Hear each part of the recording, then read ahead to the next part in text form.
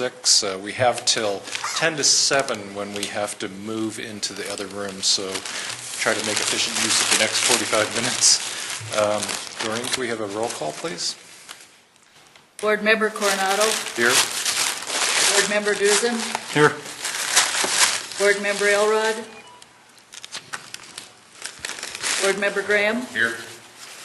Board Member Metcalf. Board Member Ranville. Here. Board Member Renicki. Here. Board Member Samuelson. Here. Yep, quorum. Thank you.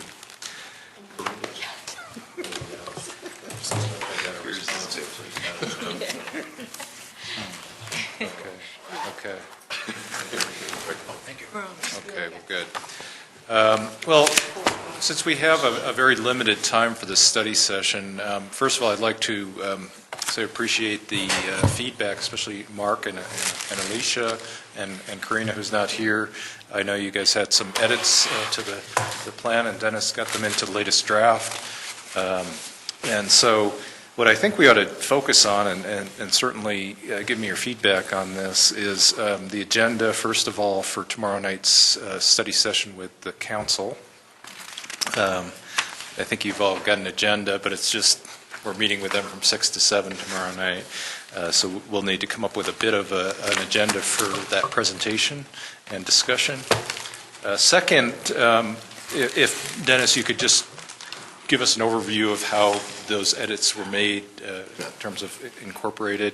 And then I have, and I circulated it to the group, I took the golden plan and just kind of outlined the structure of it, excuse me, and then compared it to where we are at with our draft. And I think it was kind of instructional in terms of what perhaps we might be missing, or some gaps or things that we're consistent with them on. So if we have time, I'd like to quickly go through that and then come back to any other comments we have into the current draft, again, if we have time. We have to leave here at 10 so that Doug can set up the microphones in the other room, take down this room, and then we have a public hearing at 7. Are there any comments or inputs into that draft, or is that a good way to go? Okay. On the current draft? On the agenda I just outlined. Really. Oh, yeah, no comment. So first on the agenda for tomorrow night, I meant to circulate it to the group and I didn't, but let me just read how I thought it might go. First of all, I think that council wants this to be a conversation and not a presentation. So if we could, we'll obviously need to give them a presentation of where we're at on the plan and some of the key elements of it, and then facilitate a conversation. When does it get handed over to them? What's that? When does the plan get handed over to council? And I think they already have a draft. Sorry? They already have a draft of the plan? Yeah, I think you'd want to give them a draft. Officially, it gets handed over after you have your public hearing and have a recommendation to them. Which is 2 weeks. No. It's out farther than that because we need to do more. Let me hand out, as part of that discussion, just an overview of the schedule. And this is draft as well, so it kind of gives you a sense of when that happens. And there's some flex time in this as well. I think there's a little bit of time we might be able to condense. So you've got 4 different columns here. We've got planning board on the left with your meetings, staff and just kind of what we would be doing between meetings, and then city council and their meetings, and they've got both regular meetings and study sessions. And on the back is the legend. I couldn't put it on the front, sorry. The regular sessions are yellow and the study sessions are green for council. And then actions that need to be taken basically at those meetings. So we are on the 25th. What I think we need from council tomorrow night is a go ahead that you're on the right track, keep going, and then we come back and finalize that. So, okay, we're going to get it done with that direction, with these goals, with these general intent statements. And then we would be, from staff level, would be putting in a lot more of what Craig was seeing in Golden, which is kind of the introduction, the background, some of that information, and then fleshing out the recommendations that we do have in there, adding more data to it, adding more background. And then looking at probably trying to post a public hearing in April with the thought that you would then actually have the public hearing May 7th. Is kind of what I'm thinking. We might be able to move that up a little bit. And then following the public hearing, we would incorporate any changes that you recommend from what you heard from the public at that meeting, and post it again for City Council and put it on to City Council's agenda. And I've got it out a month. I've got a month between the two, and we could possibly have less time. We could also possibly have less time between some of these other sections as well. But that puts us into June, basically, for actual final adoption by City Council. And we could probably move it up into May, probably about as close as we can get it with the posting time we need to have it out to the public. How much time do we want it online so that the public can review it and make comments on it? I've got a month in there right now, and I don't know that we need that much time. We might do 2 weeks, 3 weeks. It just depends on what everybody thinks makes sense to us. But, so I went kind of worst case scenario in terms of time here, hopefully. So. Okay. I guess my question, we're expecting a final draft in about 9 weeks? Right. Yeah. Is that realistic? I think it is, at least the way that we're thinking about this. I mean, in our minds, it's pretty nice to have this kind of short. I think that the more brevity we have in the comprehensive plan, this first draft, in terms of giving us direction, the more people can kind of think, here's what we're doing. Then we get into more details when we get into the specific plans, the small area plans, the neighborhood plans, the corridor plans. But as long as we have direction in here with the vision and these general principles, our thought is that this can be a fairly short document that people really get their hands around. So. Does final draft assume that we have complete consensus? Define consensus, yeah. So. So whatever this is, 8 people in the room. I think it depends on how you define. I don't know that we'll ever have consensus, but it certainly means that we may end up having to vote and go with the majority. Ideally, we'd have consensus. I don't know if we would have that. How much re-editing can we expect from council?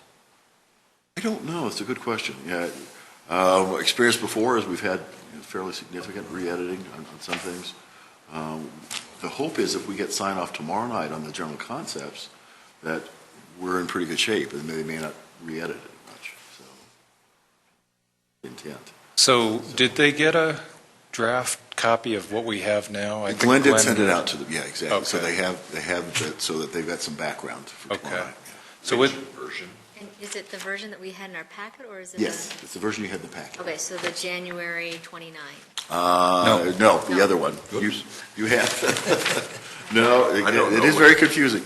It is the February 25th? 25th one. Yeah. I'm color me confused and Okay. amazed here. We've got a 3.5-page prologue here, Mhm. and within the next month, we're going to have a roughed-out, complete, comprehensive plan that could be, 30 or 40 pages? No, we're hoping to make much shorter than that. I mean, Much shorter. Yeah. I mean, other than just kind of data and background, it could be that long if we put enough data and background into it. Is it going to So- be as Golden's, lots of fancy photos, this type of thing, or is it going to be basically dry biscuit written material? We'll have graphics and photos as well, yeah, is the intent, so. That's quite aggressive. I thought it was It going to is, be a yeah, much longer, somebody's going to have to work full-time plus. Right, yeah. I'm looking at you, but. I know, it's I think that's where I'm struggling a little bit too, Yeah. Mark. I think that's a good point. I know there's going to be maps and some graphics. We haven't seen any of that yet. And are we going to have goals and policies, listed out, in any more detail than what we've already seen? And are those going to be just developed from what we have as far as that prologue, or are we going to develop those? Well, our thought was that we wouldn't go much beyond this, but I don't know, Glenn, you want to talk a little bit more in terms of, we certainly can have more specifics in terms of implementation, and to that degree could get into more goals too, but we're really trying to keep it at that upper level, so not getting too detailed. If we do want to go to that level, it will take more time, definitely, you're right. The other concern I have about timing is that 3 of our board members are That's right. ending at the end of March, myself, Jenny, and David. Mm-hmm. And so we'll have some new planning board members who may take a little time to get up to speed Yeah, absolutely. and probably want to understand how we got to that before they can vote to approve it. That's true. Certainly, if there's more strategies or anything, yeah, we just want to kind of get something congealed for council, but we can spend more ideas.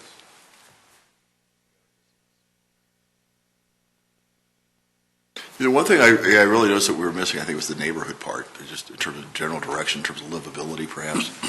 We might want to have more discussion.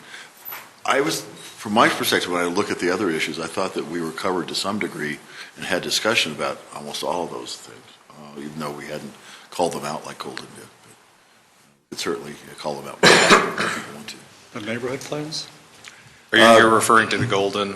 You know, I was talking more about when Craig was looking at Golden, he pulled out some of the things in terms of livability of the neighborhoods and just the health of the neighborhoods, kind of general character of the neighborhoods themselves. So general policies for how do we proceed with the neighborhoods.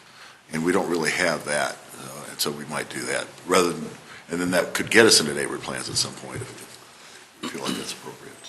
Do you have a skeletal outline already of are we talking about 10 or 15 pages now rather than the 40 I mentioned before? Is there a skeletal outline where each page is lined out, maybe what here's a photo before you start writing this thing? No, we haven't done that.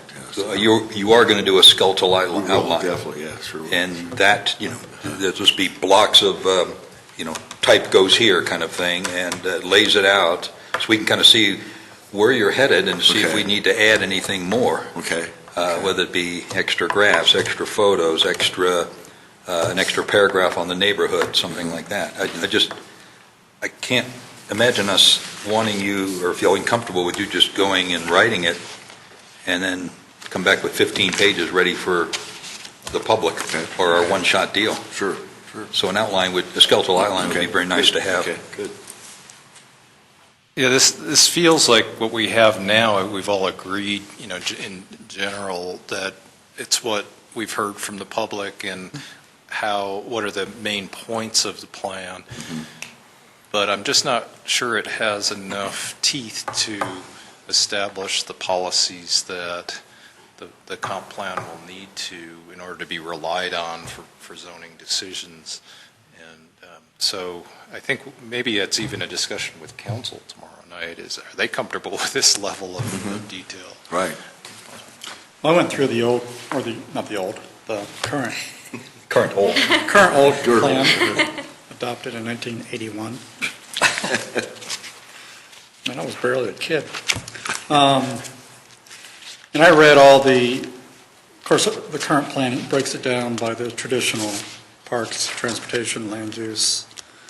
And I read all the policies for each one, and I put a check mark next to every one that is already what we're saying, or we're basically reiterating.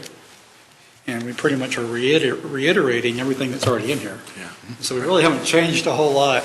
Because it's so 35,000-foot level, things don't change a whole lot. There's a few things that have, and a few things that have been implemented that no longer need to be in here.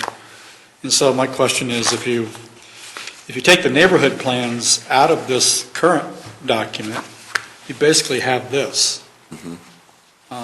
It's smaller than what we have in here. And so that's my question is, what goes with this besides the neighborhood plans? Are we going to have a future land use plan, which we really don't have a lot of change in our land use? Right. But it might be nice to have an overall city map that shows current zoning and to reference. Showed some activity areas. Right. The planning commission Keys, some of the said things. that. I noted in my Areas of change. edits, we talk about activity areas, like what is an activity area?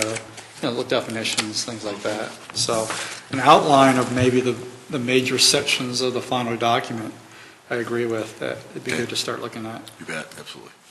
Yeah, and something, maybe a placeholder that shows, here's the corridor studies we know we're going to tackle in the next couple of years. Right. Broadway, Littleton, Santa Fe. Right.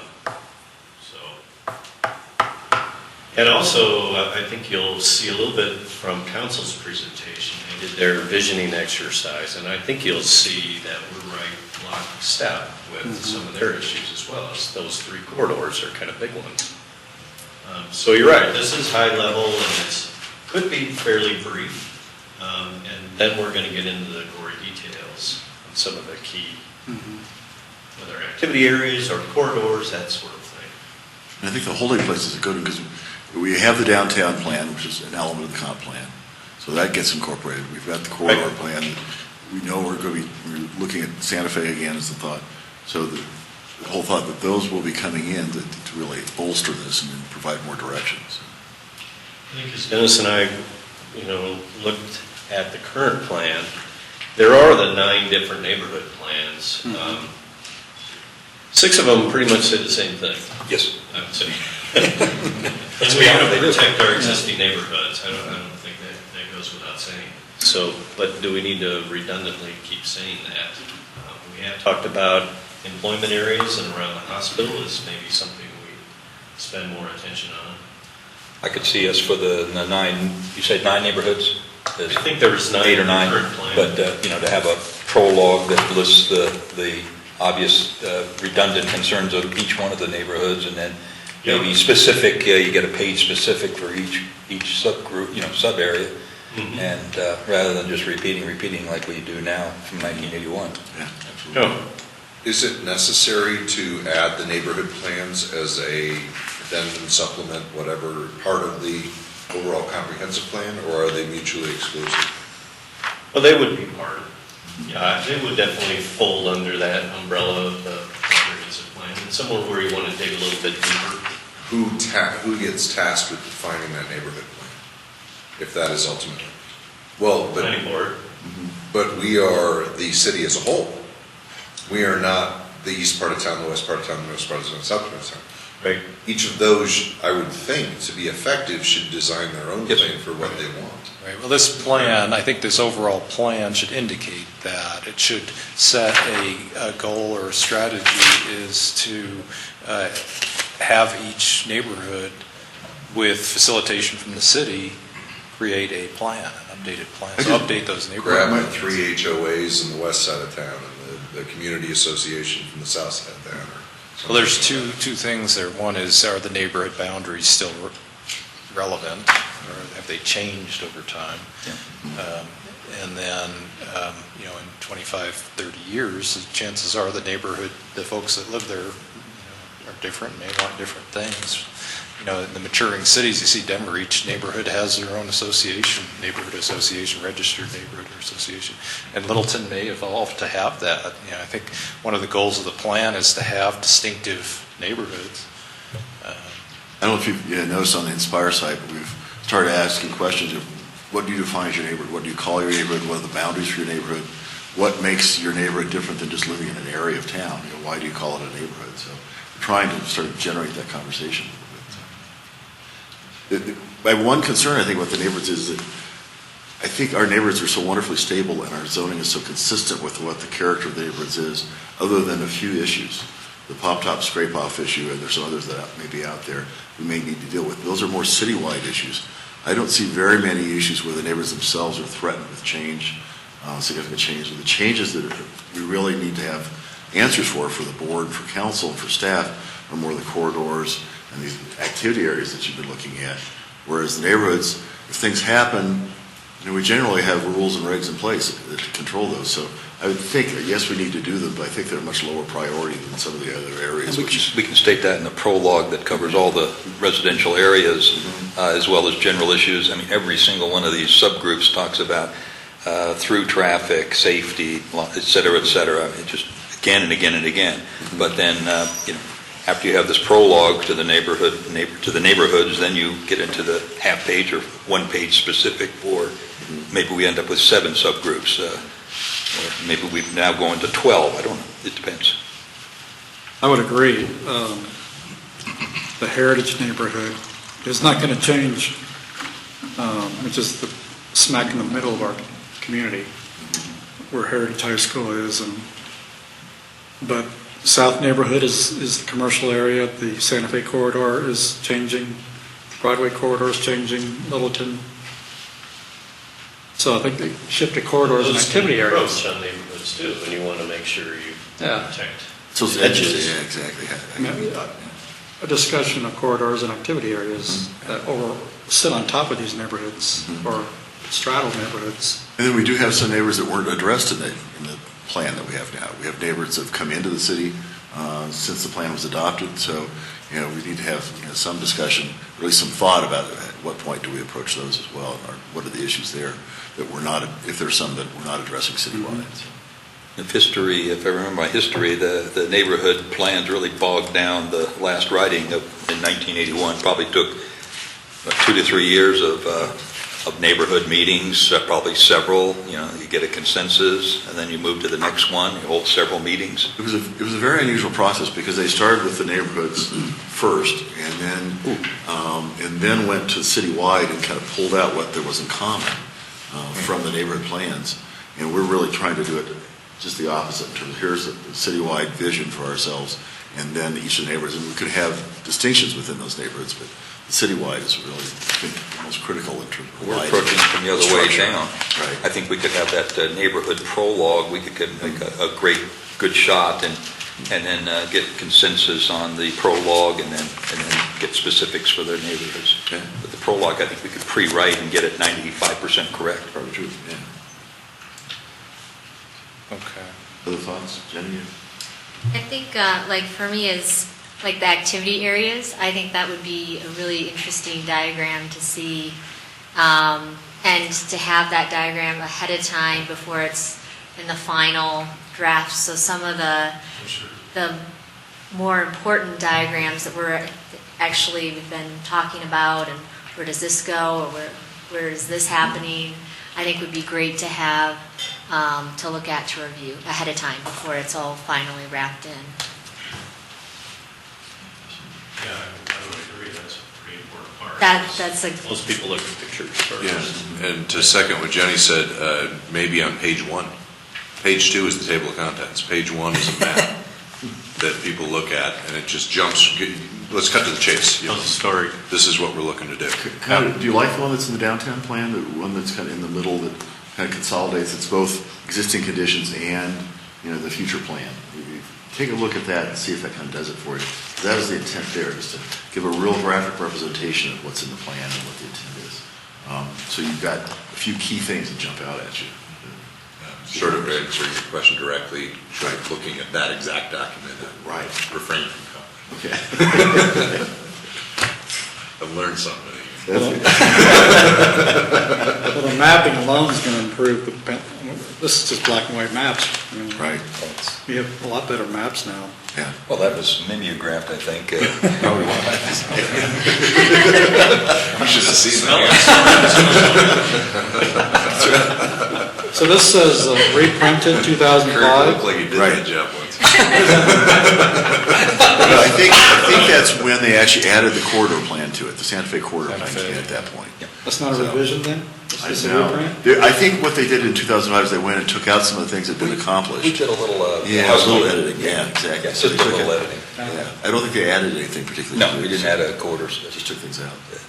So Did we ever add, we did a Littleton Boulevard corridor study just on the western. it was not adopted by city council. It was, what's the word? Accepted, probably. Something. Yes, Yes, it was accepted. accepted. That's right, yeah, so, but not adopted, so. All right. That cost a lot of money with Civitas, but okay. So it's not in the plan. Okay. So for the next study session, we haven't talked about when that might be yet. Do we have another planning, or another public hearing at the next meeting scheduled? I don't First believe one, so.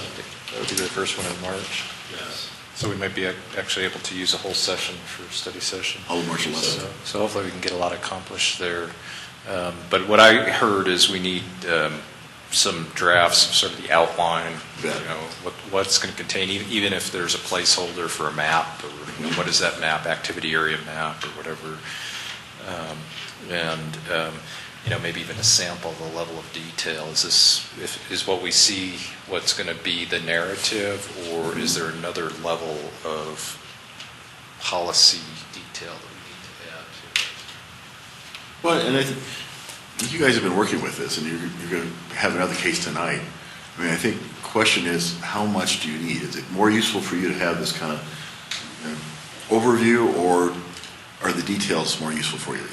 The trouble we always have with some of the details, those are the ones that go bad first, because they often have a time sense to them, and so you start getting to that level, and you have a lot of problems with updating. It just makes sure, whereas the broader really lasts. So in the area plans, like the downtown area plan, which we did, has a higher level of Much higher level of specificity detail. for, goal, policy, action item. Right. You only have your question is only partial. You're saying, what do we want? There's two other pieces. What do developers, people that want to come into Littleton, what do they need, as well as what does the citizenry need? So it's a three-part deal, not just us. Oh, absolutely. Yeah. And staff. It's four-part. Oh, I'm sorry. Well, you're just the wallpaper. To that end, do we have a developer focus group that we put together to run this by to see what they say? We do not at this point. That's a good idea. But, yeah, we could do that. Sure. Just I always wondered, we'd do these corridor studies and we never bothered to talk to Ask the guys business go. owners, like Woodlawn or something. Okay, we're just like gods in the sky and dump something on them. I wonder, we have that Economic Development Council that's been meeting regularly, and a couple of those folks are developers, right? Littleton Business Coalition. Yeah. I think we'd want to steer clear of those that have pending plans that are coming before us. I don't know if the Downtown Merchants Association would be appropriate. The Downtown Merchants Association, my only concern in just saying that, it would be that they're limited to the scope of 5 blocks. Well, and they're more retailers than property owners, developers, so they have a pretty different perspective. They have a few property owners involved, but it certainly is not the property owner group. I would venture to just, forgive me for thinking, but the more people who look at this before we put a stamp on it, the better. Oh, yeah. And I'm not certain that a public hearing is going to draw. It's going to draw the people that know that public hearings exist and want to go to them, but I don't know that that's going to draw a large population. Yeah, and one of the things we want to do too is as soon as you guys sign off on this initial draft, we put that online, start getting comments, and the Inspire site's a great place to do that. And we can start running the vision statement by, we can start running the different statements by, and just get feedback pretty quickly. And again, it's not totally representative necessarily. So we do need to do the other outreach as well. So that sign-off would happen at the next meeting? That's my hope, is that we get comments, you get direction tomorrow night, and if there are changes to be made, we'll go back and make those changes, and then have that discussion the next meeting and hopefully sign off on it. So it's the hope. And if we still have words that we want to put in here, I don't have any themes I want to change, but only 2 of my 7 words Are still in there, I know, it's true. There's 5 words and you're still going to fight for it. Okay, good. I'm against 3 of them. You're against 3 of them. Just fun It's about not the it. 7 words from television. George Carlin, right? Right. And you can say them all. That's like crazy. I know, they're I gotta just, can we get into this editing? I got one. Oh, into the editing. Well, let's talk about, I'll come back to that. Let's talk about the agenda for tomorrow night and how we want to present that. We have an hour. And the way I have it set up, let me just get to my sheet here. Council agenda. Okay, so what I was thinking was that we would have a round of introductions, which would take 5 minutes. I was originally thinking we'd have an hour and a half, and each one of us, as we introduce ourselves, could just briefly talk about a pet passion that we have or something, so that council knows where we're coming from. And the same with the council people, they could, say something about their particular interest, but I don't know that we're going to have time, so I think it's really just introductions. And then I was going to give an overview of the plan, where we are, the schedule. They've had an opportunity now to review it. And then there's three main sections of the document right now. One is the goals and goals and strategies, I guess, the overview, and that's the outdoor, the dynamic, the connected, and the distinctive Littleton. So I thought somebody should give an overview of those, what they mean, how we got to them, generally how they're described in the plan in 5 minutes. Sort of 5-minute discussion of that. And I could take that, or I was thinking Dave's not here. If there's anybody else who wants to take it, let me know. And there's the second one is the transformative outlooks, and I don't have it up. Is that still what it's called? The Transformative actions and transformative behaviors is what we have right now. Oh, yes, transformative actions and transformative behaviors. Okay, so I put it in a different order here just because it seemed logical to me that transformative behaviors comes before the transformative actions. I can see that. Yeah, absolutely. So again, somebody take 5 minutes to talk about the transformative actions, and again, where that came from, what it means to us, and how it kind of informs the plan. And the same with the transformative actions. So there would probably be three people presenting for about 5 minutes each. And then questions and clarifications, I just plugged in 5 minutes, and then discussion for the rest of the time. So that gives us about a half hour to 40 minutes for conversation. And, as I said, I think they prefer for it to be more conversational, not a presentation. Would you be comfortable asking them for direction to kind of the buy beginning? off? At the beginning? Yeah, well, just letting them know that for you to go forward, you really would like to know if they're supportive of where we are, or if they see some major changes that they'd like to make before. Yeah. Is that? Oh, absolutely, yeah. Actually, I had that written down here. Are we on the right track? What are we missing? Okay. And, I guess there's another item there, is what do we need collectively from them to move forward? How thoroughly have they reviewed the plan? Glenn sent it out in the packet, but that's it, really. So. They've had a once-over Yeah. They got of it the on Thursday. 225 plan? Right, the same thing you have here. And were they briefed on the public involvement or the website feedback as to how that went? We certainly presented the process we were going through, and but we haven't really, we haven't really talked to them about what we learned. We got Those hearings. We had good grief, what was it, 20 or 30 pages of comments from Inspire Littleton. It was just jammed on, end to end. Did they get that? No. Huh. Ever? Never. Never, no. No, and that was kind of by design, because this is supposed to be a recommendation from the planning board. In fact, I think we told the council, don't participate in the mind mixer, don't come to the meetings, though some of them did, that we had at the various schools, because that tends to sway things, and we really wanted this to be a product from the planning board. So no, we haven't shared that, but I think that would be a good part of the discussion is, we got comments from 6 different meetings. I think we could probably just show, and we learned this, boom, from that. And, just kind of give an idea that you didn't just dream this stuff up. That was from the summer of love that we went through last summer. Various meetings. Just Jenny. And we continue to get comments. We've got hundreds of pages of comments now on the Inspire site. So They want there to be a brief discussion in the final plan that talks about how the involvement of the community provided some of the basis for the goals and strategies. Absolutely. Absolutely. Just to say that, we went to this effort and we utilized it. Boom, here we go. Should we also give some just statistics on, like, the Inspire Littleton? This is how many participants we've had. We had, Yeah. like, for the pizza and fire truck events, I think there was collectively about 80 comments from all ages on those large rolls of drawing paper. So that was more the younger, families with kids, but then it was a full spectrum. I mean, people, adults even of all ages were writing comments. And then how many participated in each of the sessions afterwards, to just kind of get an idea.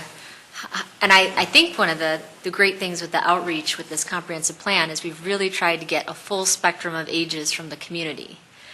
And so, and then also the survey too that went out to some of the residents, and it came back with the economic development side was important. Of course, council, they got that Yeah, information. the citizen survey.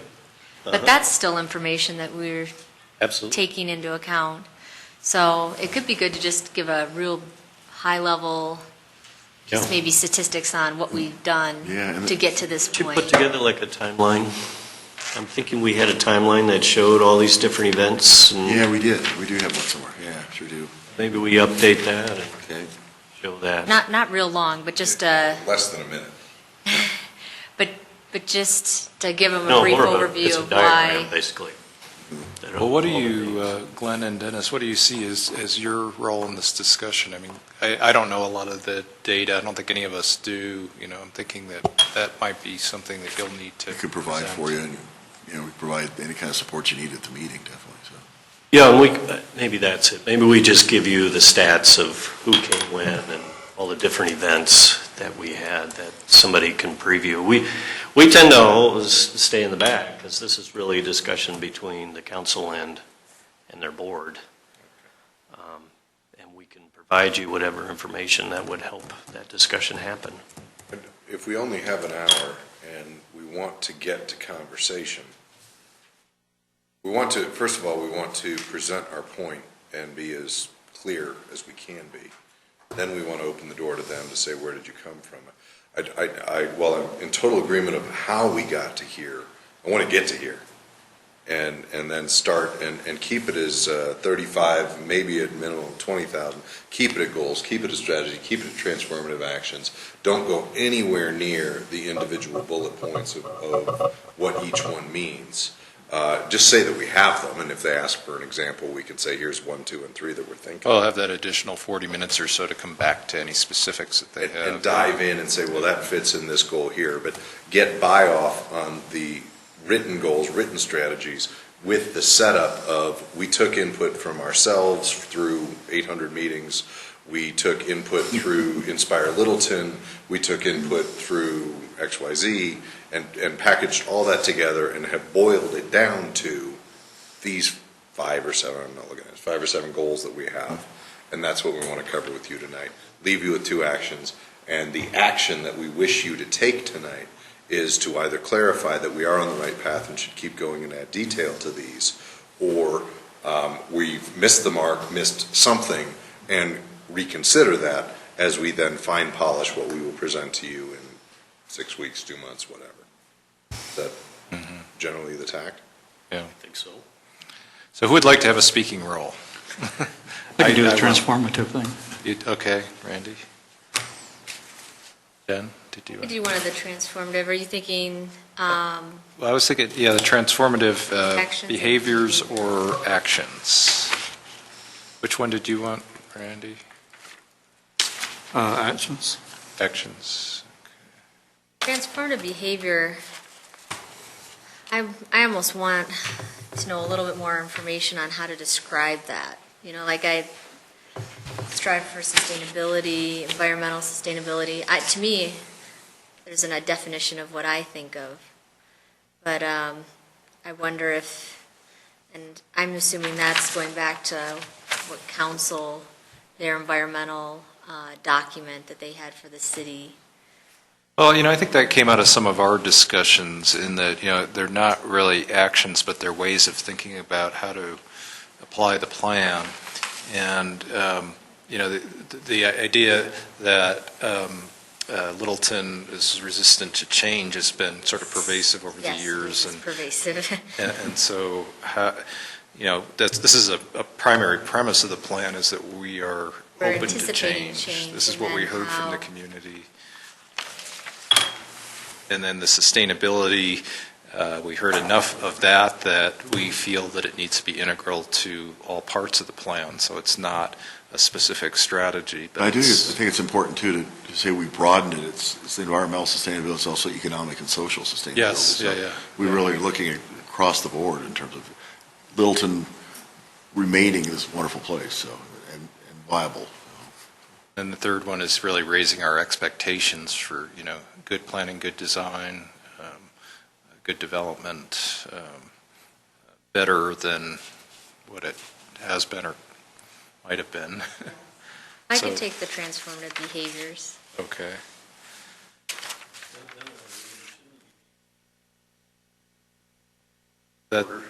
That's what I Yeah, I think it's a suggested. great idea. Yeah. And I still have a problem with the behaviors word. To me, it just, Okay. it feels too psychological or something. Like, I called it transformative outlooks. I don't know, there's probably a better word, but Not Dr. Phil, that sounds good. Back that up, though, I would back up the word behavior, because that is the essence of human. this is. People do stuff. Stuff people will do. Well, that's what we should call it. Transformative stuff that people do. I like that. Is that number one on your philosophy of life? People do stuff. So are you, I've seen a bumper sticker like that. I'm sorry, Andrew, are you advocating to keep behaviors as? I like behaviors. As I boil down to everything that anything in management has ever taught me, it's about pinpointing the specific action you want somebody to take. And the more clear you are of what that action is, the more likely you are to get that result. And if the behavior we want future city people to take, if the action we want future cities to take, we want them to follow this path. See, I tend to disagree, this is why, because I think that we are reflecting the desires of the community to plan. And to plan, we're not, I think the behavior's coming later as reactive to the plan, whereas the outlooks are what we're projecting into the future. So we're not behaving that way, but we're identifying ways that should affect future behavior, if that makes any sense at all. So in that sense, I don't think behaviors is the right word. I think that perspective is better. Outlook is Behavior is the actual action. right. That's what happens as a result of the plan, hopefully. But whereas, it's an action or a behavior. I think behavior is more associated with action than it is with what we're saying here. Paradigm comes to mind, but I don't like the word. I like perspective. I like perspective, actually. Perspective? It's a viewpoint, it's a Transformative vantage point. perspective. And perspective also implies from where we sit today. So the guy who looks at this 15 years from now is going to have a totally different look when Mark's still on the board. Okay. Okay, so I think, I'm just thinking how I'm going to get number one out of you. okay, so I'll, Beer. so I was going to give the overview. If somebody else wants to speak, you'd be glad to take the goals and strategies, but otherwise I'll do it. And then we'll go to Jen for the transformative perspectives, and to Randy for the transformative actions, and, just 5 minutes or so. Yeah, you said 5. I think it needs to be like 2. Especially we need to get the feedback from them. transformative Majority. perspective, I don't see being real long. Okay. The Yeah, don't actions worry would that be it's more- too short, so. Craig, you said goals and strategies, though. Are you Goals and seriously going to go through 1 through 6 on? No, I was just going to say we have 4: outdoor, dynamic, connected, and distinctive. These are goals. Those are the overall goals. Yeah, not the strategies. Offer it in case they ask. These are, it's the framework for the goals and strategies, I guess, is more the way We've to. identified 4 goals, and each of them have sub-bullets on it, but we wanted to get your overall consensus that we hit the 4 key themes that are our drivers for everything. Right, yeah, that's correct. And then we have, like I said, about 40 minutes for discussion, and I'm sure we'll fill that fairly quickly, so. I think one of the questions that someone on council was going to ask is, how are you going to get from this 2-page document to a 20-page comp plan in the time frame that you've allotted here? And that's where maybe if you have an outline, maybe we need that outline saying, here's an outline of what that plan is going to look like in 9 weeks or 12 weeks or whenever that time frame comes. And then these are the strategies we're using to get to that point. Because they're going to ask, how are you going to get this done? Because it's the same question they asked a year ago, and we told them it was going to be done last fall. And now they're going to say, you're in the same place you were 12 months ago with an outline, but you don't have any more real progress on that. So that's the pointed question that they're going to ask, and we need to be able to answer. It goes to the level of detail. If this is the level of detail that they're comfortable with, and we're comfortable with, and the community's comfortable with, then it's Yeah, and I fairly think quick. the key thing about the level of detail that we're at is that what it is, it's really consolidating all the thoughts that we've had. Everything we've been hearing, we're trying to make it as succinct as possible.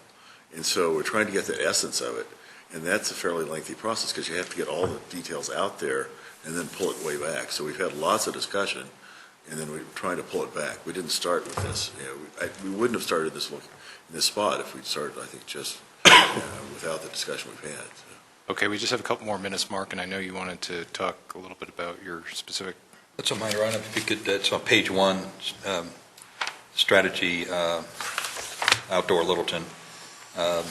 Number 1, we talk about treat the South Platte River as the city's most important asset. We need to then expand it. The number A is basically talking about what's going on in the river. I would like to have a B that talks about promoting wildlife viewing, hiking, biking, and skating as a item B. And then in what is now C, which will become D, friendly activities and bike and skate rentals, just say sport rentals. So we have, instead of A, B, C, D, we have A, B, C, D, and E. There's a couple of, just minor, you've got an and where it doesn't belong and that kind of thing. I'll show you that. The only other thing is on page 3, it's number 4, improve streets by raising the level of importance of pedestrians and bicycles to that of automobiles. I don't like the word to that of automobiles. You can't compete against a 3,000 or 3-ton vehicle. Just say improve streets by raising the level of importance of pedestrians and bicycles while providing for the needs of all users. I think that says it. I had a note next to that and said, boy, if we just said adopt a complete streets policy like we did in the downtown area, it would cover everything that's We'll in have to there. define it for everybody, but we can do that. You can flesh that out in Sure. the, when you get into the meat of it that you're going to be doing the next month. Like I said, just a couple of colons in the wrong place, and that's it. I'll just show you that. Could you show it to me or send it to me? Just give it to you. Okay, cool.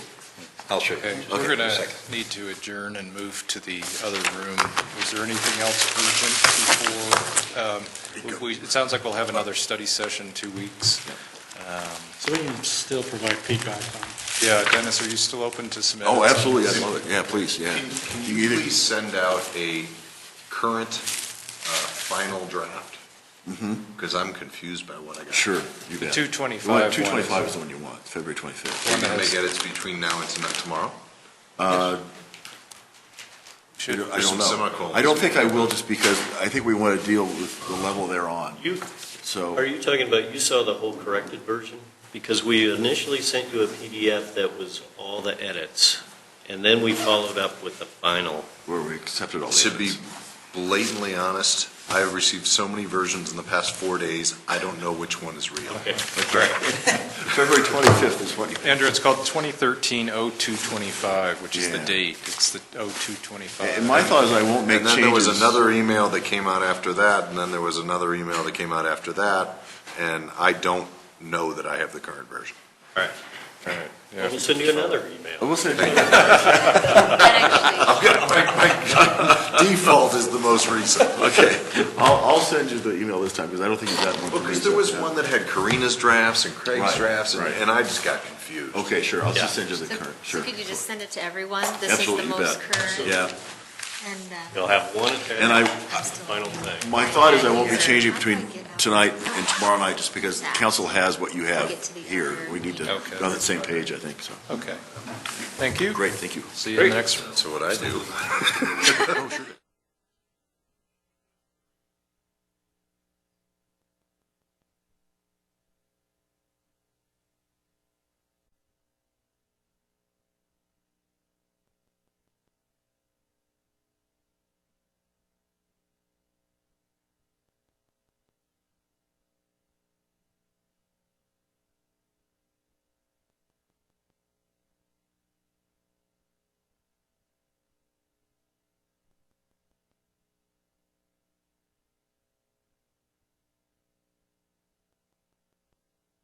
Monday, February 25th.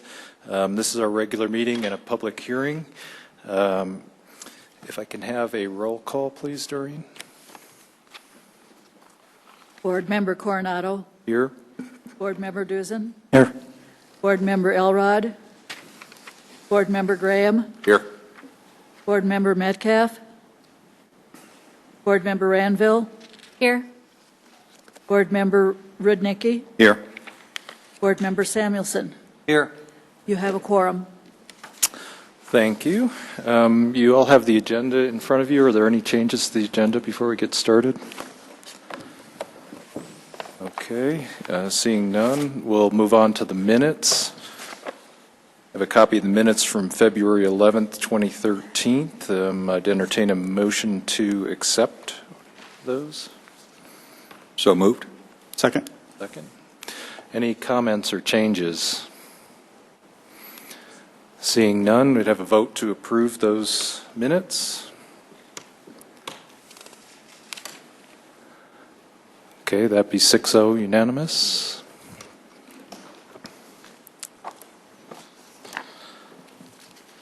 Okay. Before we get into the public hearing, we do have a public hearing for the I'll get into it here in a moment, but we do have time for scheduled and unscheduled public appearances that are not related to the hearing at hand. If there's anybody that would like to address the planning board at this time, please raise your hand and come forward. Seeing none, I would just like to state one of our city leaders that is well known and well loved by Ray Koenig is critically ill, and we just wanted to say that our thoughts and prayers go out to him this evening. With that, I'd like to, we do have a public hearing tonight. Let me go ahead and introduce that. This is a public hearing for the Designs by Sundown and Breckenridge Brewery rezoning. They're asking for a rezone from an RS to an I-1 PDO, Plan Development Overlay, at 6775 and 6855 South Santa Fe Drive. So the agenda for this public hearing is as follows. First of all, the planning board will be listening to testimony tonight. From the right here, I have Andrew Graham, board member, Kurt Samuelson, board member, David Metcalf, Craig Coronado, I'm the chair of the planning board, Jennifer Ranville, planning board member, Randy Duzen, and Mark Rudnicki, planning board members. Then what we'll do is the staff will make a presentation of the applicant's proposal, followed by the applicant themselves and any consultants or designers that they have. There'll be an opportunity then for public comment. Hopefully you've signed up. If you're interested in speaking, there's a sign-up sheet in the back. If not, you're still welcome to speak, but we do ask you to sign up so that we keep them in order and know how many folks have an opportunity to speak. After the public has a chance to speak, then the applicant will have a chance to respond to some of the comments and questions, and then there'll be questions for staff. Then we'll close the public hearing, have deliberations, and either take a vote on it or continue it to the next session. So with that, I'd like to ask staff to make a presentation. Are you ready? Who's going to be presenting this? Is that Jan? Oh. Okay. Getting your sign-in sheet. Okay. One moment.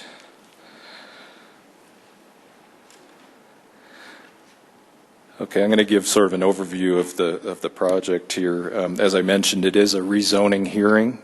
The property is currently a nursery and landscape design property on the west side of Santa Fe, 6775 and 6855, and the rezone is from residential suburban agricultural district to I-1 light industrial district with a planned development overlay. And I'll let Jan Dickinson take it from there. Good evening, Planning Board. I will hand you these exhibits for the record. These include the hearing roster list with some names on it.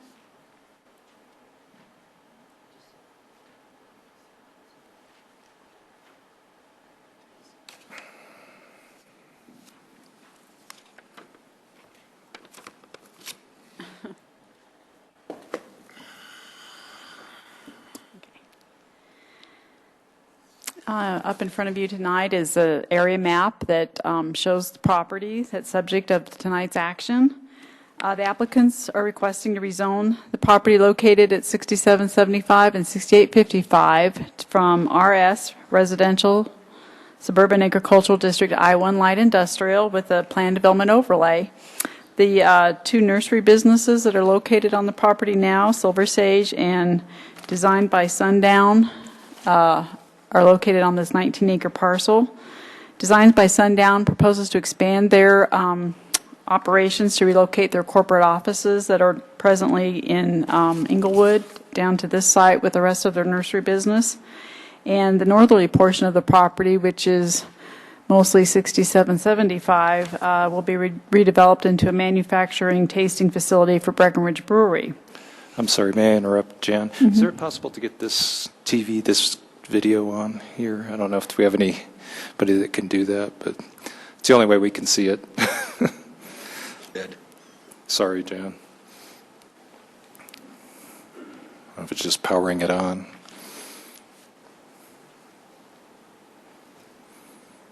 Go ahead. Are you ready? Okay. While she's getting it, go ahead. Okay. The property is surrounded on the north side by Meadowwood Mobile Home Park. That property is Zone B3. That's actually a commercial zoning, but the mobile home park was a permitted use on that site many years ago at that time. To the south of the site is bordered on the very far south by Woolhurst Landing residential subdivision, and then the majority of the southern boundary is bordered by another property that's zoned RS that is about 5 acres and is not vacant. It's got a house on it, but it hasn't been occupied and or used for several years. It's currently for sale. To the west of the site is property that was acquired by the City of Littleton and South Suburban Park District. The northerly part of that piece is Reynolds Landing, and the southerly part is just open space property of the City of Littleton. Historically, this site has had nurseries operating on it for a long time, since prior to the 80s, including the former Crowley Brothers business that was there for many years, and now these two current nursery businesses. Designs by Sundown owns the 5-acre parcel that's 6855, and Freeman Land Company owns remaining 14 acres of the property that is 6775 and is L-shaped, circling around Design's property.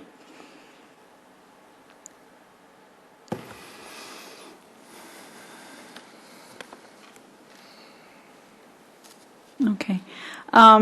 There was a little bit of a question earlier about the property boundaries. I just wanted to explain that in conjunction with the property ownership transfer, if these zoning approval goes through, there will be a minor boundary line adjustment between the properties, and each business will then be located on two separate lots owned by two separate owners, and they will have some cross-access easement agreements.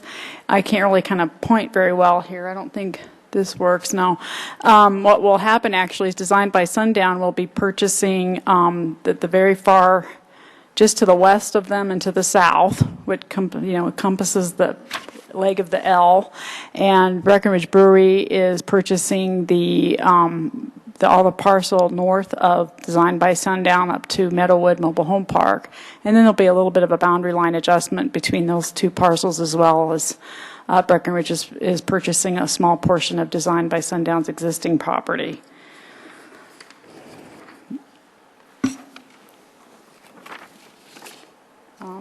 Step one back. This is the aerial photo that was on their plan. It kind of gives you a better perspective of the property in relation to the adjoining properties. You can see the open space tract to the west, the mobile home community to the north, Woolhurst Landing to the south, and then of course you got Santa Fe along the east there with residential properties, and it looks like St. Mary's Church up the hill on the east side of Santa Fe. So it gives you a little perspective of the properties.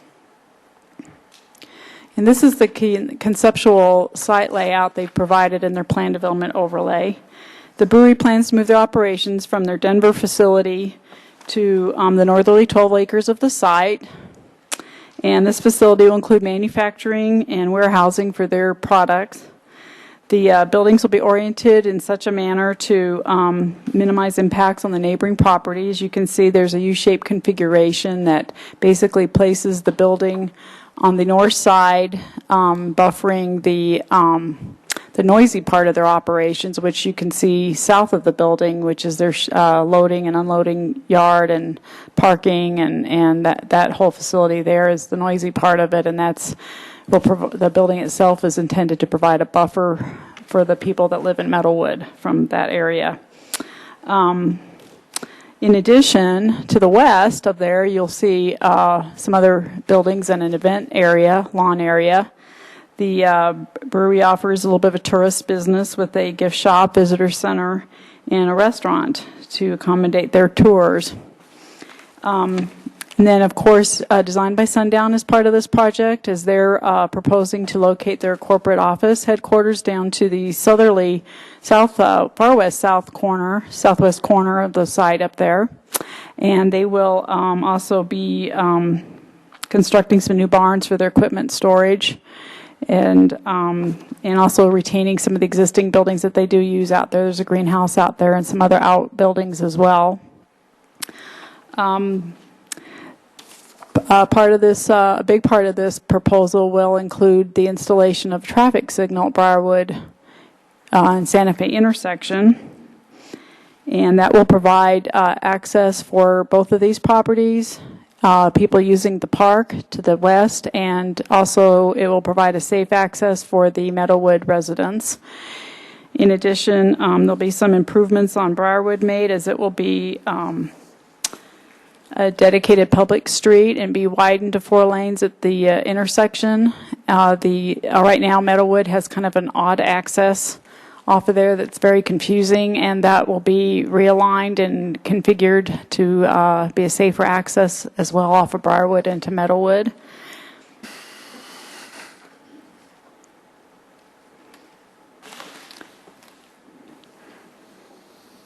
let's see, just to clarify, the reason why this property isn't being proposed for rezoning to a commercial district is, such as like PDC, is because the code actually specifies that only B1 and B2 uses can be allowed on a PDC. And the brewery manufacturing and the outdoor storage that's required of both that use and the landscaping business actually put it into an industrial zoning category. So that is the reason why tonight they're requesting a rezoning to I-1 rather than a B1, a B2, a B3, or even a planned development commercial. The I-1 district also allows several non-industrial type uses, of which several of them, we just don't really fit in with the comp plan for this area, and B, just for this area, period. This the uniqueness of this property. So the PDO also specifically prohibits several of these uses on the plan. The PDO cannot permit uses that aren't normally permitted by the underlying zone district, but it can prohibit uses. Retail sales, restaurants, and liquor licensed premises are proposed as an accessory use on this plan to accommodate the brewery's tourist business. And there's a couple of small buildings in the northwest corner of the property that the brewery would like to use as guest accommodations, I think for corporate visitors that come to the site. So that's also listed on the PDO as an accessory use. There is a modification in parking that the PDO is requesting, and that is for manufacturing and warehousing. The other parking requirements for the other uses, such as the restaurant, the office, and any retail uses, those will be measured per the city code. So, for instance, office use requires 1 space per 300 square feet of office building area. Restaurant requires 1 space per 75 square feet of area. So that's how the parking will be regulated for the other uses. The applicant is only asking for a modification to the city's parking standards for manufacturing and warehousing. And as I explained in my staff report, our standard is fairly old. It was established at a time when manufacturing and warehousing was a more labor-intensive use, and nowadays things are automated and not as many actual bodies have to be working in the factory. So they're actually proposing a standard that fits their needs better as far as their uses. And their architect is here tonight, and he's certainly happy to address some of the specifics on how they came to their standard that they're proposing. In your staff report, I also provided a chart to kind of give you an idea of the comparison between the bulk development standards between the RS district, which exists on the site today, the I-1 district, just a flat, straight I-1 district without any overlay, and then over to your right there is their proposal, which is the I-1 zoning with the PD overlay. And as you can see, actually normally in PD overlays, usually modifications are requested to reduce the bulk standards. In this case, their PD overlays actually, as you can see, require establishing larger setbacks and a height restriction that doesn't exist in the I-1 district, and larger building setbacks. And to clarify some other questions, the zone districts, you see the RS and the I-1 have front and rear and side setbacks that are measured from rear property lines and streets and whatnot. This plan is proposing the setbacks to be from the boundary lines, which is actually more appropriate for this type of development and not unusual when you're doing a PD overlay or a PD plan. It's kind of the purpose for that tool.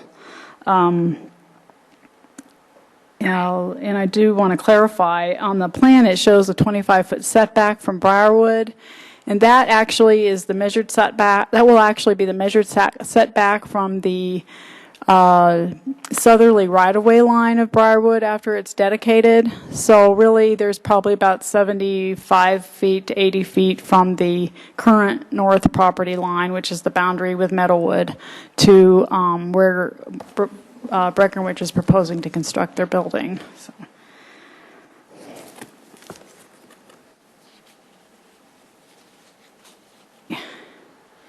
The drainage has been described in the staff report, and I just want to let you know that both the city engineer, Bob Deeds, is here tonight, and the applicant's civil engineering consultant are also available tonight to answer any technical questions. This property is actually part of a overall master drainage plan. And I just want to clarify the reason why there's not an open drainage channel being proposed with this project. The flows that presently come from the east flow into that CDOT pond that is located along Santa Fe. I'm sure all you all aware of. It's quite visible. Is that on the east side of Santa Fe? It's actually on the west side of Santa Fe. If you can look at the picture there, it's right. They have, can you see the intersection of Briarwood and Santa Fe? And then that whole almost, I don't know how wide that probably is, about 60 feet or something. That CDOT property there next to where their hops fields is proposed. And that's actually all CDOT property. And anyway, the flows come from the east into this pond, and then they routed along northerly boundary there with Briarwood to the river. And the proposed box culvert to be constructed at the future date when the master plan improvements are implemented for this area will accommodate the flows. And according to the city engineer, the master plan probably won't be implemented until sometime Meadowwood redevelops, because that property's in the floodplain. And we felt the reasonable interim solution was to obtain a easement from the property owners to accommodate this box culvert structure at the future date that it is constructed. And the construction of an open channel would actually impede the two properties from being able to do their development and expand their development.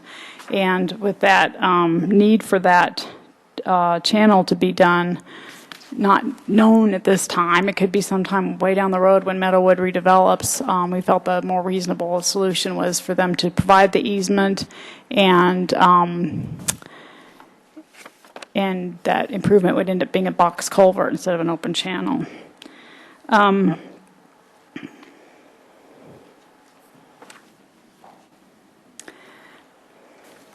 The proposal was evaluated by staff with the comp plan, the South Santa Fe corridor plan, the PDO criteria that's in the code, and the South Platte River corridor design objectives.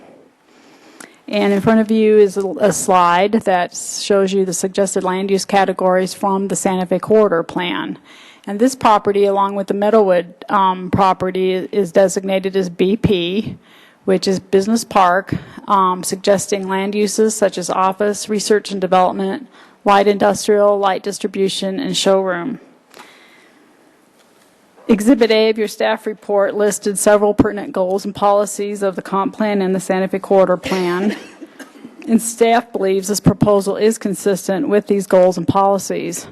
We also believe that the PDO meets the criteria pertaining to plan development overlays specified in Section 1095 of the code and the intent of the South Platte River corridor development design objectives, which recall the agricultural character of the river valley. And these are the renderings of their buildings designs. This is the rendering for designed by Sundown's office headquarters. This is the restaurant gift shop for the brewery. This is the brew house and the fermentation, storage, and packaging building. And as you can see, these all reflect the agricultural theme of these design objectives.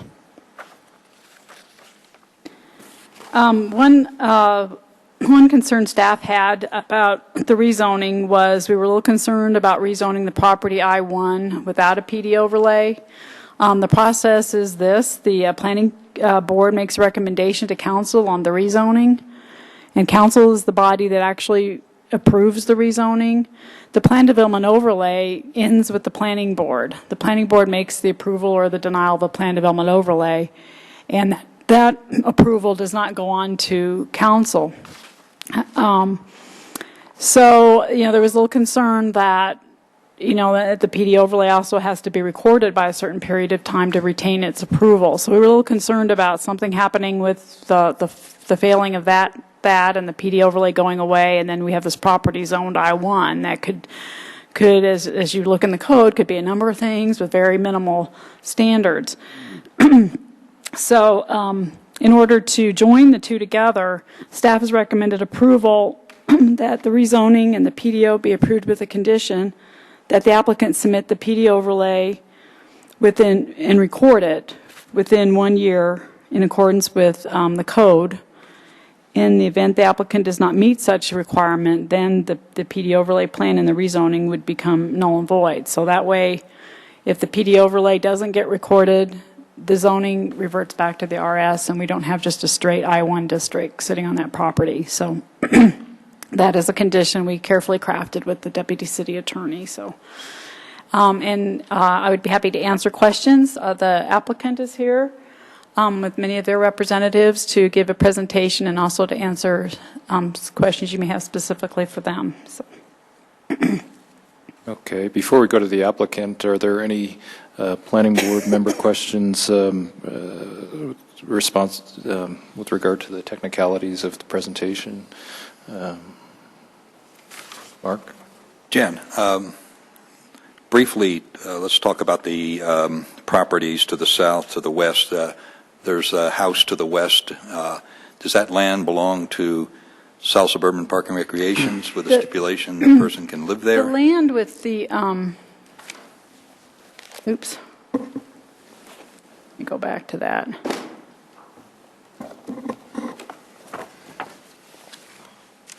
It's probably better. Yeah, you can see the little house there. The part that, here, let me go back one more, and then you can see the boundary line better. The portion of that open space is owned by the city. I mean, first of all, that entire property used to be owned by Central Construction. It was a construction site owned by the Saperchi family. The city-owned portion of that open space, that house was the Saperchi's house. And we had a lease with her to allow her to continue to live in that house. It was for 10 years after we bought the property, but that lease, from my understanding, has been extended because Mrs. Saperchi's still living, and so she's still living in that house. Okay. And that's on the city-owned property.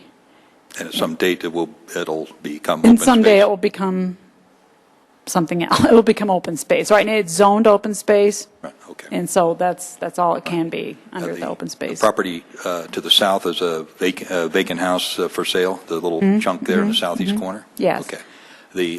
And the property, open space behind Briarwood, that's owned by Briarwood, up to the fence line with South Suburban? It's at least a third of the Briarwood piece of property sitting vacant. Do you know, do they own that? I don't know where you're talking To the about. west of Briarwood, the mobile home park. Oh, the west of the mobile home park. I believe they own that. They And do. I do see their owner here tonight, so he might be able to answer that question better, but yeah. Then you talk about in your write-up about outdoor events. If you want to exceed 4 per year, you receive consent by the adjacent properties. What does consent mean? 50% of residents voting for additional events, or have you figured that out yet? Well, that's actually a proposal that was worked out between the applicant and the Meadowwood property owner. Okay. And the way I interpret that means 100%. But that also includes other property owners such as the city. And I believe, from what I understand, their intent was, do you know, just have them answer that question since it was. Sure. I would actually like to defer that to the applicant if I could, because that was a specific agreement they worked out with the Meadowwood property Maybe owner. they can tell me then if the Meadowwood goes to commercial, as their zoning suggests. Apparently, all the constraints of events goes away and doesn't require any approval. And I'm wondering about Woolhurst to the south. Is Woolhurst involved with the adjacent property approval? Well, my understanding is that Woolhurst is. It doesn't say that in the... I understand that. It doesn't say that, but that was my understanding later, this actually. That's all I have for you. Okay. Okay. Anybody else? Dave? Jan, you've explained the reductions on required parking for the warehouse and brewery portions of the project. With the rezone and the PDO, we're reducing the parking requirements to 1/5 and 1/4 of what ordinance calls for. If this project would not go through and the property would be repurposed, even though it met other conditions of the I-1 rezoning and the PDO, would those parking requirements be readjusted, or do these reductions go with the approvals, regardless of future use? Well, the way it is now, though, we'd go with the approvals. Okay, so if somebody came in and started using it for Another uses type that are of- approved, that are allowed under the I-1 and the PDO, but they have greater intensity of parking demand because it's no longer a brewery, that sort of thing, there's nothing the city could do to change the parking requirements? Correct, Okay. as it's written, yes. And then the last question on parking was, you've essentially said all other uses, the shop, the restaurant, that sort of thing, would comply with current ordinances as far as number of parking spaces per square foot, or, sorry, square foot per parking space. How does that apply to the events that would occur in the event space, or is that identified separately? Well, that would be, I mean, our code, lists the number of uses and their parking requirements. However, it doesn't contemplate every use. So there's language in the code now where that would be up for the zoning official to determine the number of spaces. And we've had uses like that in the past. And so when that's happened, we've asked for the applicant to provide information, and we've also called and done some surveys to find out for that specific use what has been the history of the needs for parking. So that's like I said, we don't cover every use in the code. So when there's one that comes along, like an event center, that's how we investigate it. So that would have to be treated probably in that fashion. Okay, but that event space is part of the rezoning and PDO. Have we done any investigation to determine whether there is enough parking on the site to accommodate the other uses and the event? Well, I believe the applicant's architect has done that. Okay, so we can ask him about that. Mhm. Okay. Thank you. Any other questions, Kurt? I have a question, Craig. Randy? I just, on the events use, how has the events use at Hudson Gardens been received in the area in terms of how late they play, or do they have any restrictions? They have to follow the city's noise ordinance as well. Mm-hmm. And we've in the years past we've had some complaints, and we've had staff go out there on Sunday nights and do some measurements and all. They in that time period, they've also moved their stage to a different location, and they did change some of their amplification and all to address a lot of that. They've been very responsive to when we were really having a number of complaints. And so that's gotten a lot better. It's kind of funny, our zoning official and another staff member had done some measurements this summer based on a few complaints, but did not find that they were exceeding the levels of our ordinance. Mm-hmm. Thank you. So.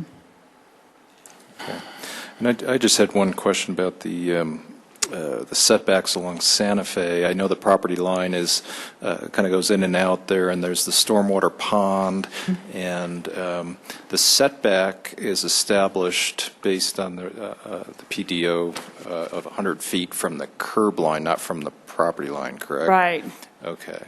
And the master plan, I haven't seen the master plan, but I understand there there's an easement proposed across the property, Urban Drainage came back with a request or they generally accept an open channel. Right. The idea that a easement for a future culvert is in this zoning document doesn't necessarily mean that that would happen. There's still the option to have some sort of a restored stream. I know we're working along the river in many places where these culverts are being taken out and in favor of reestablishing restored creek tributary type things. So I'm just wondering if that's still an option, even though the easement would be part of this plan. I think our engineer and their engineer could probably answer that better. It's just my understanding that where the easement is proposed, where this box culvert would go, where this drainage channel would go if it was installed, would actually eliminate the drive access that Sundown has right now. And it would, it would further impede them really from being able, I know the brewery anyway has plans to expand in the future, and that would certainly impede that, because then they wouldn't be able to provide extra building space or parking. So, that's my understanding. So, if I can follow up on that. So that basically was one of the options you were exploring with the applicant? Right. Okay. One more question, related to drainage. There's a proposed regional water quality pond offsite. Is that part of this development, or is that something that's part of the city and/or urban drainage?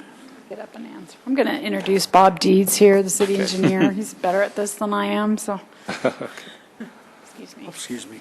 Bob, could you just introduce I'm yourself? Bob Deeds, city engineer. Thank you. And you had a question about regional stormwater quality? Yeah, on the park to the west, there's a regional water quality pond. Is that part of this development, or is that something separate? It's an alternative that we looked at between they're going to provide their own on-site water quality pond, but we also looked at the need to clean the water before it gets to the river, and we thought that maybe it might be we could go partnership with them on a site on the city's property, excavate a water quality feature there, enhancement feature that could be constructed in lieu of the two little ponds that they propose. And is the city building that, or is there a joint effort? I think we have to negotiate that with them. We had talked about that if you guys went out and dug a hole and used that dirt on your site, that's an advantage to you to use that material. It's an advantage to us to have the hole where the water could flow into. So that's something during the platting process we'll discuss that. Thank you. Jan? Thank you, Bob. The applicant talks about a state-of-the-art heat recovery vapor condenser for fumes, odors, et cetera. I'll be asking them questions about it, but has the city investigated this system, and is the city satisfied that this system will take care of any of the odors emitted by the beer fermentation process, or does the city just taking the word of the applicant? Well, at this point, we're taking the word of the applicant. And if the system does not perform up to promises, what happens? Well, then, we do have a part of our code that deals with noise, odor, and other noxious things. And, we would evaluate it with our code that way, and it would be, citing a zoning violation. So will the city demand that the applicant take care of, I think they said 92 to 90%, 98% of steam vapors, basically going to hold them to that number? Or is the city standards lower if you need to enforce? I wonder if we'll be hearing some of this from the applicant. I Maybe understand. we could I'm trying to get reserve the that. city's position, Right. Okay. and I'm going to be asking the applicant.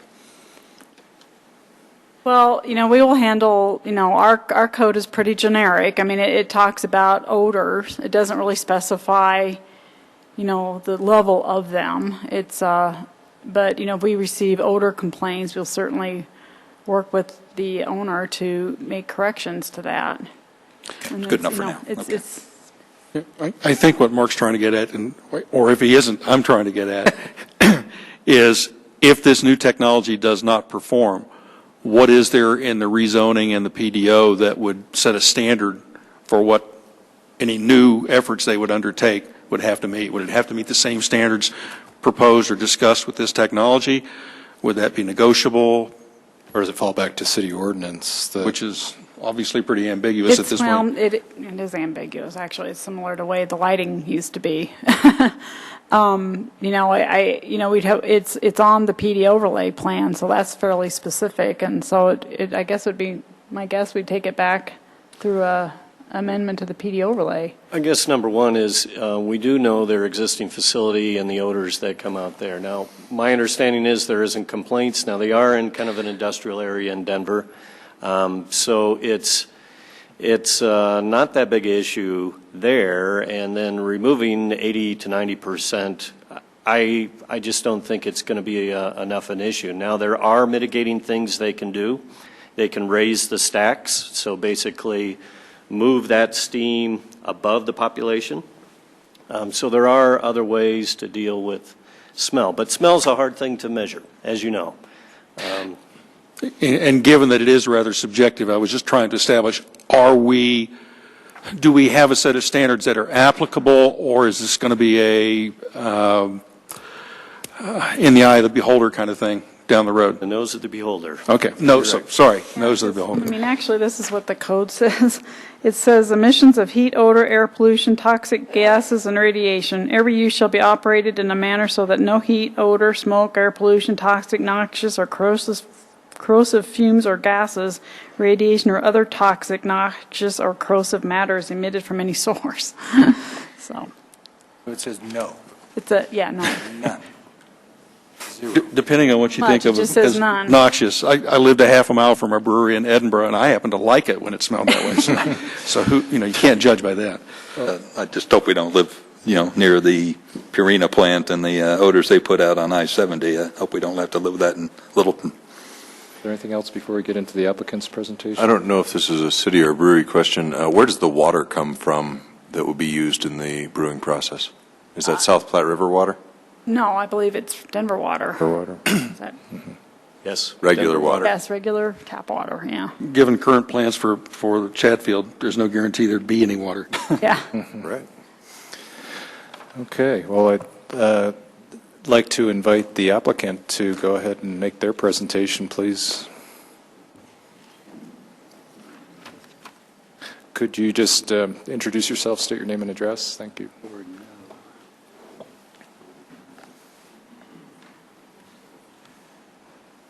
All right, good evening. My name is Jim DeLay. I'm at 9162 South Kenwood Court in Highlands Ranch, Colorado. I am a land use consultant and part of the team that has been assembled by both Designs by Sundown and Breckenridge Brewery for the proposal that's before you tonight.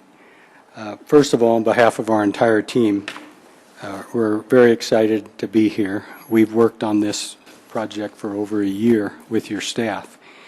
And our goal from the beginning is to really get a plan that meets the vision that Littleton has for the South Santa Fe corridor and to become a real asset to the city of Littleton. So first and foremost, I'd like to thank you for letting us come before you tonight. Jan has done an excellent job in walking you through the project. We have brought some slides that we'd like to go through in a little more detail to, one, explain the project, and two, be able to maybe answer some of the questions that have started to come out. As I mentioned, I'm just part of the consulting team that was assembled for this project, and not necessarily everybody on that list will participate in the presentation part, but we're certainly here to answer any questions that you have.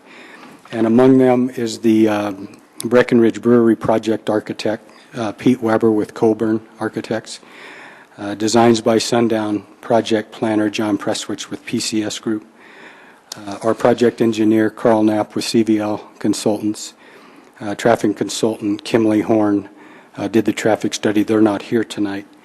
And then certainly the project principals, Michael Hummel, which is the president and owner of Designs by Sundown, and Todd Usry, the head brewmaster and general manager for Breckenridge Brewery, are here tonight as well.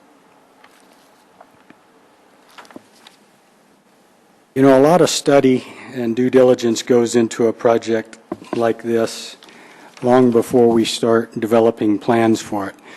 I'm a big believer in process, design process, or essentially the more information that you know heading into a project, the better equipped the project is to be creative in its design, to be able to respond to the context that it's being built within, the surrounding neighbors, and to help meet the goals of the city of Littleton. So this particular, we started here, a vicinity map, trying to understand where this property sits in its context. And as Jan has mentioned, she showed this slide, you can see South Santa Fe Drive to the east of us, the Meadowwood Village community to our north, the Reynolds Landing and the open space to the west. Robert Ita's property is the little, just shy of 5-acre indent directly south of us. And then we have our neighbors, the Woolhurst Landing neighbors, to the south of us.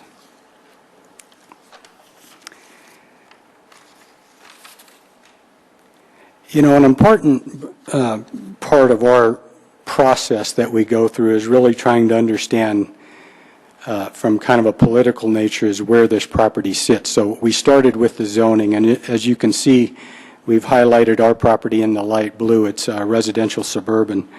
We wanted to know what the existing zoning was, both for our site and surrounding. And as you can see, again, to our east is a major traffic arterial. To the north, B3 zoning. Even though it's B3 zoning, it is a residential property at this time. The R3 and R4 zoning, planned zoning to the south of us, and then open space to the west.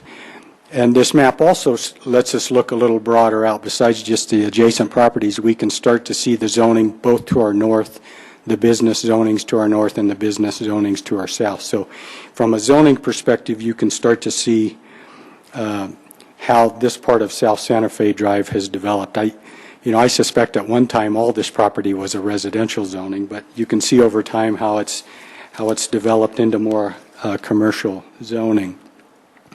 For us, the place to start is, besides zoning, was to look at your comprehensive plan. We wanted to understand what was the city's vision for South Santa Fe Drive as related in the comp plan, because that's the efforts that a lot of people have put forth in terms of, for undeveloped property, what should it become and what's our vision for that. So it's a long-term look at what's the most appropriate uses. Again, what I've done is we've highlighted the property in blue. As Jan mentioned, it's a business park zoning with a whole variety of potential uses: office, R&D, light industrial, light distribution, and showrooms. So it was important for us to be consistent with your comp plan as we moved forward. This map is existing conditions map. It's really, we're getting down to the site now, and we're trying to understand, do a site-specific analysis in our due diligence. So we're really trying to understand the size and configuration of the property, how we're going to get access to the property, both existing and possible future access. What are the adjacent land uses? This aerial photo clearly shows the neighborhoods to our north and south, the open space to our west, and Santa Fe. And then things like drainage patterns, views, trees, all the physical things that we need to take into effect as we start to develop plans. So it was important for us not only to understand your comprehensive plan, but also understand what are the site constraints on the property itself. You know, this is a map we call Benefits Beyond Our Borders. Every project we try to do, we try to understand, are there improvements or benefits to the surrounding community and to the city that can come out of this project? Benefits beyond what we see as part of our project. Now that evolves on a very extensive neighborhood outreach program that we went through. We hosted a series of neighborhood meetings for this project. That included meeting with Meadowwood Village residents, meeting with the Woolhurst Landing HOA board, meeting with residents of the single-family portion of Woolhurst Landing, and there is an upcoming general meeting with the Woolhurst Landing apartments and condominiums that the board had asked us to do. That meeting isn't happening until tomorrow night, just to meet their annual meeting deadline that they have. So And then we also met with the property, Robert Eda, that is directly south of us. And what we found is there's things we can do with our project to minimize the impact that this project has relative to our adjacent neighbors. Things like the setbacks that we'll get into, how we've looked at the city setbacks and how we've tried to expand those setbacks in certain areas to recognize our adjacent neighbors. The way buildings are designed and the way buildings are configured in terms of hiding certain parts of our operation, especially the truck unloading and those types of things. Noise mitigation. We've talked a little bit about some of the things that we can do, especially on the amplified events part. And you'll see in some of our language we started to limit the number of those, the hours of operation. Regarding the question that was raised on that issue, no, we haven't said does getting a consensus of 50% or 100% of those residents, we haven't gone that far yet. I would think it's not 100%, but it probably should be over 50%. And as we move forward, whether it's part of a development agreement, we've always told our neighbors that the negotiations we've had with them aren't going to stop as soon as we get an approval. That's a message that comes loud and clear from Breckenridge Brewery and from Michael Hummel at Designs by Sundown. They want to be good neighbors, so if there's a problem in the future, we will deal with it in cooperation with the city.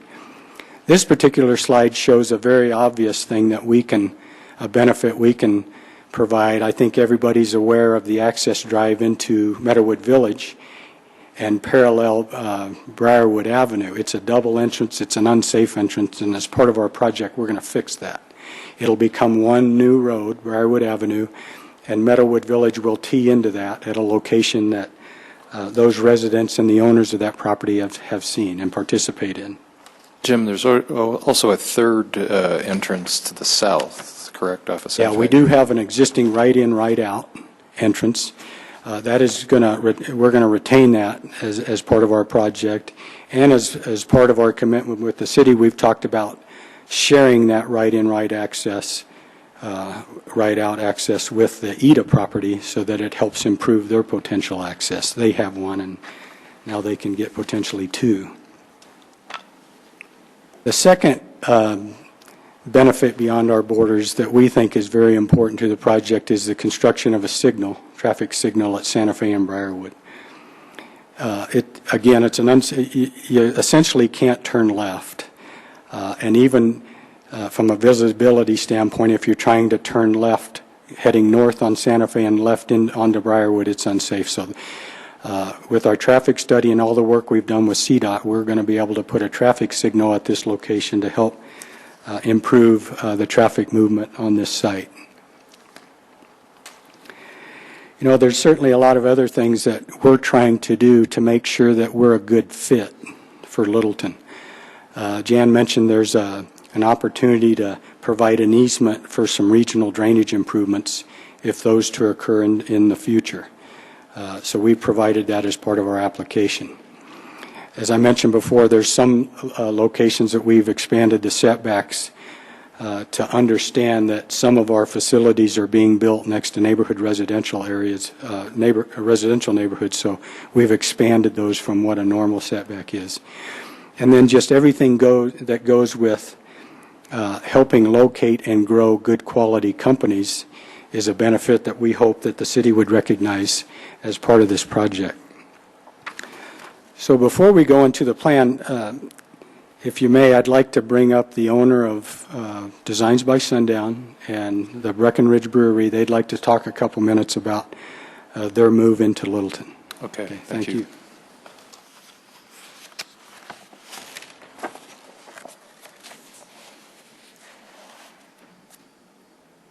Good evening, Board. Thank you.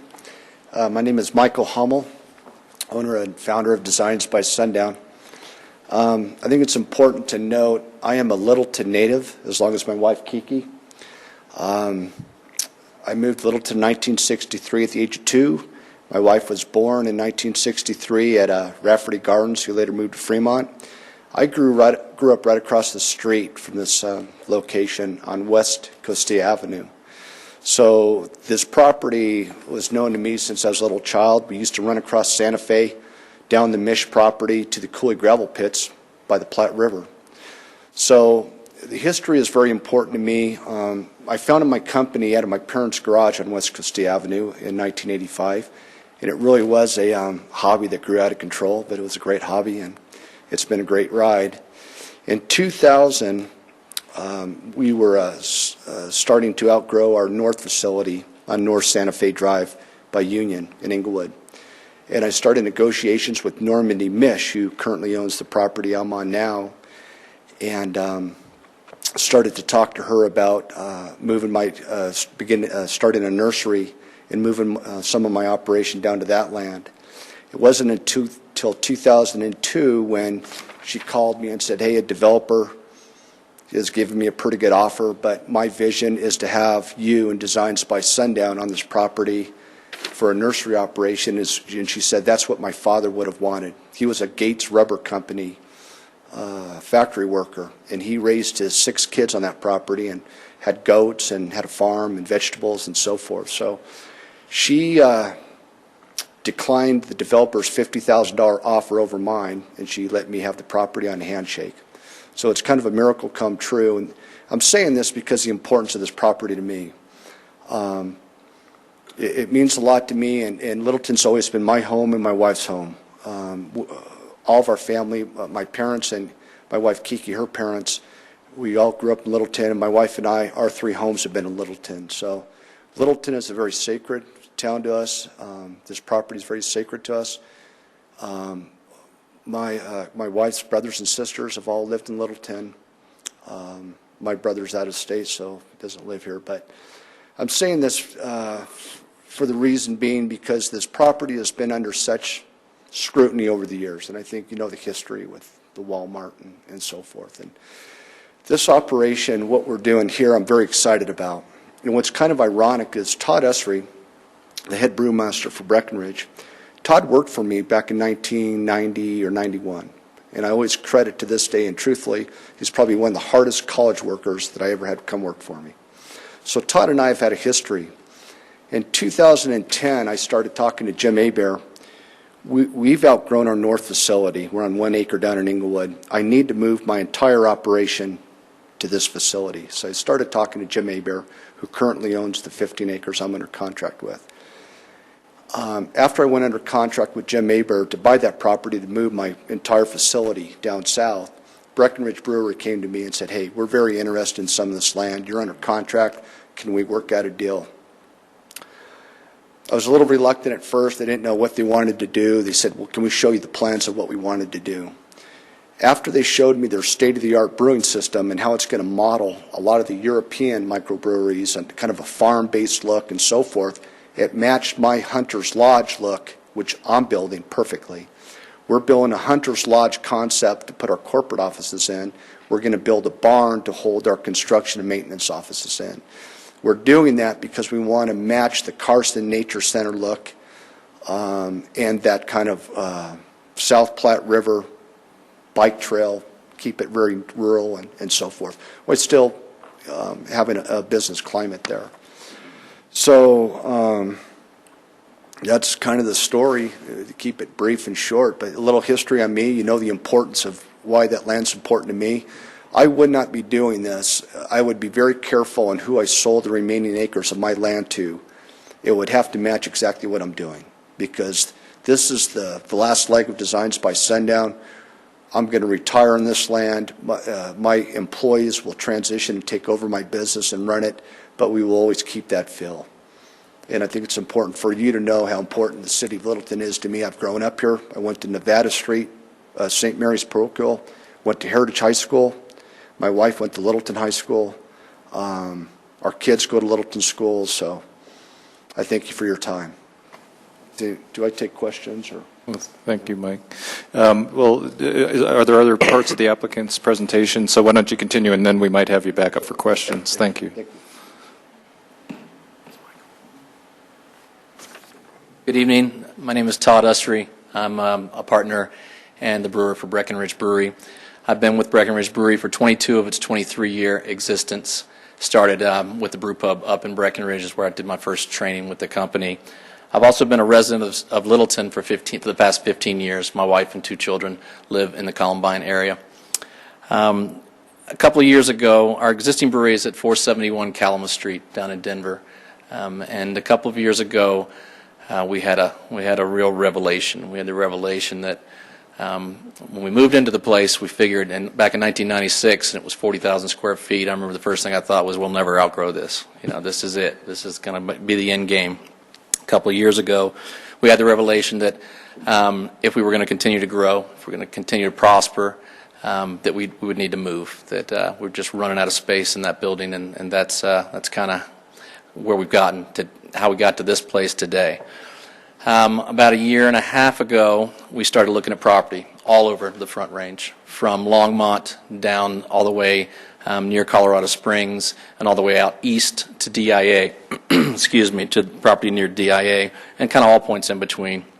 Talked with several different municipalities, had a lot of interest. Then I happened to get an email one day that said, hey, I hear you're nosing around Littleton. We were looking at a different property up in the business park, up more towards where 470 comes into Santa Fe. And someone caught wind that I was poking around and asking about that property, and said, hey, I'm going to reach out to him. So I got an email one day that said, I've got a piece of property you might want to look at. I hear you're looking at relocating your brewery from Denver. And drove out and met Jim Abear, who proceeded to show me around. And I knew about Michael because, as Michael said, I worked for him. It was my first job in Denver when I moved down here, and we were building our original place on Blake Street. That's still there, but the first place we brewed in Denver. Anyway, I said, this looks really good. My concept for the expansion before I ever went to look for property was a farm brewery. Craft brewing, small breweries in America have exploded in the past 15 years. My favorite breweries were those that were really making a statement with the environment, with their surroundings, kind of an image piece, because there are over 2,000 of us small brewers in the United States right now. Image is a big thing. It's a competitive industry, and kind of how you present yourself, how you carry yourself, how you portray your culture is becoming more and more important. I wanted a farm brewery, you know, on a city warehouse budget, kind of, and it was difficult to find a piece of property that would speak to that for us. And you know, standing down there and looking at the nursery, looking at the river behind it, and the bike trail, it was just perfect. And then when I found out that Michael Hummel already had the property under contract with the gentleman I was meeting with that day, you know, it was all kind of crazy, because I knew Michael and I worked for him before, and I was going to go talk to him about his property that he had under contract. So don't want to get too long-winded with it, but as I said, image is real big for our industry and who we are. We do have a 23-year history in the state of Colorado. We are still a small business. We are a small Colorado business. We like to think that we carry ourselves pretty well, and above all, we want to be a good neighbor. We have been a good neighbor for 23 years to the folks that have had businesses surrounding us or homes surrounding us. And, you know, that talk is cheap, and it's easy to say you want to be a good neighbor, but it's imperative to us because of our image and because of all the people that we reach, not only throughout the state of Colorado, but across the country. So that's it for me for now. Thank you. We're just bringing everybody up tonight. I'm John Prestwich with PCS Group. I've been involved in the land planning for the property. I actually started working on the property with Michael about 2011. I wanted to walk you through, Jan did a pretty good job, but I just wanted to take a little bit moment here and walk you through the overall plan. The overall plan for the property, while it does have two different uses, really came together as one unified plan because the uses are kind of compatible. And it's an integrated concept. It is a joint application, and the overall site plan has been developed with the vision, as Todd and Michael have both talked, of an agricultural feel, the way the buildings are grouped and massed, and of course the architectural character all kind of play an important role in creating this image and agricultural feel farm craft brewing. As viewed from Santa Fe, the foreground to the actual brewing operations is a hops field, and those hops will actually be used in the brewing process, not in a significant way, but perhaps a special batch once a year kind of thing. But it sort of is part of what is evoking the emotion and image for the overall project. You can start to see sort of the traffic patterns throughout the property, and the dividing line that Jan spoke about is approximately through the center, and then Michael's new Hunter's Lodge and barn concept is in the southwest portion of the property. And I'll speak to that directly, and then Peter from Coburn will come up and speak a little bit more about the Breckenridge portion of the property. So this is the southern portion of the property with the right-in, right-out access off of Santa Fe and the road along the hops field that comes into the Designs by Sundown operation. It's a central road that comes back past the existing operations, which we see pretty much staying exactly as they are, with the exception of that northern boundary road being a new created road on the property. The balance of the operations will stay much as they are today. As we get to the south part of the property, that's where Designs by Sundown will be doing their new operation. And you'll actually come down and into a circular drop-off with the barn on one side and the Hunter's Lodge on the other, really giving sort of almost like a courtyard type feel, and again respecting that agricultural feel of clustered buildings. We have, in addition to that, proposed a 100-foot building setback from our southern neighbors, which will be an area where Michael can do some display gardens. He'll have about 30 employees that are actually in the office on a daily basis, Monday through Friday. They're not really there on the weekends. And occasionally he'll have clients come in who he can then show his display gardens to. And we think that that makes a really great transition from our southern neighbors. There's a pedestrian access to the Breckenridge property, so great access between the two properties. Then again, 40-foot setback from the park property and 100-foot setback from our southern property neighbors. Jan showed these to you as well, but I'll just remind you very quickly. It's been a bit of a presentation. So this is Michael's initial concept for the Hunter's Lodge. I mean, it'll be continued to refine, and he's really strongly looking at the Carson Nature Center as another inspiration. So this is the general concept for the Hunter's Lodge and office portion of the property. Again, the circular drive in front and display gardens to the rear. Very traditional colors and color scheme for a barn facility that'll host his maintenance type operations and potentially store some equipment, etc. And again, that kind of creates this enclave agricultural feel as you come into the circular drive. And now I'm going to turn it over to Pete from Coburn Architects to actually describe more of the Breckenridge process. Thank you. I'm the last one. That's it. So I'm just going to talk to you a little bit about the Breckenridge piece of this. You've seen a lot of this slide, but I'll maybe walk you through a little bit how the Breckenridge buildings sit on the site and how they're accessed and so on.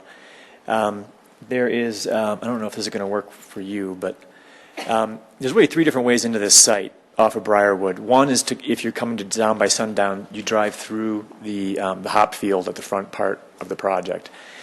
If you are driving a truck and you want to drop off some empty bottles, you come in here between these buildings. And if you're a visitor, you come in down here and you park over in this area. So the way we organized this was really in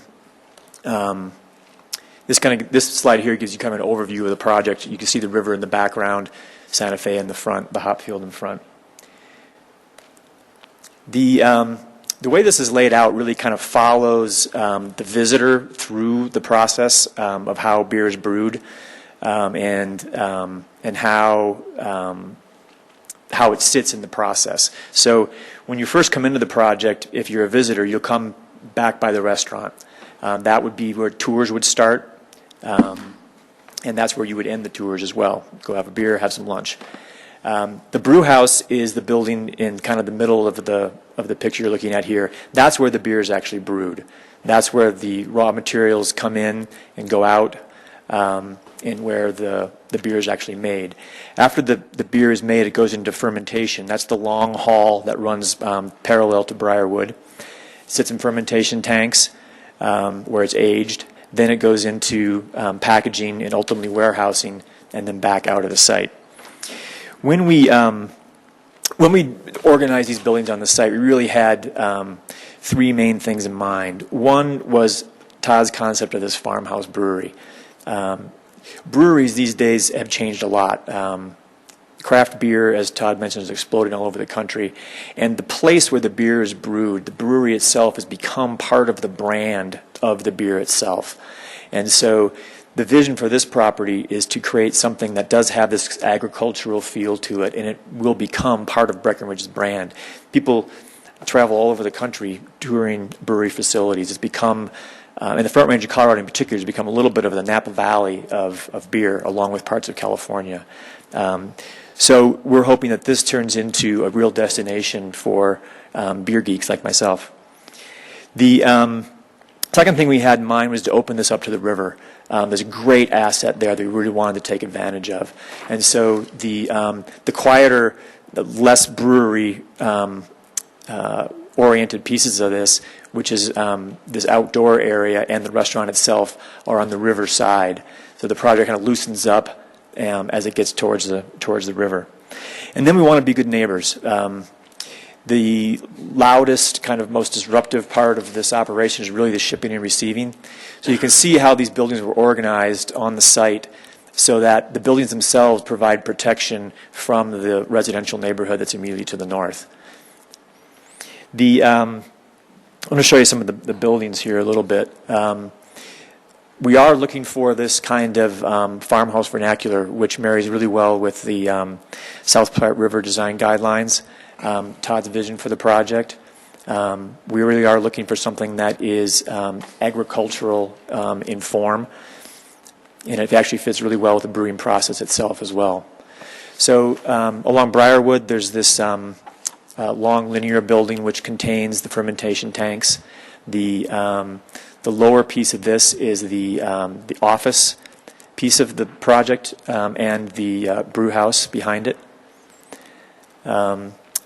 The top picture here is actually looking to if you're in that little shipping and receiving courtyard, you'd be looking to the east. We're contemplating a little gate that you would go through as a visitor as you come into the visitor portion of the project. These are both looking at the project from the south. And then this is the restaurant, gift shop, and tasting room. This building is kind of designed to be like it's the old farmhouse, and the remaining buildings are the barns and the agricultural buildings. I'm going to go back a second here and talk to you about event parking and parking in general. So the way we have this designed is so that employee parking would happen in this area here, kind of behind the buildings. Visitor parking, restaurant parking would all happen in this area here. And then we have a small parking lot up front, which is really for the visitors to the office portion of the building. So when we have a special event, first, these parking lots will fill up. Then we have a section of lawn in this area here that can also accommodate event parking. And there is also, you can't see it in this particular picture, but Design by Sundown has a fair amount of parking on their property as well. And we have agreed with Design by Sundown to be able to use that parking. These events will be on weekends when Design by Sundown is generally shut down. So we can take advantage of that parking as well. I guess that's it for now. I'm sure you have plenty of questions for us. We're glad to answer whatever we can. Okay.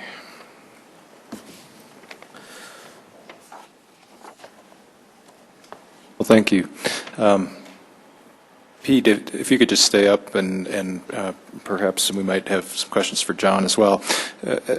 I think you're aware that these are conceptual drawings, and because this is a zoning hearing, they're not necessarily matched to what we need to approve in terms of zoning.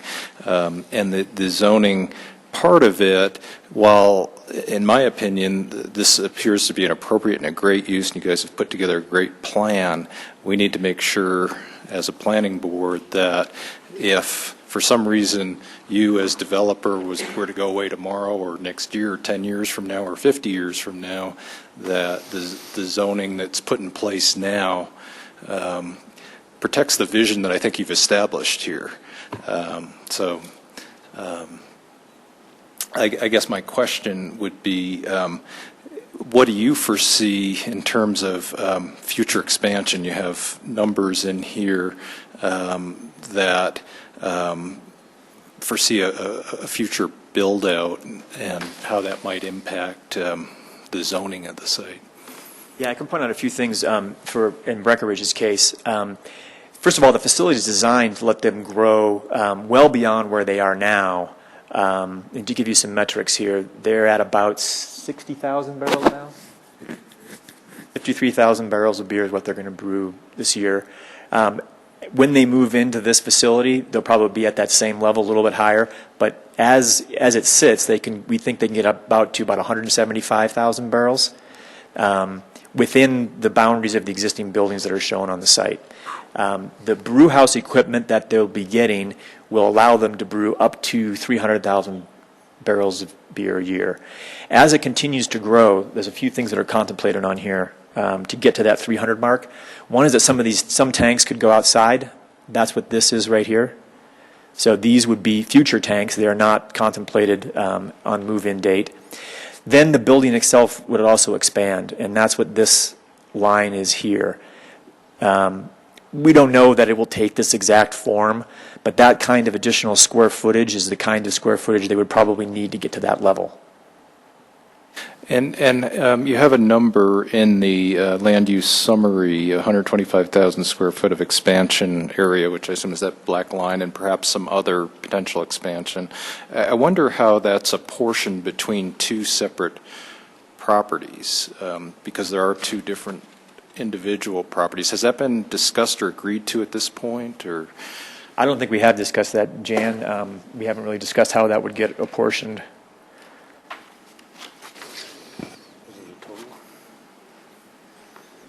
You're right, there are two parcels. I mean, would it be prorated based on the acreage of each individual parcel, or is it a total aggregate expansion? So the I-1 zoning allows a 3-to-1 FAR. Working with staff, we reduced that to 25% of what a typical I-1 zone district would be. We said 0.75 FAR. So I think the one logical way to approach it would be each property would be allowed to have up to a 0.75 FAR, forgetting the 125,000 potential expansion. Mm-hmm. Which would essentially be a pro rata portion portion of that 125. Okay. Because the zoning would be for the full property, so I think that would make some logical sense. Sure. Okay. Any questions, Commissioner, Planner, board members? See, the elevations show a very large tank ghosted in the background. Yeah. I can't see that on the plan. Is it future planned, or can show me where it is on the plan? I can show you where it is. That was an early illustration. Actually, let me back up a second, because this actually shows more what reality is. That silo that you saw in that picture, which I'll come back to, is right in this area here. These are grain silos. This is the barley coming in and off of trucks and being stored on site before it gets used. The pictures that you're referring to here, this is out of scale. That is not what we're contemplating. It's not, I'm sorry, it's not what? This is taller than the limits that that we're signing up to. Twice, it looks like. By about 20 feet, 20 or 30 feet. We're limiting tank height to 60 feet. This, which is going to be lower than that. Okay. The existing southern entry into designed by Sundown is rather steep, rather dangerous. I can imagine deaccelerating and cars piling up in back of you. Are you going to be raising the grade, cleaning up that grade, or that stays Well, as dangerous as it is now. there's a couple of things that will happen as the final plans are designed. We know we have to, and our engineer is here, but we know that we have to raise grades some because of where the Briarwood, access from Briarwood. I'm not talking about Briarwood, I'm talking about the southern entry. Correct. But where that road tees into it, it's going to be at an elevation that we need to raise our road anyways. So it will be raised somewhat. I don't know that we've gotten to the final design on that at That's fine. any point. But you can see that it's a problem. What is your employee count for both Breckenridge Brewery and Designed by Sundown? For Breckenridge, I think that, so do you want employees, or do you want people on site at any given time? Employees. So total employees, we're talking about 100 total initially? Yeah, I think that's what we've talked about. So but that would be total employees, not necessarily those on site at any given time, which would be less. And Designed by Sundown? Designs by Sundown will have 30 full-time employees at the office component. They have people that come in and out from the front as well. So we're maybe looking at 130 to 150 employees, down the road. Okay. Well, speaking of down the road, this will be your fourth location, correct, for brewing, if you count Breckenridge, and then, anyway, third or fourth location. Projecting far in the future, you outgrow even what your expansion can handle here. Would it be your intent to abandon ship on this site and move to Sunny Acres 20 miles further to the south, or would you be creating multiple brewery sites? Todd, you want to? Obviously, I'm not great at predicting the future, or that building that I walked into in 1996, we'd still be there. However, this is kind of a dream come true. We love the site. We think there's plenty of room to keep us there in my lifetime, for sure. Past my lifetime, I can't answer that question. But this is certainly not a stepping stone for a bigger and brighter future that we have in the back of our minds or in the forefront of our minds. So we have no plans to move to Sunny Acres from this site. Okay. While you're up there, last question concerns this state-of-the-art system for odors, vapors, et cetera. Don't give me a 20-minute, scientific discussion about it, but briefly, where has the system worked before, and are you confident it'll work on this site? If you've got an odor problem, you're going to have a problem with Littleton. Yeah, and there's we're going to spend a lot of money on this project. The last thing we want is to get it up and running and have a problem. Having said that, the system is in use in Kansas City at Boulevard Brewing Company. They have a residential, they have a neighborhood on the hill right behind them, and that's why they put the system in, and the system is working great for them. We're going to go out to Boulevard and see for ourselves exactly how it's working. You mentioned earlier that the odor would come from fermentation, and I know you probably don't understand the process, but there will be no odor from fermentation. Fermentation, it will be all inside. And we prefer to call it aroma versus odor. The aroma will come out of the brew house, the stacks out of the brew house, from the kettle, out of the brew house. Okay. So not the fermentation, the long building.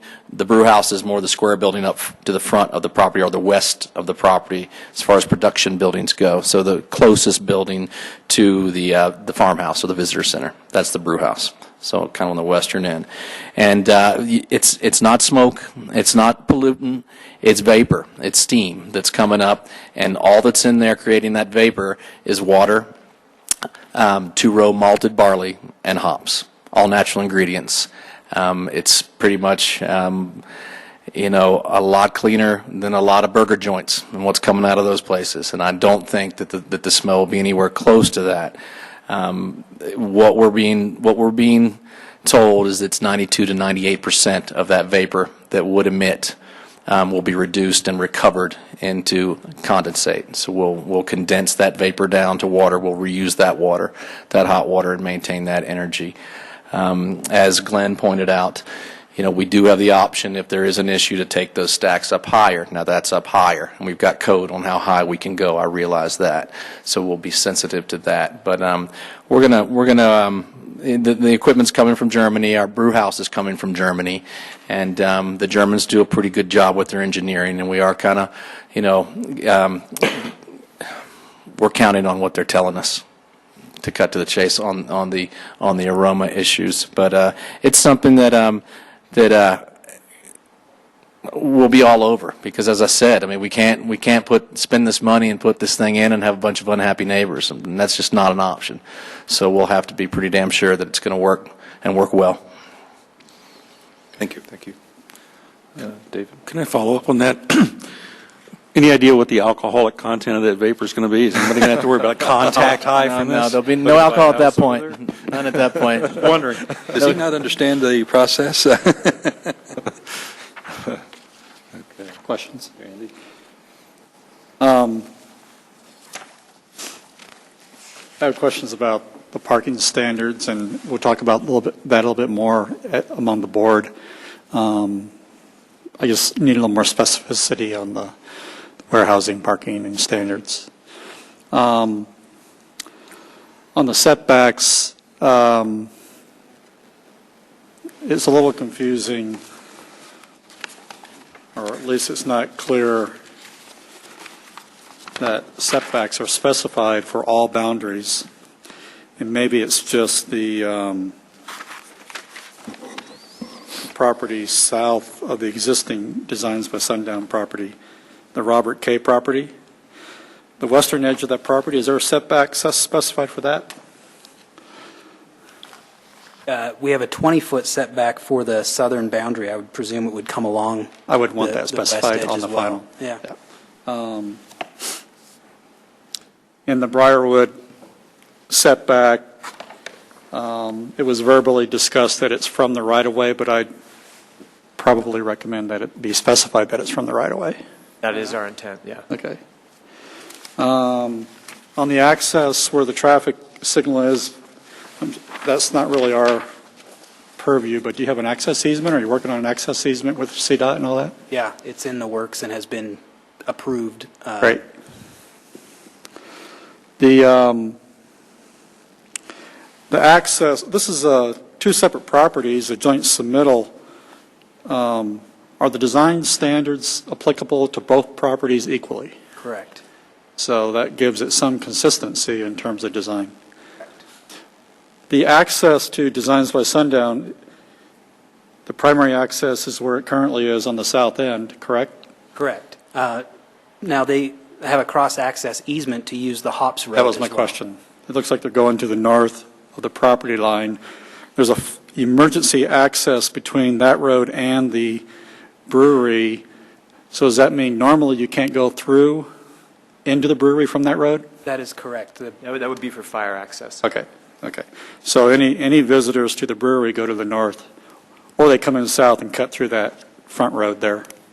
They Hops could, Road. if they were coming to the brewery and they came down that the road through the hops, they would find themselves in the wrong place. Okay.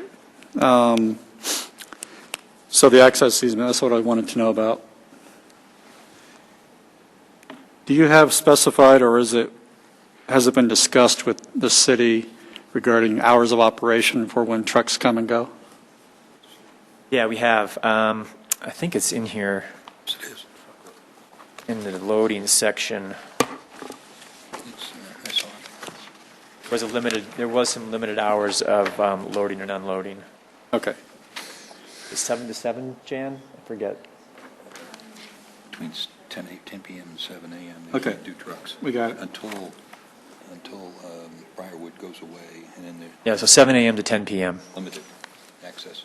Oh, okay. 24-hour access. Okay. The vast majority of those trucks are during the day, and by 5 o'clock you're pretty much done. But occasionally trucks do show up early or late, and then they have to be dealt with. Does the brewery operate at night, a graveyard shift? They hope so. Hopefully the demand will get there. I don't think they would right out of the chutes, but they could theoretically brew 24/7. 24/7. Yeah, and that's very few employees. And maybe while we're on that, I can speak to the parking question related to the warehouse and manufacturing. Right now, in their current facility, they have about 15 people that are dedicated to just those portions, the warehousing and the actual brewing the beer, on any given shift. So they need 15 parking spaces for them now. When they move to the new facility, we anticipate that'll be around 20.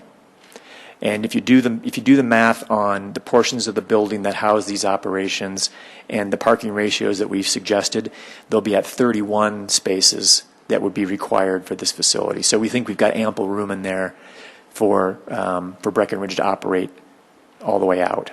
And our intent here with the parking is to get it kind of right-sized. We don't want to pave the whole damn thing, and we want to make sure we have enough parking. So. And I'd like to address just the comment of, does that run with the property? What happens if Breckenridge doesn't come through to fruition or whatever? The parking reduction that we're requesting is only warehouse and manufacturing. So if another warehouse or manufacturer came in, as staff has presented to us, the code requirements were based on a more labor-intensive time. So warehousing and manufacturing with today's technology just doesn't need as many people in it, whether it's Breckenridge or a different manufacturer. I think that's important to understand too, in working with staff. I think you're going to find to a certain extent it depends on exactly what's being warehoused and what's being manufactured. Okay. Fair enough. That's all I have. Anything? Just Andrew? a quick question. How many trucks are you expecting to go to and fro, and what are they carrying? They're carrying empty bottles and cans. They're carrying full bottles and cans. They're carrying grain, both new grain, unused, and then also spent grain. When the beer is brewed, the grain is saturated, heated. That creates the sugars that are then fermented. But the grain goes away again. And so the grain, after it's used, goes back off-site. It's used to feed cows. What's the heating element for the beer? It will be a boiler, steam. Oh, steam, okay. And how many trucks a day at present volume? And then I would assume that's a multiplication project as it grows. Yeah, I think there are about 10 to 12 trucks a day now, maybe 15 by the time this gets up and running. And those trucks per day, that is linear with growth. So that might be 30 to 45 trucks a day at build-out. That's just from the brewery. The landscaping trucks are not really relevant in this conversation?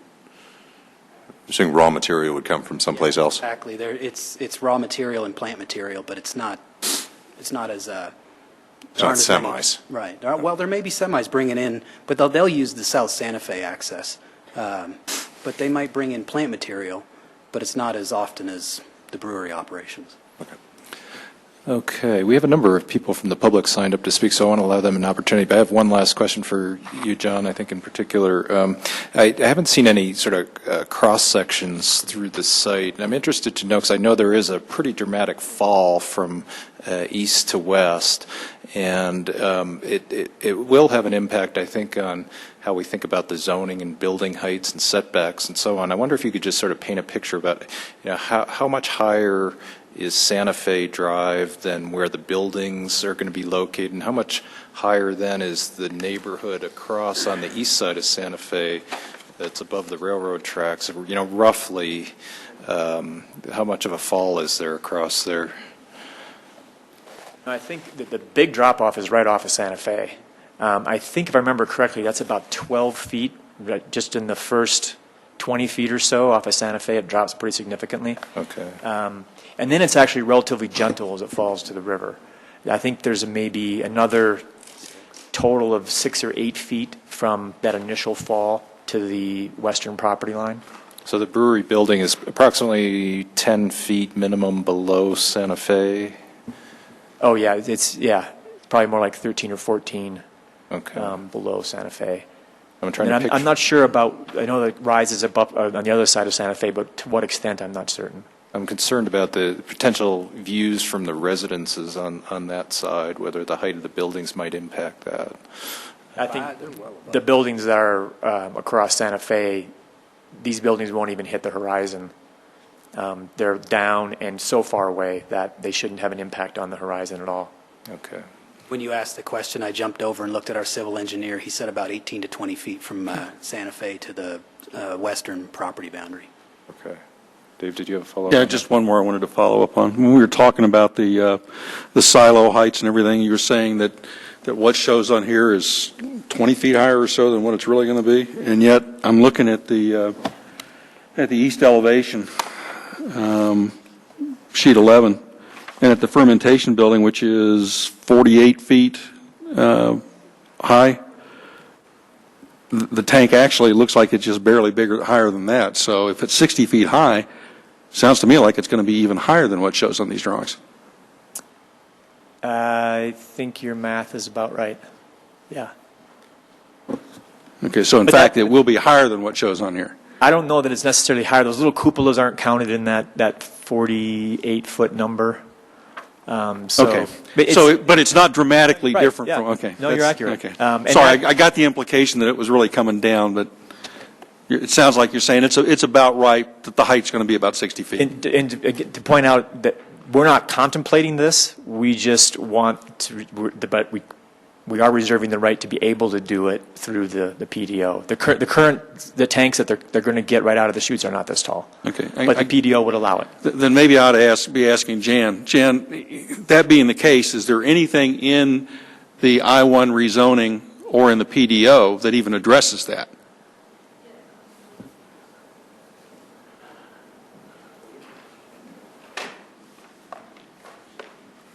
The PDO lists a specific height limitation for the tanks is 60 feet. It's under the land use standards on sheet. What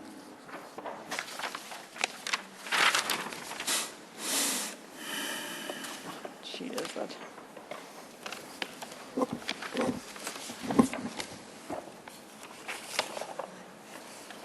On sheet 5, up under section 210. Maximum building height is 55 feet for buildings and 60 feet for brewing tanks, except they have some lower building heights noted there in certain areas.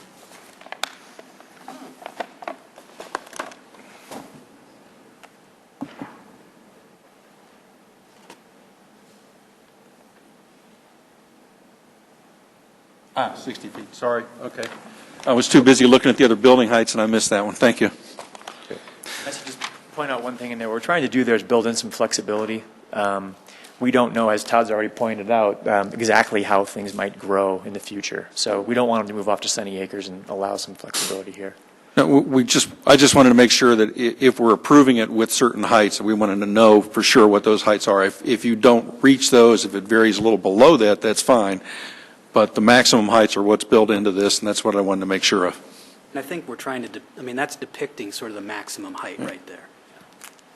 Okay. Well, thank you, gentlemen. I'd like to ask members of the public that have signed up to speak, and those that haven't signed up are certainly welcome to after they are. It looks like I have 8 who have signed in, and it looks like there are 4 who have indicated that they're in favor of the project, 3 who have indicated that they're against it, and 1 that is undecided. So I'll start with those that are in favor. Doug Buck.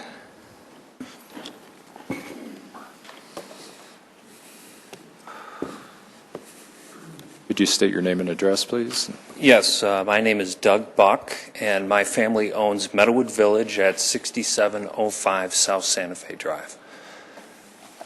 We are very supportive of the project here tonight. I'd like to urge all the members of this commission to approve this project. I think this is bringing much-needed jobs to the area. It's also a land use and a parcel of land that's been challenging for the city.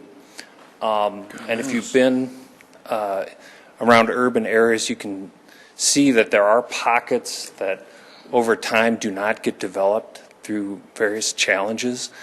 And, my family has been concerned for a while that this part of South Santa Fe Drive might become one of those pockets that never sees development. And this project is bringing some great improvements to the area, not the least of which will be the signal there, which will help the public's use of the park and obviously help Meadowood Village.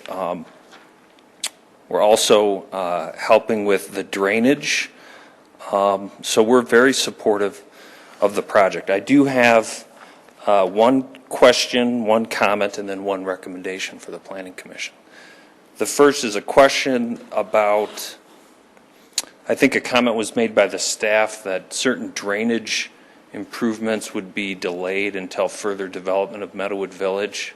And I guess I didn't understand what that was.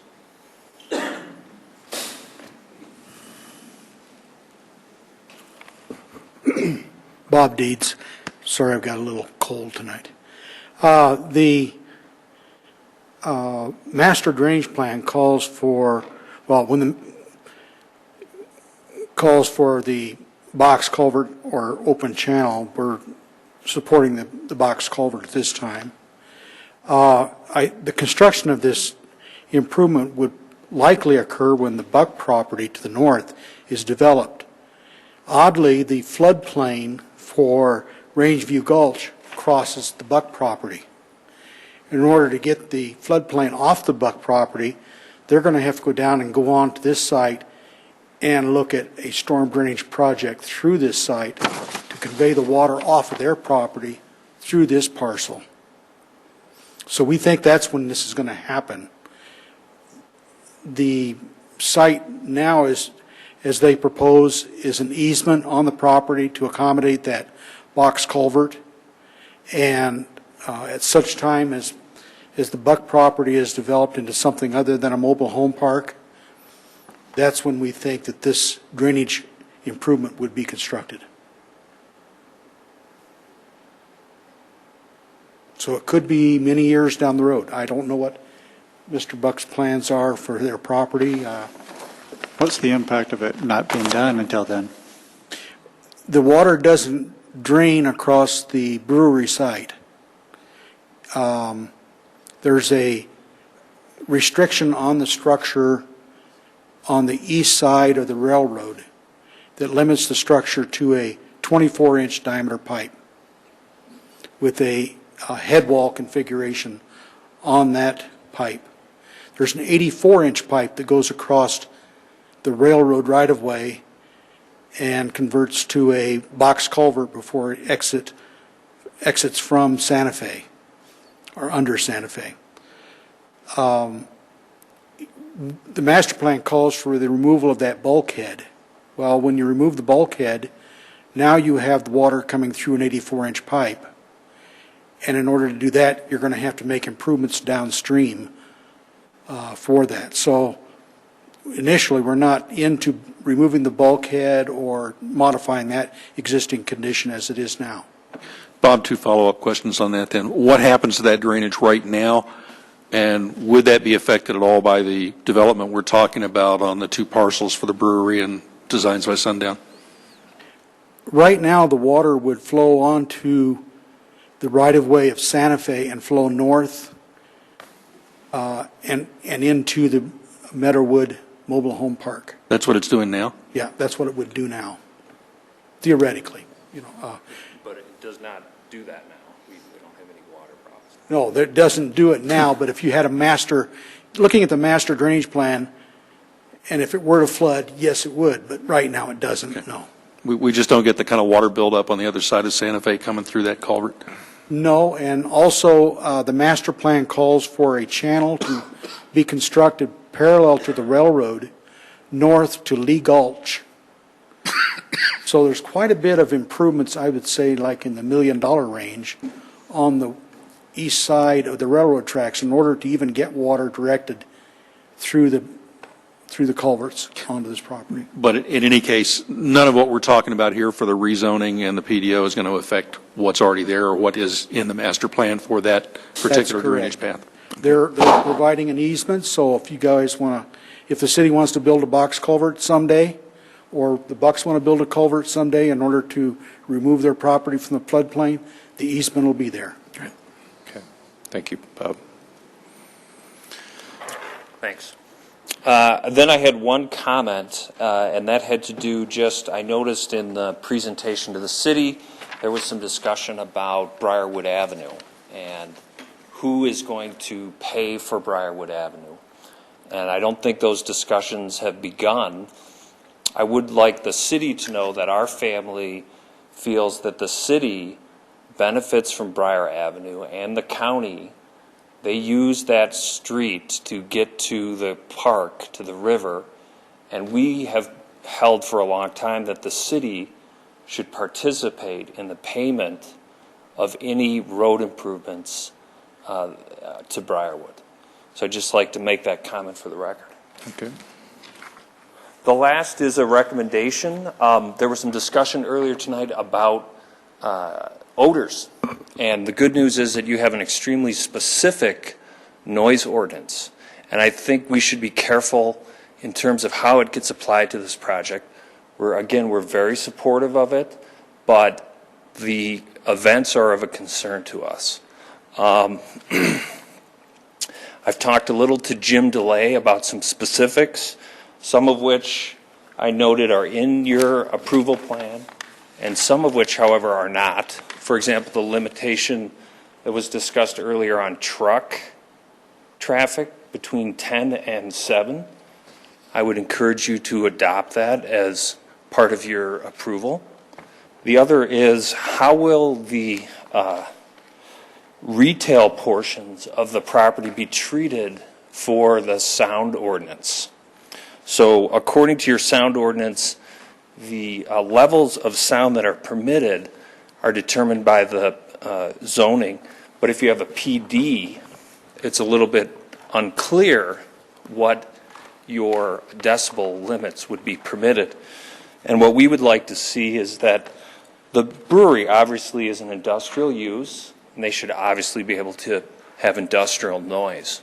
However, we feel strongly that the visitor center, and I would imagine the neighbors at Woolhurst Landing would feel strongly that the design by sundown use should be restricted to a business noise level, not an industrial noise level, because those are not industrial uses. And then lastly is the events. We think that they should be limited to 4 events per year that end at 7 o'clock. And they should have to get a amplified sound permit. Now, these are all pretty technical requirements. I spent a fair amount of time going over them with Jim DeLay in detail. I think he forwarded them to their attorney. And I would strongly encourage you to adopt a very specific approval as to what the noise ordinance, how the noise ordinance, applies to this property. And I did not see that in what was presented tonight. So I will share this with you. I can leave it here. I'm not sure what your process is. But again, we're very supportive. We think this plan should be approved. It's great for Littleton. It's a great opportunity. We welcome them. We're looking forward to having a beer down on the river. But we just think we should make sure that we're not creating any noise problems. Thank you. Okay. Great. Okay, I have Jerry Russell.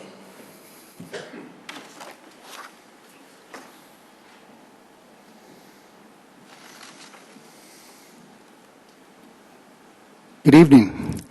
My name is Jerry Russell, and my family, wife and kids have been longtime residents of Littleton, as many in the room here. Played Littleton hockey at South Suburban and watched many Western Welcome Weeks, parades go down the main street.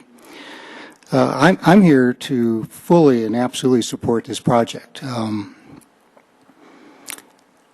When you think about a small brewery wanting to come into Littleton, I think you have to give them a lot of credit. That they're already situated up in Denver, but they're in the expansion world now, and they found this great piece of property.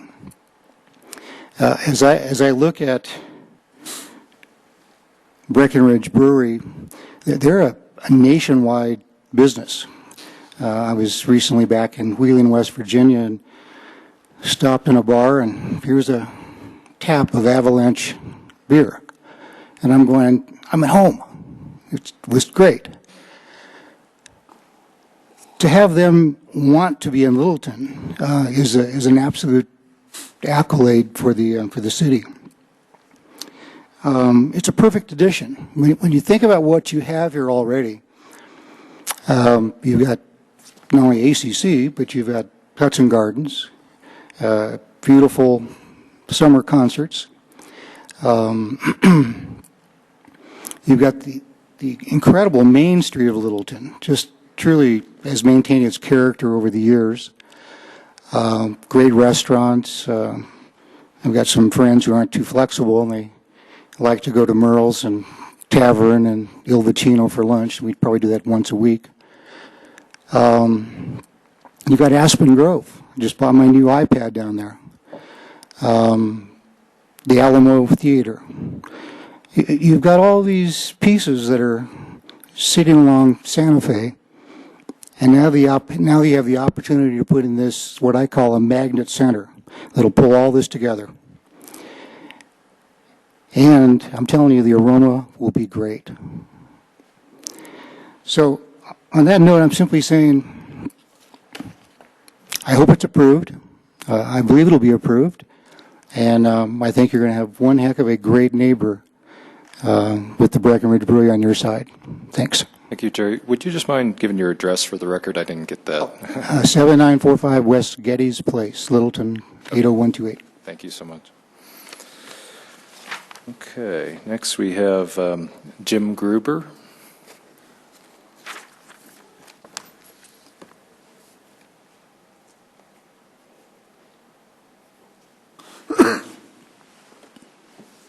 Good evening. I'm Jim Gruber. I'm the marketing person for Robert Ida, who owns the fourth piece of this puzzle, the southeast corner of the sites. And Robert is in favor of this use. I think it's spectacular. It's heartwarming. We've all been through the war with Walmart together. Mr. Hebert, Mr. Hummel, and Robert, and it was, and we've all lingered since 2005 with this property and its issues. The challenges for this property up until now have been the access to the property has been difficult, the drainage issues, which are getting cured and hopefully will be cured going forward, and this rezoning issue.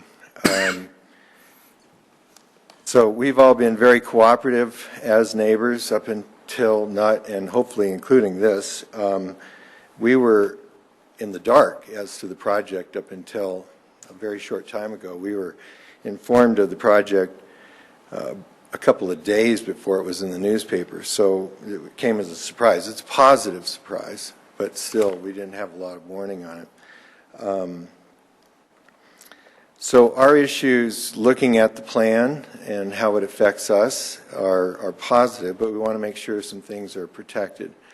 The utilities for our property are serviced from the west, which will come through Mike Hommel's property. And I don't think there will be a problem, but we want to make sure we have access easements to water and sewer to the west. As that happens. We are not aware, I'm not aware of the setbacks between his property and Robert Ida's, and that's my due diligence. I'm sure we can figure that out, make sure it's acceptable. Number two is the drainage, and it sounds like that's all being addressed, and it's satisfactory for all of us, getting this water from the other side of Santa Fe out. I am concerned, and all these thoughts are coming because it's late in the program. This thing is moving very quickly, so concerned about Mike's ground immediately north of Roberts and the zoning. Right now it's beautiful, it's just trees, and it's a wonderful thing, but it is going to be rezoned. We'd like to have some knowledge of could he build a 60-foot tower on adjacent to Robert's ground?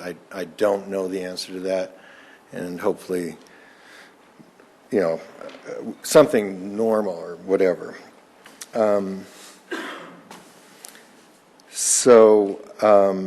The noise, we haven't had any interaction with Breckenridge or Mike relative to noise issues. Nobody's really come to us and asked our opinion on that as yet. But the primary reason I'm talking is access. If you want a thrill like Elitch's, try accessing our property, in or out. It has been my belief that as these three properties, came to maturity, as they are today, that the access issues would be addressed, and it would include our issues. And so we would be willing and happy to participate in pro rata costs, whatever, to also have for fire, for emergency, and for access to that light. I think you're going to see in the next year rezoning of this property as well. It's currently zoned for single-family houses, and that's pretty much passed by. So there will be an access problem. So what we would like to have some encouragement. I've spoken to Mike about it and seeing if we could work as neighbors to it. Mike's not receptive to that at this point. But I'd like to see some encouragement to help us come to some participation. If Mike were to buy our ground, he would have that access. So it seems kind of unfair that we're blocked from it, even though we're willing to pay Breckenridge for access through the fields and across Mike's and whatever it takes to secure his property for that type of access. So I think that's probably it. We are very much in favor and think it's a real positive improvement. Jim, how does access work from that property now? Is it right in, right out, just directly onto Santa Fe? Right in, right out, and we're pretty close to the barrier, so it's pretty quick. It's quick in, quick out. It's fun. I've never tried it in a foot of snow, but I bet it's really fun then. You say utility access is from the west. Is it along that property between Designs by Sundown and Wellhurst Landing? We're currently well and septic, so as we hook to the city, which is west, it would be between Wellhurst and Mike's. It's where he's planning to put a huge buffer anyway, I think. I don't know this all for a fact, but I believe like that's there may true. need to be an easement. Did you have a question, Dave? No. Okay. I think you clarified it. Thank you, Jim. Okay, thank you. Okay. Todd, you spoke already. You signed up to speak again. You're good? Okay, thanks. Richard Carlson signed up against the proposal.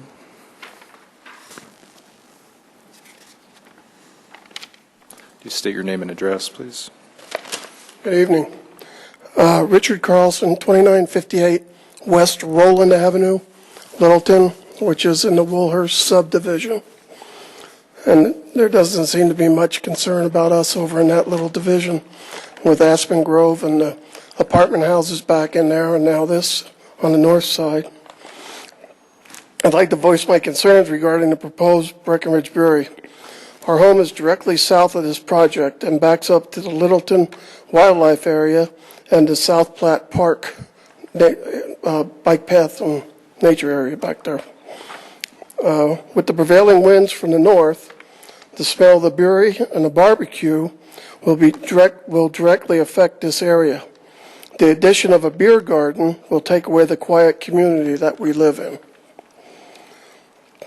The soon-to-be-open Alamo Drafthouse movie theater will directly impact the traffic in Aspen Grove.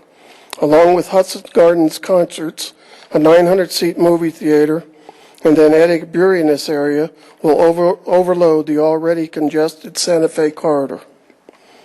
Aspen Grove already contains 4 restaurant bar combinations, the Bristow's, Champs, Ted's, and the Alamo movie theater. I don't believe another one is necessary. Adding another light will only make for more congestion in the area and not relieve it. If you've ever traveled down there at rush hour, it's back clear up here to Hudson Gardens. Another light's just going to screw everything up more. And The 6-story tank seems to be out of place for the area. I know there's height limitations in Aspen Grove and in the apartment complex behind there, and 60 feet seems to be quite high, and that should be looked at. Thank you. Thank you. Okay, Susan Nees. Did I pronounce that right? Okay. My name is Susan Neese. My address is 7301 South Highland Drive.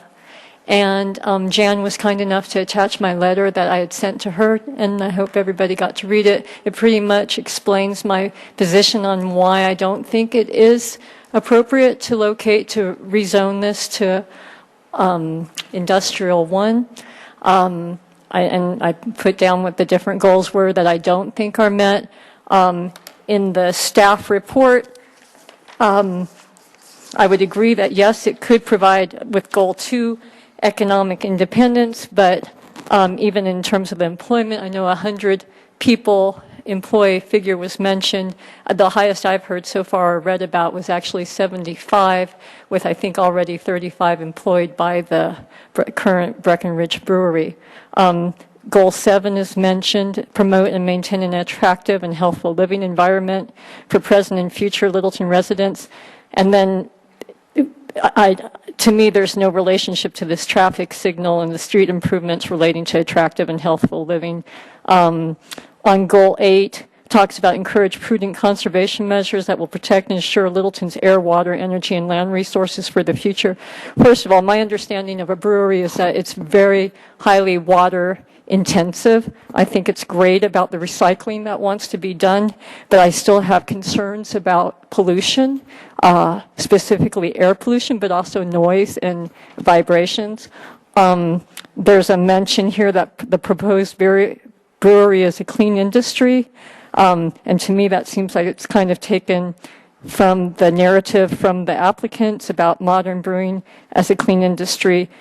There's no real definition of that. And from my understanding of the brewery process, you have greenhouse gases from the boiler aspect, CO2, nitrous oxide, which generates smog. You have dust related to the brewery operations, again, causing visible pollution.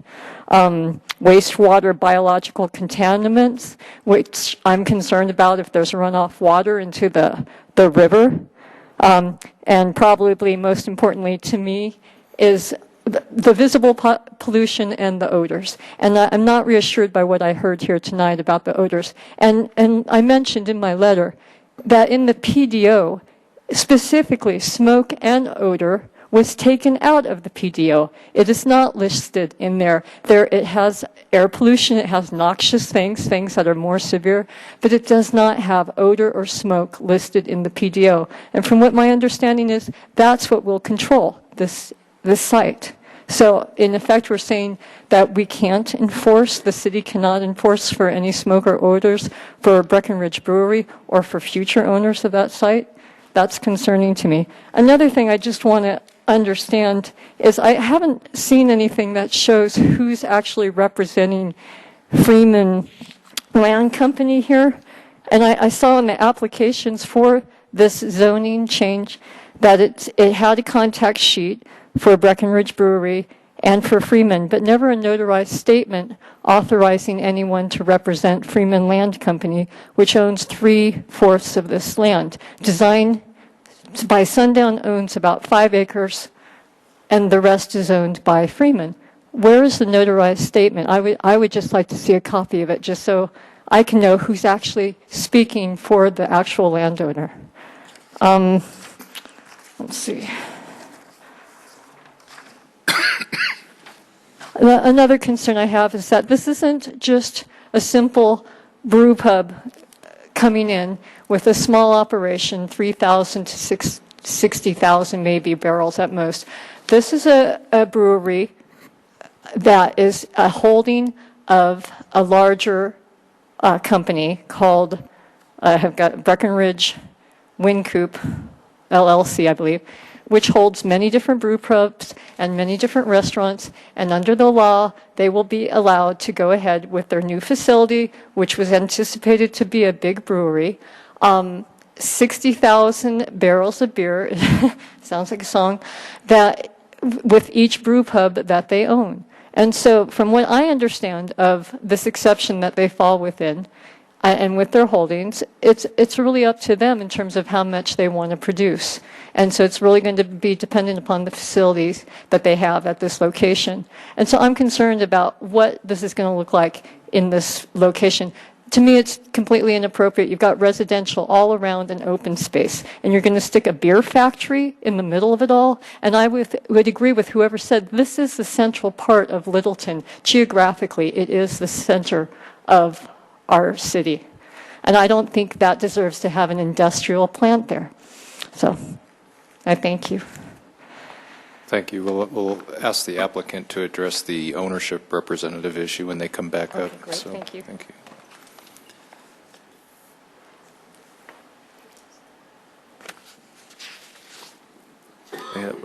Marcus Weipert? Did I spell that right? Or Weipert? Okay. I just have some questions. Please come up to the, Breckenridge Brewery. if you'd speak into the microphone, and give your name and address, please. Marcus Weipert, 6745 South Santa Fe. And I'm also here on behalf of Mrs. Saperchi because we live on the west side of the proposed brewery on the city land. And I had some questions I just wanted to ask towards the Breckenridge Brewery because I'm sort of concerned about having this business right across the fence from us. So I'd kind of like some questions just so I can get an idea what is going on. Yeah, we might not be able to respond to them, but we'll ask the applicant to address them when they come back up. Is it? Can I go ahead, just list what I was concerned about the deliveries. Were they eventually considering 24-hour delivery and loading operations? That was my one question. And my next question was all-night lighting on the property, because they were talking about doing overnight operations eventually. So, and then being business, I was concerned about what kind of lighting they might have overnight. And the noise issue that the owners of the trailer park had asked about, how could, this might be toward the board instead of the brewery, how could we find out about what kind of noise ordinance was put into effect? Because that event center is kind of right, like from here to the parking lot from our door. So that's kind of a question about what the noise ordinance would be. So I don't know how to find out about that when they make a decision for certain. Okay. And back to the brewery questions, I was wondering about hours of operation for the business part of it. They were talking about eventually 24 hours, and I was wondering mostly about business hours for the visitor center and restaurant part of the business, since that's right adjacent to, we're exposed to the restaurant side of it because that's on our end of their land and all that stuff. So it was business operation hours, and I was questioning about what kind of, is there any kind of fencing, or are they planning on, my concern is privacy from patrons to the business coming in curiosity. So I don't know if they are planning on any kind of fencing or wall or any kind of what they had in mind for that. So I think that was my main questions for. Okay, great. Well, I think those are all things that the applicant and/or staff can respond to. I think the question that you asked specifically of us was the noise issue, and we did hear that input that the industrial use would have industrial noise limits imposed. However, the other types of uses that are non-industrial should be addressed in the PDO and maybe are not yet. I don't know the details of that, but we may ask them to come back with some more specifics on the noise requirements, the hours of, say, events that happen as far as entertainment and so on. How could we get, or where could the information get obtained from once the board makes the decision, like mostly with the event centers, the biggest question because right now the tree farm and everything has their like daily business and you hear equipment and stuff and that doesn't matter, but I'm more concerned about events. Well, now's the time to provide the input, and it will go into this PDO document, which once it's approved by City Council, will become the zoning under which they have to operate. So then staff will be able to clarify that, if I'm answering that question right. Yeah, Mr. Chairman. In fact, we can get with the gentleman because there is the very specific condition about they have to get special event approval, and that requires adjacent landowners to be involved, and there is limitations on hours and sort of thing. So I think we have that. That's all on page 4 of your PDO, and also limitations on the truck operations between 10 p.m. and 7 a.m. is in here as well. So I think that will address most of his concerns, but... Okay. Well, thank you, and we'll ask the applicant to address your other questions. All righty, thank you. Appreciate it. There's one other person that signed up. Is it Mika Faber? Okay. That's okay. You just state your name and address, please. My name is Mika Farring. I live at 6685 South Crocker Way in Littleton. Could you speak into the microphone, please? Thank you. Okay. Better. I live at 6685 South Crocker Way in Littleton. And I made a DVD, or at least my daughter made a DVD, to address the developments along the South Platte River and South Platte Santa Fe corridor, which I'd like to play for you. It's about 2.5 minutes. So I'm hoping someone will play it for you. The reason we did it is we think this is one of the greatest resources of Littleton, but over the last few years we've been kind of piecemeal rezoning this area, and we think it would be important for the city to think about and maybe to have to get a plan of the areas that you want to preserve for developing the recreational and uses of the river, and maybe small businesses support recreation, and then the areas that might be more adaptable to higher commercial development. So, and maybe I should just say this now. I mean, I think part of the plan is okay. I think expanding the landscape business is good. I think maybe a restaurant with showing off the pub's brews is okay, but I don't think that this is really suited for an industrial use, because it's right on one of the most beautiful parts of the river, right on this park that Littleton spent and South Suburban spent some money in making into a beautiful area. And I haven't heard anything about protecting the views from the river. You know, it's going to impact that whole area. So anyway, I'd like to play the DVD.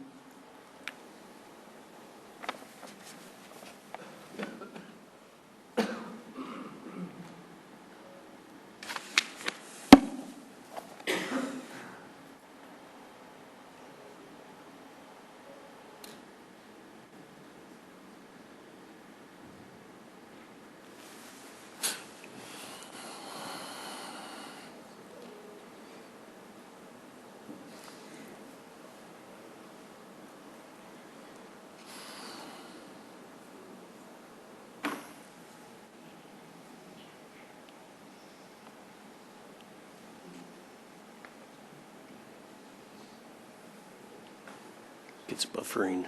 You can see it. Yeah, see the line at the bottom. What do we do? Yeah, you think you just have to wait. Apologize. We thought we had this set up so it would just play. It'd be plain, is it shown?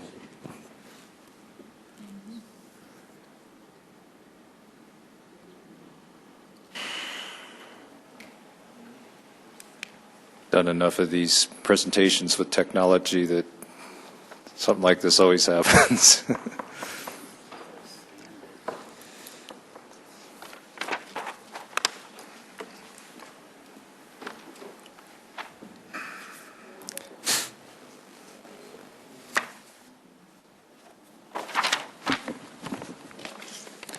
While you're getting this set up, can I ask if there's anybody else that wants to speak for or against? Okay. Let's give her 1 minute to see if she can get this set up, and then we can always come back. I could, maybe, can you put it in here? Let me have it DVD.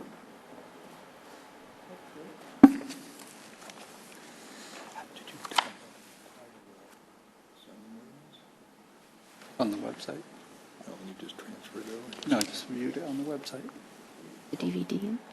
Oh, you went to the website, yeah. Got it. Okay.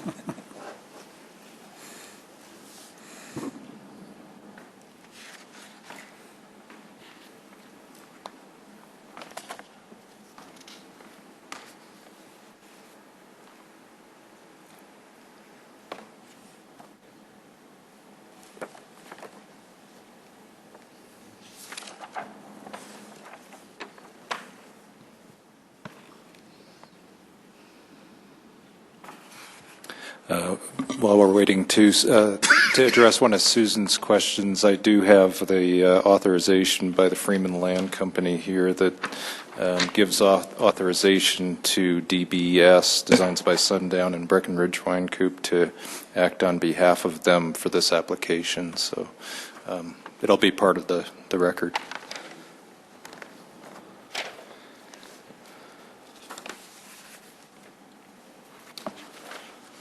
Well, I apologize. So let me just. Can you give us a brief overview of Yeah. what? Okay. Basically, maybe I can send you the DVD at some point, but what it shows is about. Speak in the microphone. Is in. Yeah, could you speak into the microphone, please? Sorry, okay. Thank you. First of all, when you come into Littleton, if you drive down from Denver, you have all this horrible industrial development. Some of it's improved. Sheridan improved some of the area. But when you drive down, you suddenly come up on a little hill and you look out towards Echo Star and that little, you see the river looking towards the mountains. And it's just, you suddenly say, I'm in Littleton, at home.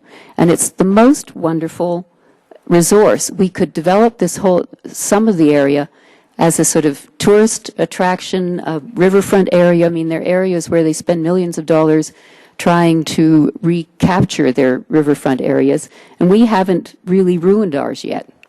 But it seems to me that with a lot of the piecemeal zoning that we've done in the past, we're running the risk of diminishing the value of the South Platte River, the park, and the Santa Fe South Platte corridor. So what I would like is for the city to think about that, especially when they're looking at this rezoning, and also to maybe try to develop a plan that says, okay, this area, the South Platte River, the Santa Fe corridor, is only going to be for recreational open space use with maybe little little businesses that can support the recreation, outfitters, perhaps little restaurants and things like that. And other areas where it's not so beautiful, yeah, you could do some more commercial business development. On that basis, I think that this particular development, part of it I think would work. But as I said, I think this is one of the most beautiful areas of the river. I haven't heard anyone address how it will impact people walking, hiking, biking, fishing along the river. And I don't think that the industrial part of the brewery really fits into that area. I mean, there's another area along Bellevue, between Santa Fe and maybe Federal.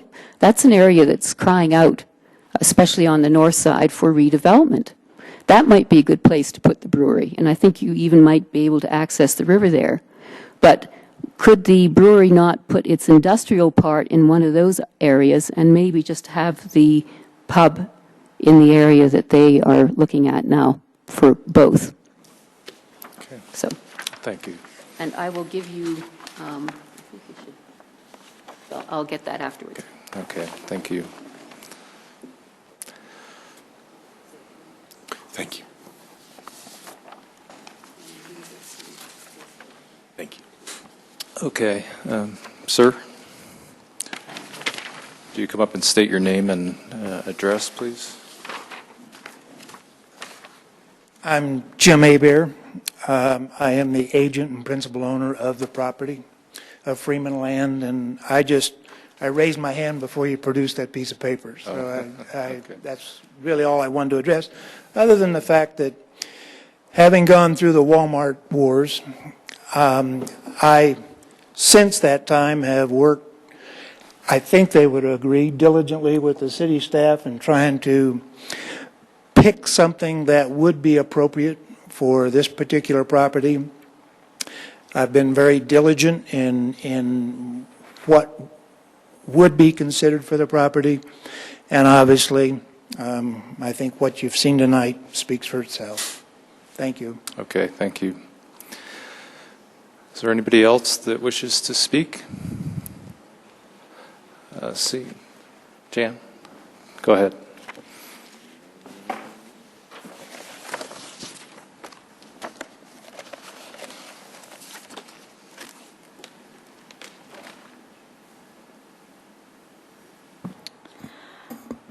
I discovered I made a little error in your proposed motion, and that the resolution you have is correct. And I had left out, it should actually, and I've got it printed out for you here. It should say, I move that Planning Board Resolution number 1302 be approved, which approves the PDO with the condition that the property is rezoned to I-1 light industrial within 1 year, and forwards a recommendation of approval to the City Council on said proposed rezoning with the condition that the applicant submits the PDO for recording within 1 year. In the event applicant does not meet such submittal requirements, the PDO and rezoning shall be null and void. And I left out that one little sentence, and I typed it up for you guys here so that you'll have it in writing. Well, So thank you. I couldn't write fast enough. You got about six copies? Okay, thank you. 7? Or we You're can late. pass it back and forth. Everybody reads a sentence.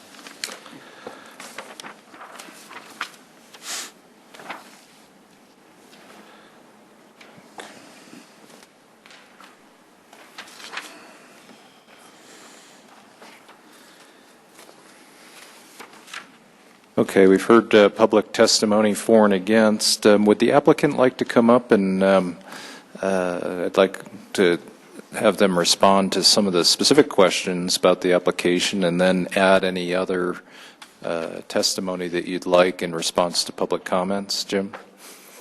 Great, thank you. And I may bring maybe Pete Weber or somebody else for a couple of the questions. The first series of questions by Doug Buck, Doug is absolutely right. We've worked with his organization from the very beginning, and he raised two questions. One is regarding the Briarwood Avenue costs, and where we're at now is that ultimately there's going to be a development agreement that is created with the city for this property that talks about costs, obligations for those costs, the timing of those obligations, and potential reimbursements or cost sharing. Right now, with a proposal for Briarwood Avenue, Meadowwood is going to participate in some of the land. It's just that northernmost lane that goes from Santa Fe up to their entrance. And then most of the bulk of the Briarwood Avenue, or the Briarwood Avenue, will be built on the Breckenridge Brewery site, the new road.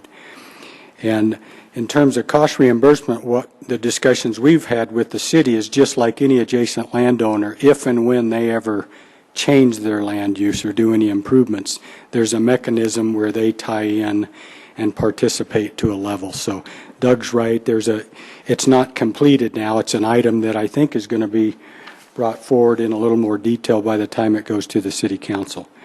The second one is Doug's right in that the presentation that we made didn't necessarily cover every item that's on the application. And as was noted on page 4, we have started to deal with the limitations on numbers of events, timing of events, the trucks between 10 and 7 a.m. So we have placed limitations. I think Doug just didn't see those because he didn't necessarily have the packet. But he is right. We have been negotiating with him on that as well. As it relates to Jim Gruber's comments, again, as an adjacent property owner, we have every intent to work as a neighbor in terms of potential easements. I think there's a difference between sewer easements and water easements and access easements. Sewer and water are certainly public improvements that, in talking with the staff, I think that's an easy accommodation we can make. Right now, there's no plans for the property, there's no buyer for the property, so we don't know what easements he's talking about other than maybe sometime in the future. So at this point, I think it's premature to, one, try to set easements, but certainly we would work with him through the city so that he can have public access to sewer and water. Access is a little bit different in that he has a legal access to Santa Fe now. We've agreed to share our access off Santa Fe, the right in, right out, with his property, so essentially he'll have two. The question of can he tie in all the way through the property to Briarwood Avenue is a big question. We have a multi-million-dollar facility that needs to be secured. So once again, until he has a plan, a buyer and a specific plan that shows where he wants access, if he wants access, I think it's a little premature, but if and when he ever brings a plan forward to the city, we're going to be brought into the discussion by your staff. You've heard a couple references to odor and noise. Hopefully, we've tried to respond to those with the data that we've already tried to provide. One comment made was that the signal on Santa Fe is more of a problem than a solution. We disagree, and I think CDOT disagrees. I think the members of Meadowwood Village community disagree. We feel it is vital to this part of Santa Fe to provide for safe movement onto Santa Fe, especially as you head to the north. Any reference to whether we meet or not meet comprehensive plan issues, we all know what the comprehensive plan is. It's a guide, and our goal in working with your staff is to demonstrate that we've met as many of those items within your comprehensive plan. So we feel we have gone far and beyond in terms of meeting what you have specified in your comp plan as reasons to approve this project. Marcus raised some good questions. I actually spoke with him on the phone a few weeks ago and invited him to this meeting. And again, a lot of the detail that he raised relative to either noise or odors or deliveries of trucks is in that document on page 4. Those are issues that have been raised that we've tried to be proactive in with your staff to provide solutions so that we're good neighbors. And then relative to the South Platte and the DVD that we couldn't get going here, we know what the South Platte is. That's one of the reasons that Breckenridge Brewery wants to be here. We've intentionally located our facilities so that the least impactful area is adjacent to the river. We are looking to enhance that corridor, both from as pedestrians or bicyclists coming up and down the corridor to come into the restaurant. They won't be going into the industrial operations. But you can't separate the two. That's the whole character of this new craft brewing is the brewing operation tied to the tasting room. So you really can't put the brewery down in one part of town and the restaurant tasting room here. It really doesn't work that way. So any questions I've missed? Okay. I'm going to bring Pete Weber up. Thank you. Jim, before you leave, yeah. One question. The southern access, the right in, right out from the nursery, is there potential to share that with the adjacent land? Yeah. Yes. What the Robert Edis property has an existing access. Again, it's not a very good access, but he has an access on his south property line. Michael Hamel has his access off Santa Fe. That's going to be improved. It needs to be raised a little bit. And as we come in, we've agreed with the city to make sure that That's an additional access that goes south into Ida's property so that he can gain a second. Now, granted, it's still limited in terms of right out, Right. or right in, right out, but it does provide another alternative for him. Would there be any deacceleration lanes or at all? put in? Probably. Or acceleration? Not at the, go ahead, John. You'd have to come down. There's, to get into the Breckenridge, or the Designs by Sundown property now, they have an existing XL and decel lane to get into it. They put that in a number of years. Okay, speak a little closer to the microphone. Sure. There are existing XL and decel lanes into the Designs by Sundown property now. Okay, fairly minimal, but okay. Yeah, correct. But they're there now. How do you envision, I'm not sure who this is directed to, I think it's to you, how do you envision the pedestrian and bike traffic coming in off the Platte River being steered in lieu of the properties? It appears there's some areas that one could blaze a trail, and I don't think that's in our best interest. No, and I think for now, there's an existing access that comes off the Platte Trail, goes in through Reynolds Landing up through the parking lot. And we're right there with the Briarwood goes into that parking lot. So that's at least one avenue to get the bicyclists and the walkers.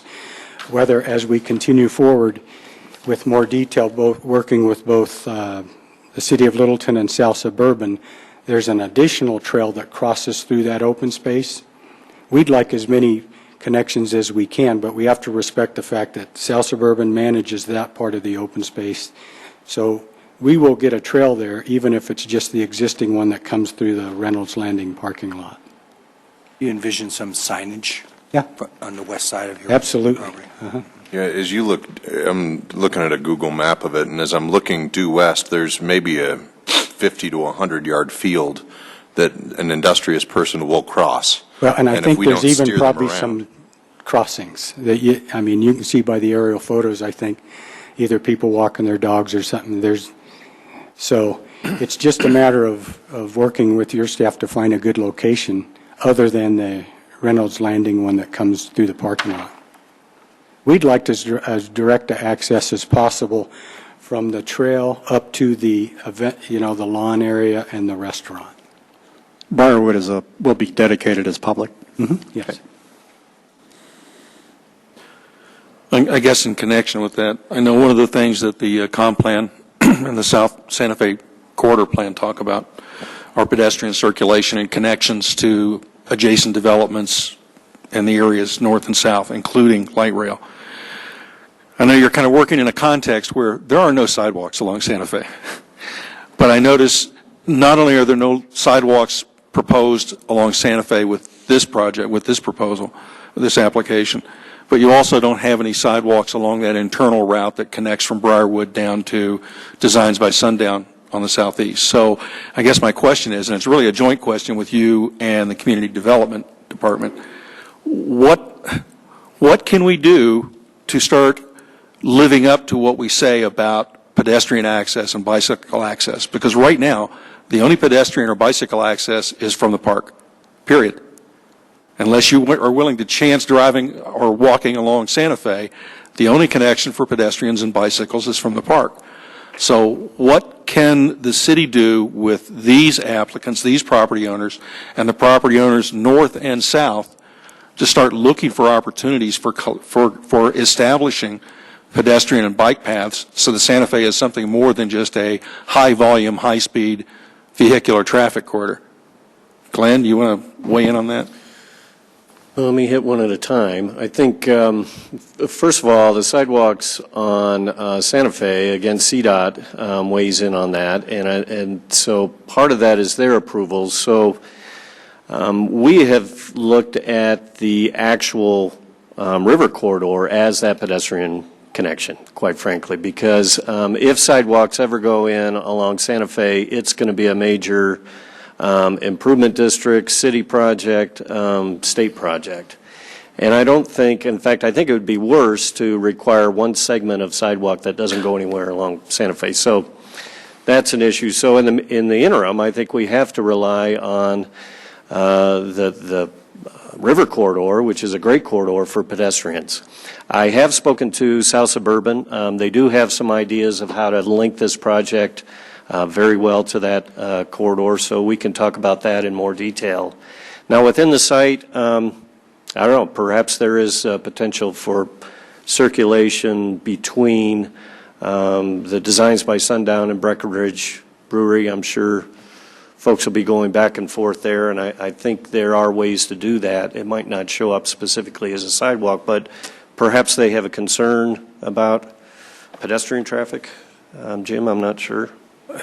Yes, you're right. I mean, it's a balance between providing secure facilities so that just nobody can walk into either the back of Designs by Sundown or the Breckenridge Brewery. But I think we could certainly accommodate some internal, but control where the off-site pedestrians are coming if they're coming from the west, either through the Reynolds Landing public parking lot or another trail. And I wasn't about to suggest, start drawing a sidewalk in between your property and South Santa Fe. That's pointless at this point. But with the eventual redevelopment of the Buck property, it is Zone B3, and likely, he's been looking for opportunities and the right time for doing something with that for some time now. With that eventually coming along, at some point we need to start addressing what are we going to do for bicycle and pedestrian access, not right up against Santa Fe. Nobody wants to do that. And I know that the current comp plan discourages the use of access roads. That only complicates that corridor. But at some point, we need to start talking with the property owners and decide as a city, if we're not going to throw all this traffic over into the park, which I don't think too many people are going to be too keen on, then we need to start talking about how do we connect each of these parcels from the light rail and Aspen Grove right on up through the residential community, through your property and up to Meadowood. How do we connect it to a pedestrian and bicycle network, as we keep saying we're going to? The problem right now is this is getting ahead of where we've been going with the comp plan. We set out 2 years ago to try and address this whole corridor and consider some of those standards. We just haven't gotten there. So I'm just saying, let's not lose sight of it as we go ahead with the comprehensive plan. We've got to take positive steps to look for opportunities to connect this network.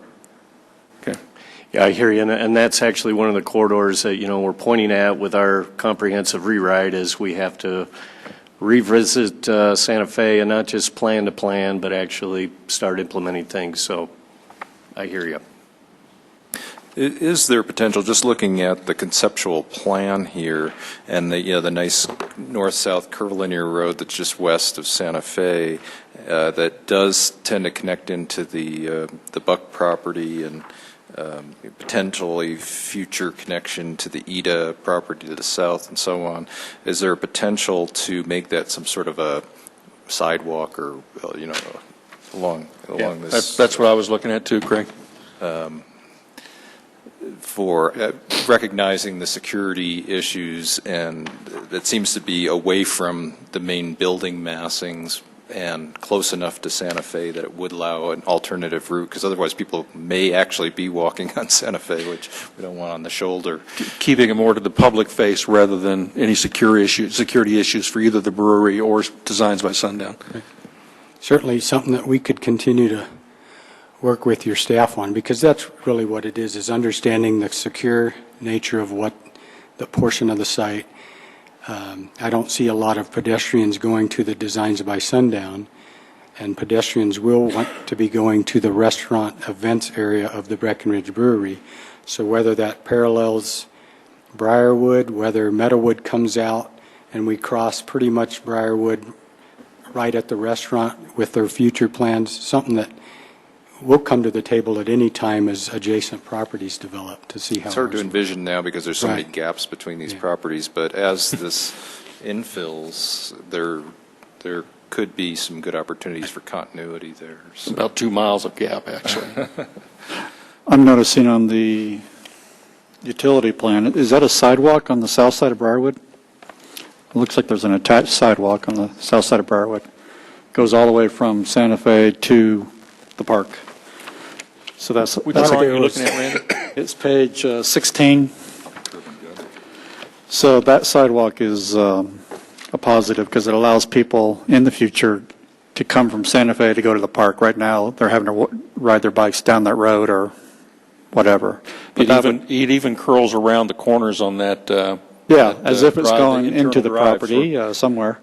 So I'd be happy with some language in the development guideline that at such time that development occurs north or south of this property that has a connection, there'd be a discussion of connecting to that development. There's no sense putting something in that's going from nowhere to nowhere, but as long as it's there for future to connect, we could figure out where it's going to connect. Okay. I think that drawing right now shows that it looks like a curb and gutter. It doesn't look like a sidewalk to me. It is a sidewalk. It is a sidewalk? That'd be a wide curb. The pan. Big pan. I have a question, both staff, you, about Reynolds Landing, the parking lot there. Concerns me that perhaps some of the overflow from your events, I can see some of these events being fairly large, that people would be wanting to park for the events at Reynolds Landing and then walking back towards your events area. You did a good job, somebody did, about talking about the overflow parking and borrowing space from Designs by Sundown, but will there be some prohibition on some kind of signage at Reynolds Landing to the south there saying, no parking for the brewery allowed? Want to keep that as dedicated parking for park users. If that hasn't been thought of or addressed, it should be. I noticed that South Suburban wanted a sign directing people to Reynolds Landing. Maybe additional signage could be put up about the parking.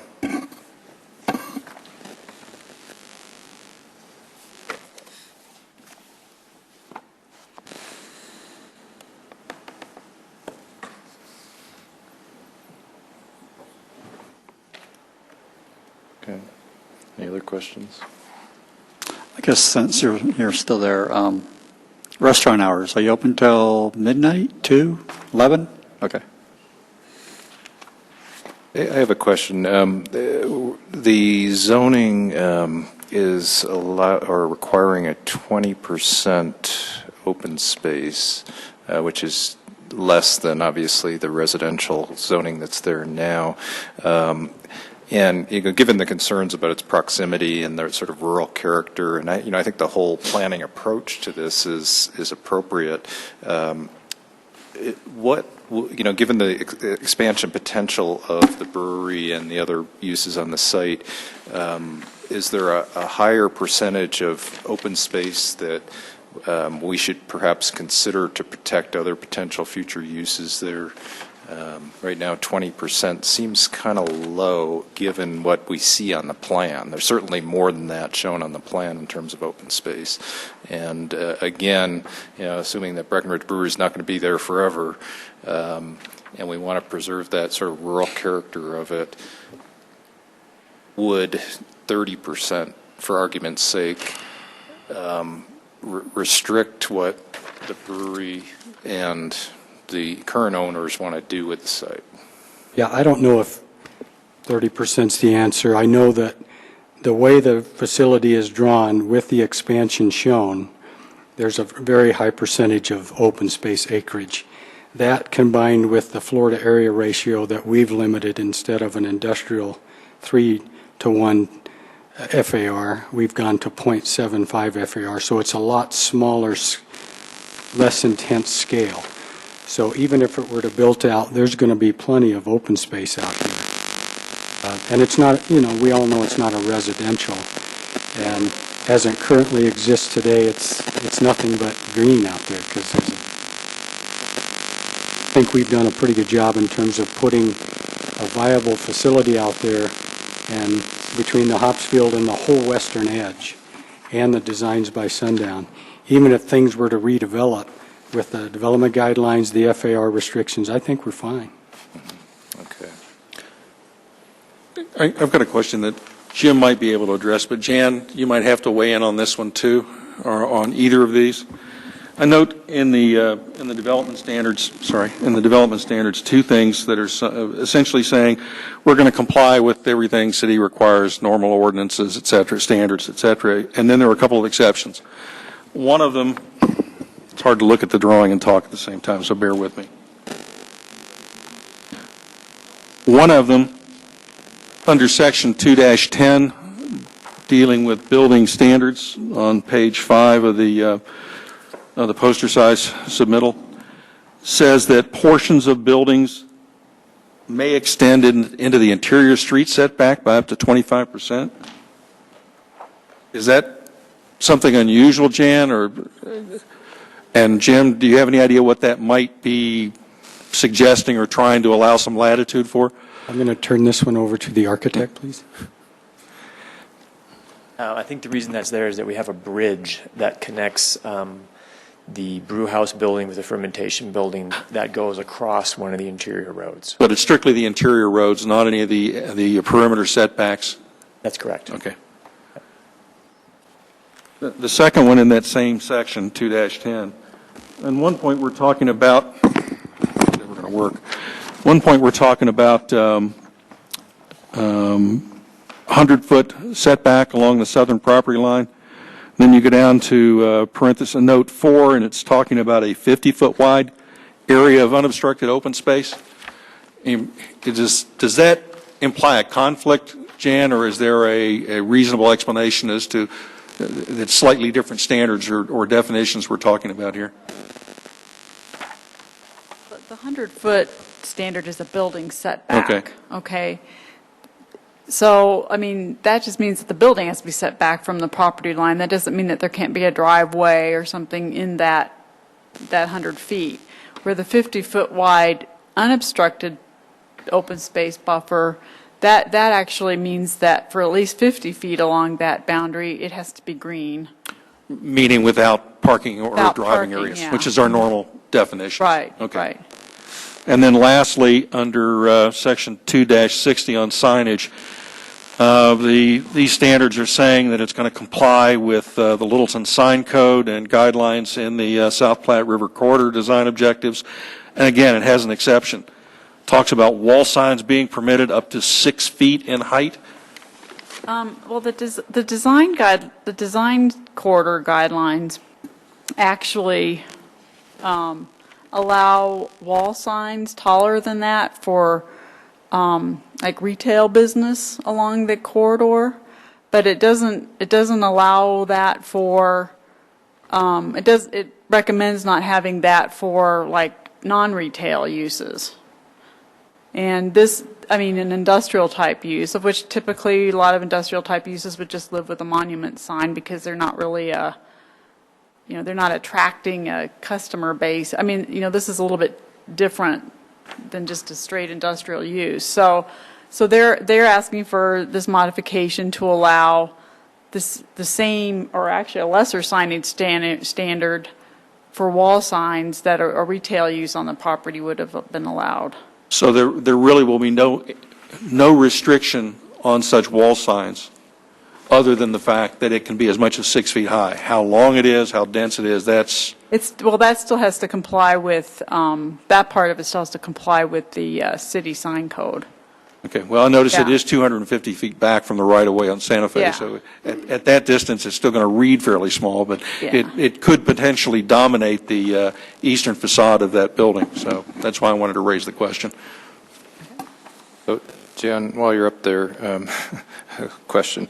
On the, as I understand it, the Santa Fe corridor part of the comp plan addresses the 100-foot open space buffer along South Platte Park.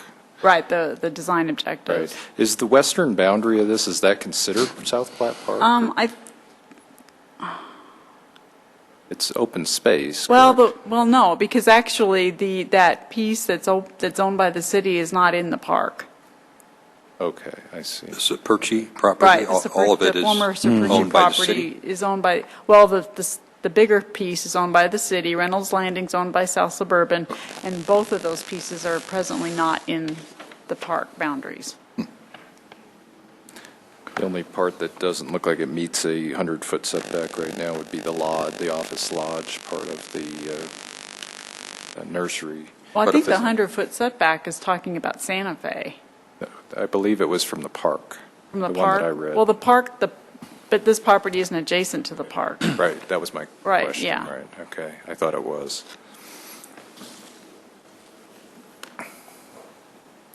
Any other questions for? Jan, I have one last question. Okay. For Jan. Sorry, should have stopped you. The rezone would allow .75 FAR. The plan shows .3, so potentially this could double in size. Correct. with I the mean, zoning. what page 7 shows is their conceptual layout plan. Right. And those standards that are shown on there illustrate what they've shown on that plan. Right. They're hard, what I call the hard building standards are on the sheet 5 or whatever that Dave was talking about, and that does show the .75 per, the floor area ratio of .75 to 1. So that if this PDO gets approved, I mean, potentially that's what that property could be built to. Right, more than double. Yeah. Craig, one more. While Jan's still standing up there. As near as I can read from page 5 in section 2-90 on noise, vibration, and emissions, regardless of some of the things that were said here earlier this evening, this says that any noise generated has to be subject to limitations in Title VII, Chapter 3 of the City Code, correct? So it's not like the PDO is suddenly waiving all that. It is still applicable, Right. just as on any other site in the city. Okay. Thank you. Okay, any other questions? Seeing none. Sir, would you like? Sure, come up to the microphone, please. Richard Carlson, 2958 West Roland Avenue. The parking, how many spaces are they going to have there? There is a ordinance in the town that if you have a business, you have to have so many parking spaces. They want to have a special event. They're going to overflow that like Hudson Gardens does. They use ACC, they use the seminary. What's going to happen down there by us? We don't want them people parking in our neighborhood. Mm-hmm. And they're going to, Aspen Grove doesn't want people parking in there. Mm-hmm. Okay. That's got to be addressed. Okay, thank you.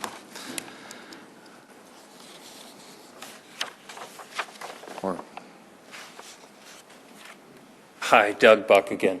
Just to clarify on the noise issue, you have to specify what the use is, and then the code tells you what the decibel level is. So what I'm suggesting is that when you approve this, you say that the permissible decibel level from the retail use is business district, and that the permissible decibel level from the industrial use is industrial. Maybe this would be a good time to get Jan or Glenn to weigh in on this. Are the decibel levels and that sort of thing in the city noise ordinance tied to zoning or to uses? Because I always thought it was tied to the uses. It is. Thank you. And that's, okay. Okay, thank you. Okay. One thing I think I just want to clarify that Mr. Buck is concerned about, he's concerned, I think, about the special events. And we're saying a special permit is required, and there's special noise requirements that go with that. And it requires the permission of the adjacent landowners. If they go beyond the 7 p.m. hour. Okay. Right. So as the standards stand right now, up to 4 events are allowed. They still have to go through that process. They still have to comply with those noise standards. Right. Any more events than that, then they've got to start talking to the neighbors. We've got to work out some kind of mechanism and an approval percentage or threshold percentage to get that approved, correct? That's the intent. Okay. My only concern there is we haven't really spelled out what those mechanisms or threshold levels are. So when are we going to get around to doing that, or does that happen when Breckenridge Brewery comes in with we'd like to have a 5th event and we want to get approval, and we have the majority of 50% of the acreage around us as opposed to number of residents?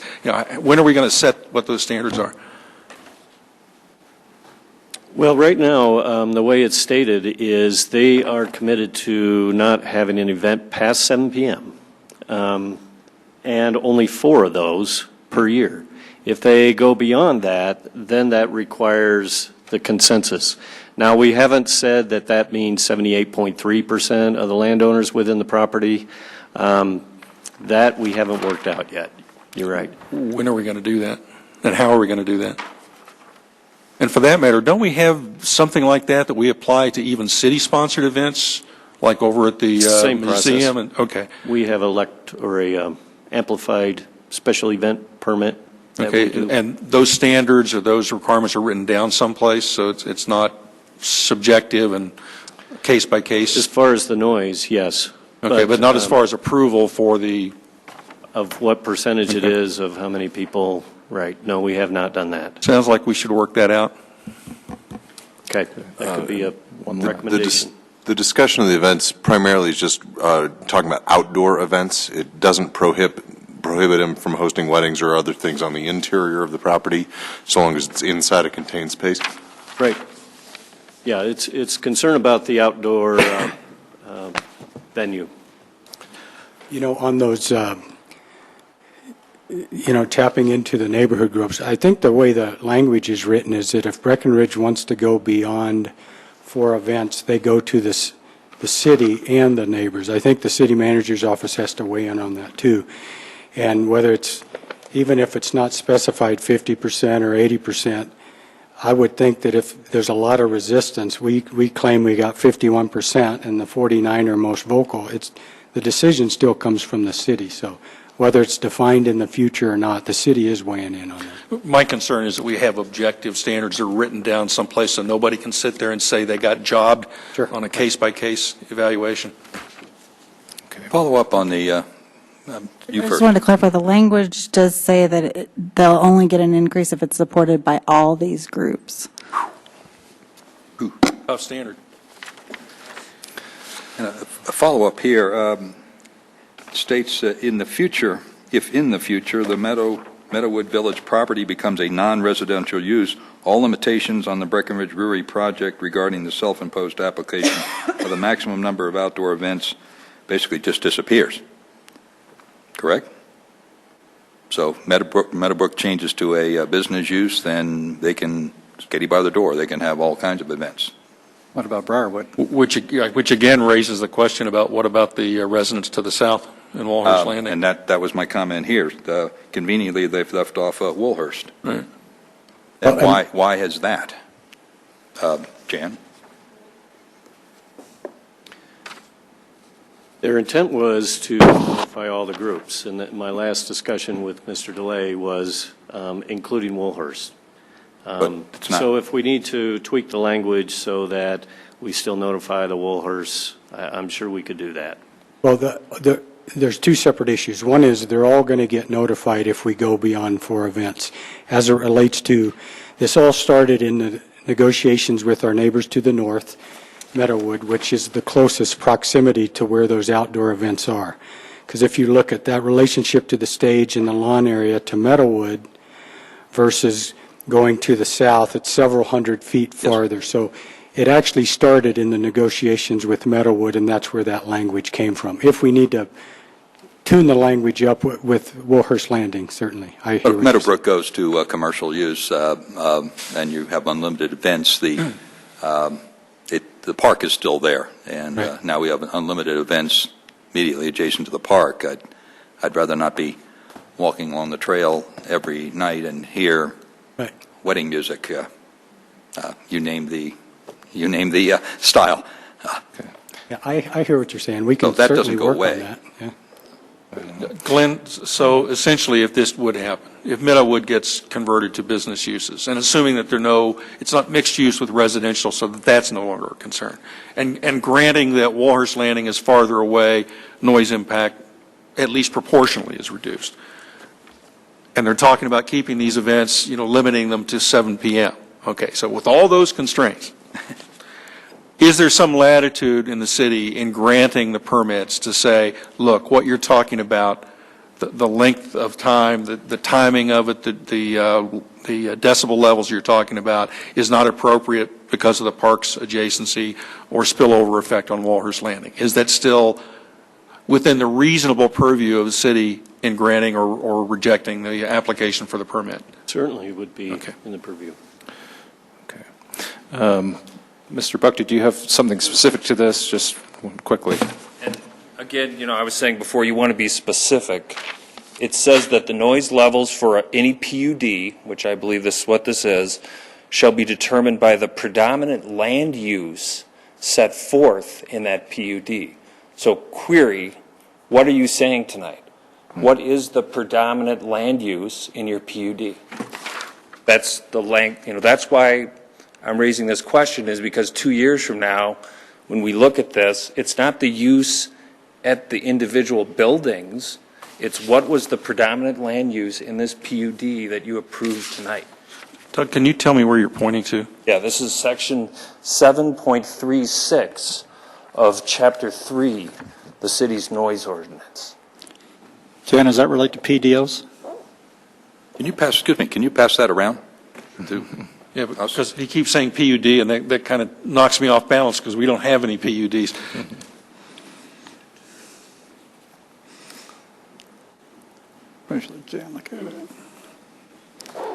That was written back when we had PUDs. Oh, okay. Yeah, PUDs changed to PDs, so. Okay, PDs, as in Yeah. PDR, PDC, PDI, which we don't have in this case. It's a PDO. So the question is predominant use versus actual Well, it's predominant use, and there's a couple different things here. I mean, there is and I don't have that in front of me, but there's a noise that's measured regarding the use of the property, like just plain old the industrial operations of the industrial use. And then there's this other issue about noise, which is related to the events, which is amplified sound permits and special event permits, which we do. So I guess and I know that with industrial use, that's allowed that's allowed to have a higher decibel level than a residential use. So I think what Mr. Buck's concern is that in his mobile home community, I believe it's something like the highest decibel allowed in there is like 55 or something like that, and what's allowed on an industrial property is like 75.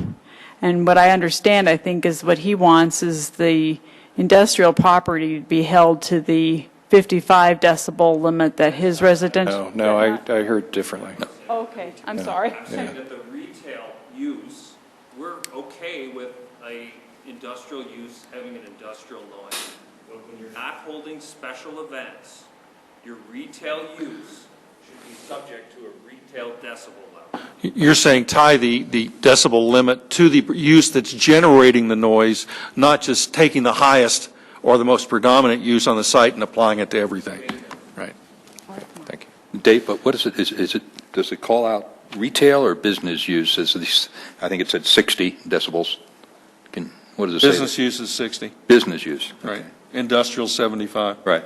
But it's a business use. How do you separate the industrial noise from the restaurant noise that's 100 feet away or 200 feet away? Yeah, there's a lot of technical questions here. Go ahead. I'll make a quick point to that. I think that if the industrial piece of this building is the piece that's right across the street from the trailers, if that can generate 75 decibels, why limit the restaurant to 65 decibels when it's much further away? In other words, even if the restaurant piece was to generate the same amount of noise, it's still not going to be heard at the same level as the industrial piece at Meadowood. Okay. So we'd prefer to leave the language as it is. Okay, thank you. Any other questions from the board? I'd like to, if you have something quick that pertains directly to this issue, I'd like to limit the debate here. Pick one. The noise issue, the noise and event issue. No. Okay. Mine is the access issue. There were some words that were passed that we were premature coming to you with our access issue because we don't have a tenant or a user for our building. I'd like to have some kind of language because what was volunteered by Jim was when they do, we will discuss this with them. I'd like to have some kind of word in the record that that was said, or that that negotiation will take place. Okay. Thank you. Okay, I'd like to close the public hearing unless there's any objections from the planning board members. Now we go into the deliberation phase. We can have some discussion, or we can have a motion. I'll put the motion on the floor.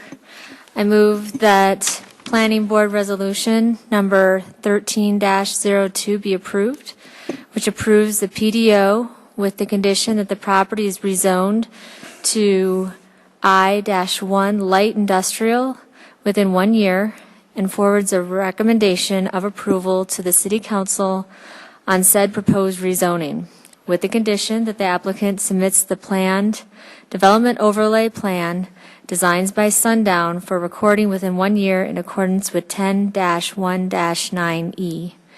In the event the applicant does not meet such submittal requirements, the planned development overlay plan and rezoning shall be null and void. Do we have a second? Second. Okay. I've got one immediate question on the wording of that for City Attorney's Office. Does this wording void the I-1 rezoning if the PDO is not attached and recorded, or could council approve the rezoning without the PDO constraints? Sorry, could you repeat the second half of the What I'm question? really getting at is, what we're trying to set up is, and I commend staff for trying to find that balance and try and package the whole rezoning with the PDOs. My concern is from a legal standpoint. I know what we're saying about, from our standpoint, we're saying our approval would be voided if they haven't filed or recorded the PDO within a year. Mm-hmm. My question is, can council waive that? Can council say, we approve the rezoning, we don't care about the PDO? Yeah, the council doesn't have authority to approve the PDO. No, That but they have, authority they have authority to approve a rezoning. What I'm asking is, regardless of our recommendation that we approve the package, the rezoning and the PDO, and we put the sunset provision in for recording the PDO, is there anything in this wording that would prevent City Council from saying, we don't care about the PDO or the sunset, we approve the I-1 rezoning, that's it? But the PDO would already be in place. You've already put the PDO in place. No, it wouldn't. That's what No, this is saying. This is saying if No, the PDO is getting approved, and the only condition on the PDO is that the property is rezoned. So council rezones it, the PDO is good. unless it isn't recorded Unless within it a isn't year. recorded, and then they both go away. What I'm asking is council constrained by that? Can council say, we're perfectly happy with the rezoning, whether there is or is not a PDO recorded? Well, the PDO will go into effect if they approve the rezoning. So the only way they could make the PDO not go into effect is to not approve the rezoning. So you're telling me City Council could not ignore our recommendation as to the package and say, we approve the I-1 rezoning with or without the PDO, whether or not it is recorded within 1 year as per Planning Board's action. You're telling me they cannot do that?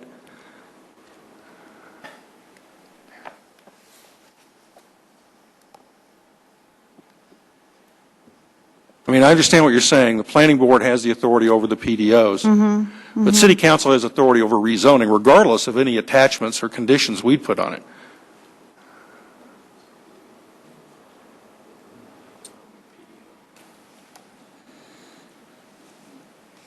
I guess I'm just trying to further what staff was trying to do in packaging this and trying to assure that this project is developed according to the standards and with the limitations on uses and setbacks and heights and everything else that we're targeting. Yeah. I just don't see why council would do that, because the PDO is putting constraints on the rezoning, and we all want it tied together, the applicant, staff, and I'm not trying to read motivation or predict the future. I'm asking a simple legal question. Could City Council do it, approve the I-1 zoning without any connection to the PDO?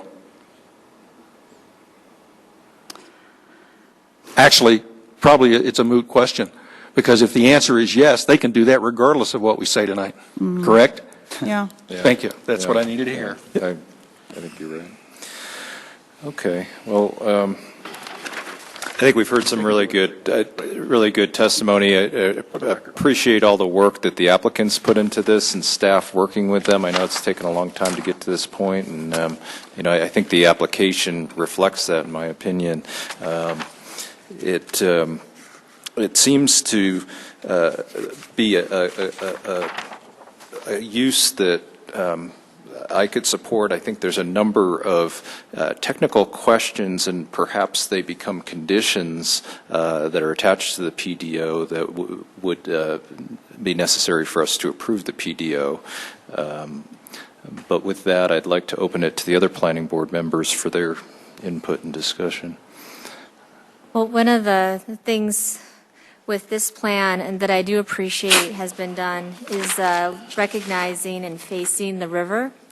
And with the visitor center, the event lawn, the bike path connection, the bicycle parking, and the landscaping gardens, I think is a great way to address the river. And I do appreciate the merging of these two sites and thinking about it together, because I think it's a stronger project instead of individually. Designs by Sundown doing their thing and then Breckenridge Brewery doing their thing. I think this is a stronger project because of that merger happening prior to coming to the Planning Commission. So I appreciate going through that coordination, because it does show, and as well as working through the access and the road network as well, and tying these properties together. I think that that there's been a lot of work done, and architecturally speaking, I appreciate seeing all the elevations as well, and that's helpful to see.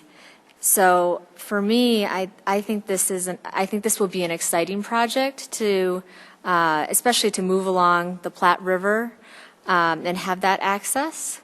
So for me, I think it's a positive project to see move forward.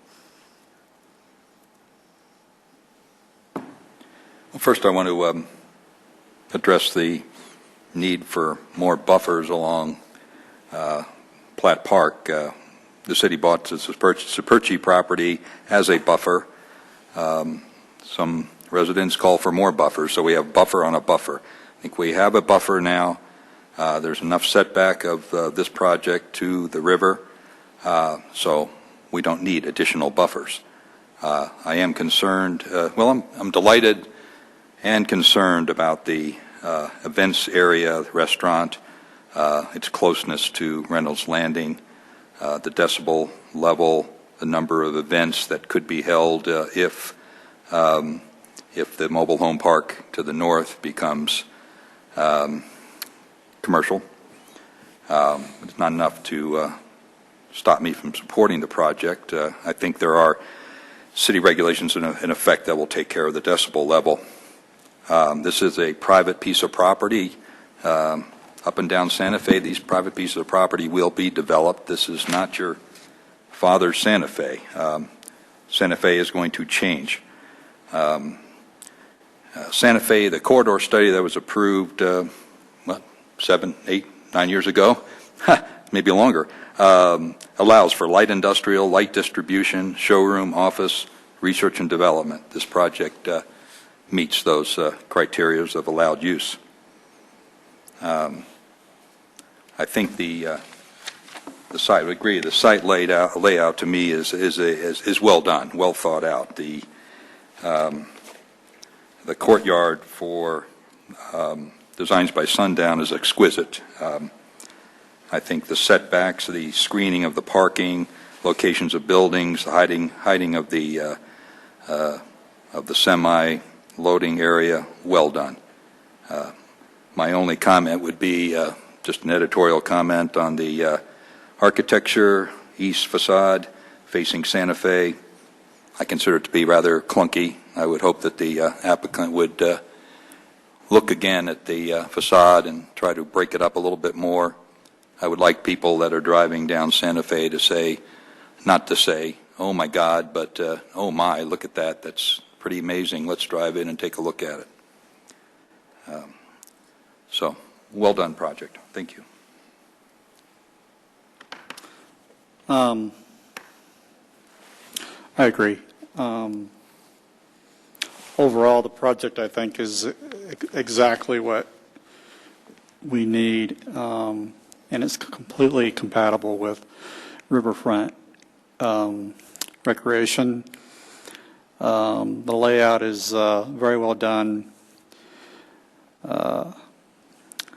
I think we need to do a couple things as conditions. I don't know how we word that, but I'll put them out there and then we'll figure out how we word it. But I think I would like to see more specificity on the parking for the warehousing, a little more working with staff and just documenting why the request is justified based upon how this warehousing operation will work and number of employees. And, I just like to see it on paper. Like I mentioned on the setbacks, I'd like to see the setback on the west side of the Roberts property indicated as what it should be. If the setback on Briarwood is 25, personally, I'd like to see 25 on the Roberts property also. Right now, it's only shown at 20. I'd like to have a condition that the community to the south be included in the events negotiations in terms of whether it goes commercial or not, or whether one of the properties goes commercial.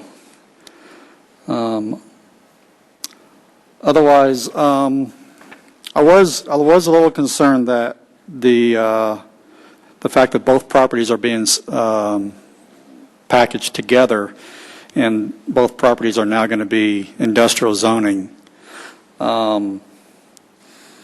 that the Designs by Sundown operations are allowed to operate as an industrial operation with the noise standards and everything, but Designs by Sundown has been there for a long time, and they're not going to change their operations, and so I don't see that changing, becoming louder or more intense.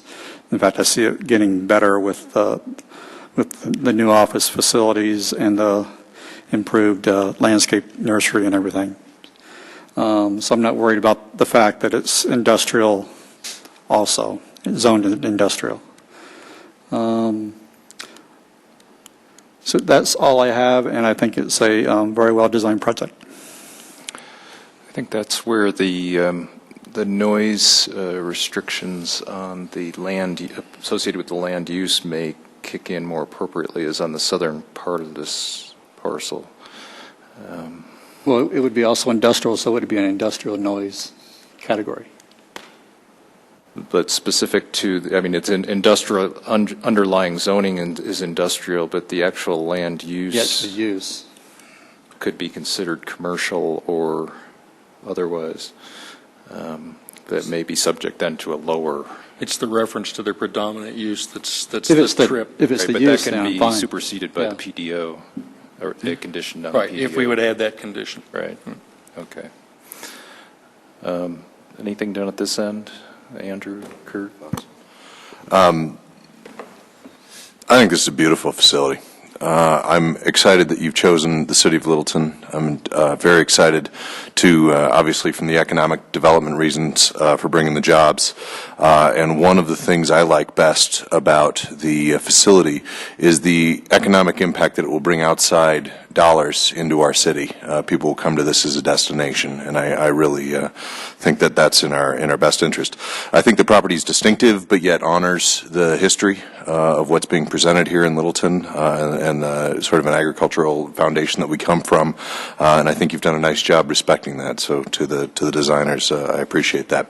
I do think, in fairness to Mr. Ida's property that was brought up earlier, certainly, and I've heard every word tonight to hear good neighbors, and I'd like to hear. I certainly would like to see a property, and I would hope that this hearing, if nothing else, serves as a catalyst to start developing that property.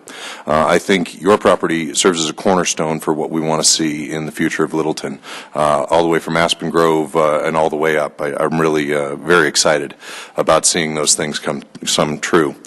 And then the other thing I'd like to see with the facility is I'd like to see Breckenridge Brewery become a part of the Littleton community and use the venue that you're creating to become a hub for what we're trying to create. And maybe it's a hub for the South Platte River Corridor and set the example. I think you're very much on the right path there.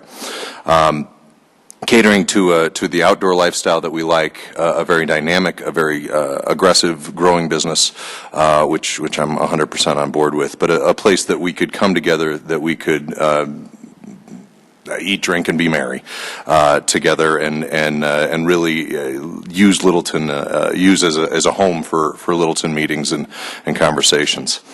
The other thing I'd like to add is I, for one, in complete and total respect to the neighbors around that property, would like to see even more live music, live venues, live outdoor entertainment. I think the city is starving for that kind of entertainment in our region, and I think you guys are bringing a pretty strong presence to the table in terms of really turning the city into a vibrant, dynamic, authentic, David's going to help me hate that I'm going to say this, cool place to be. So I'm extremely excited about the fact that you're coming and meeting the conditions and being that good neighbor as you've stated, as I believe your intentions are true, and just making sure that we do so with all good intentions. I'm 100% on board with what you guys are doing. Nice job.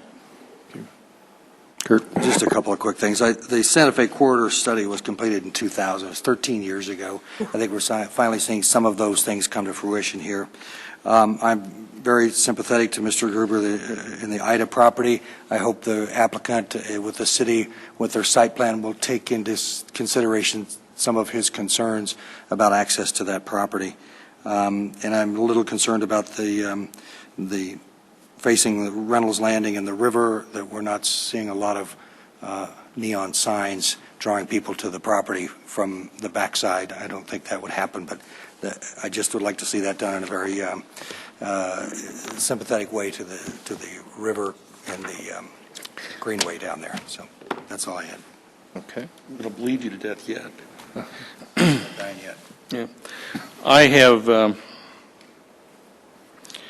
a couple of, they're all quibbles. I mean, who am I kidding? The bottom line is the city has been looking for a resolution of what to do with the South Santa Fe corridor for years, at least 10. You've got a wonderful river and greenway on the west, open space, casual use, recreational uses, wildlife, natural area. You have a high traffic, very visible, very appropriate to business and retail uses in Santa Fe on the east.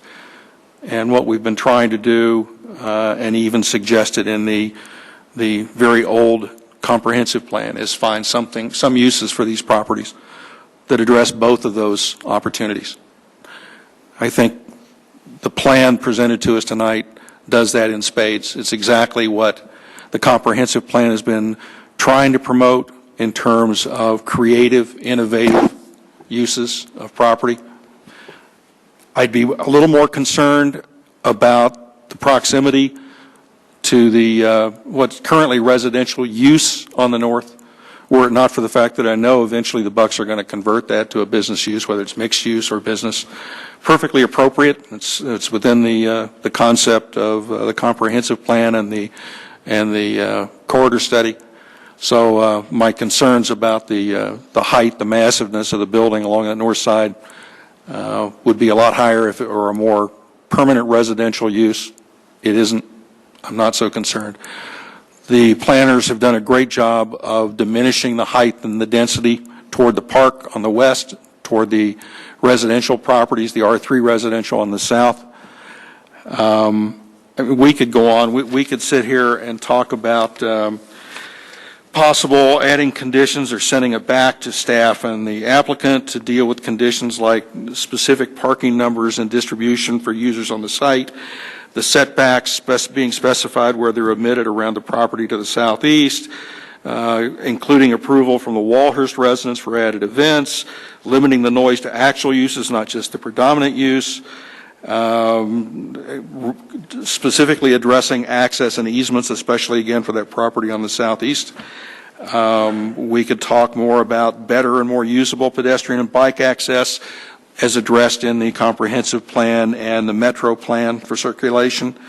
I share Commissioner, sorry, we're not commissioners anymore. Yeah, board member. I share Mr. Rudnicki's concern about preferring to see more articulation of that long, massive facade along Santa Fe.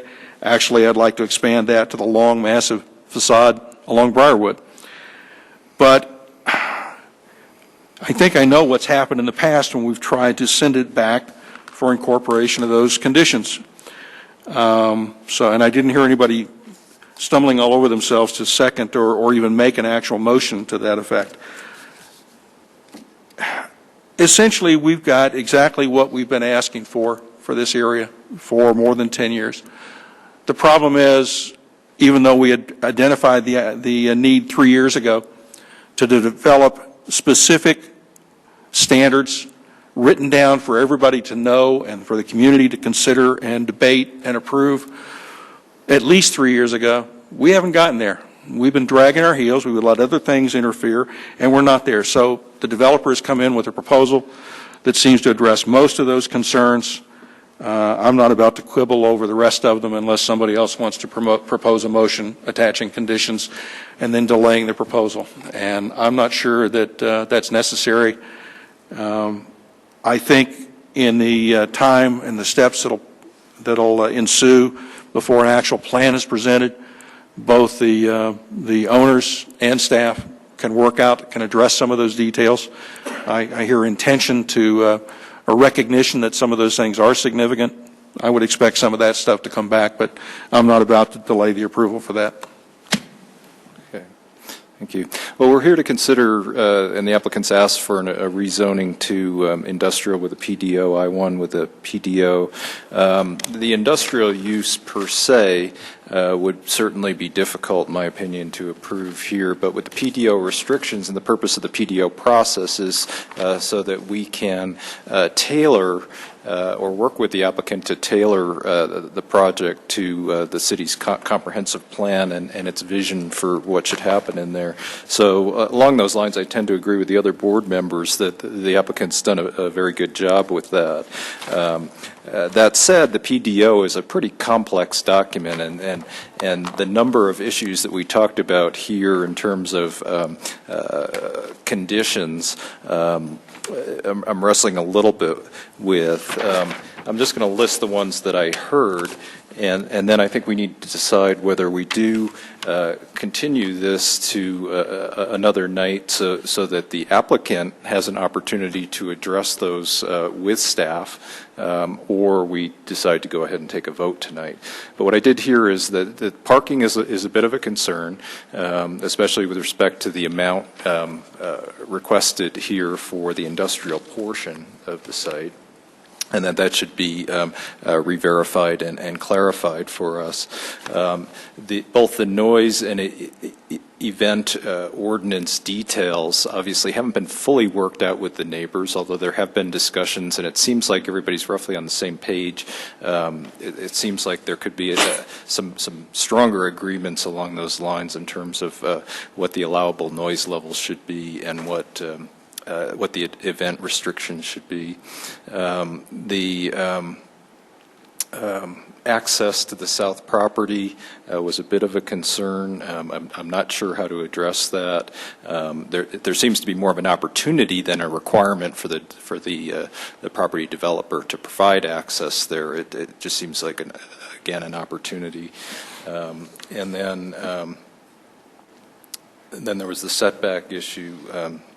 And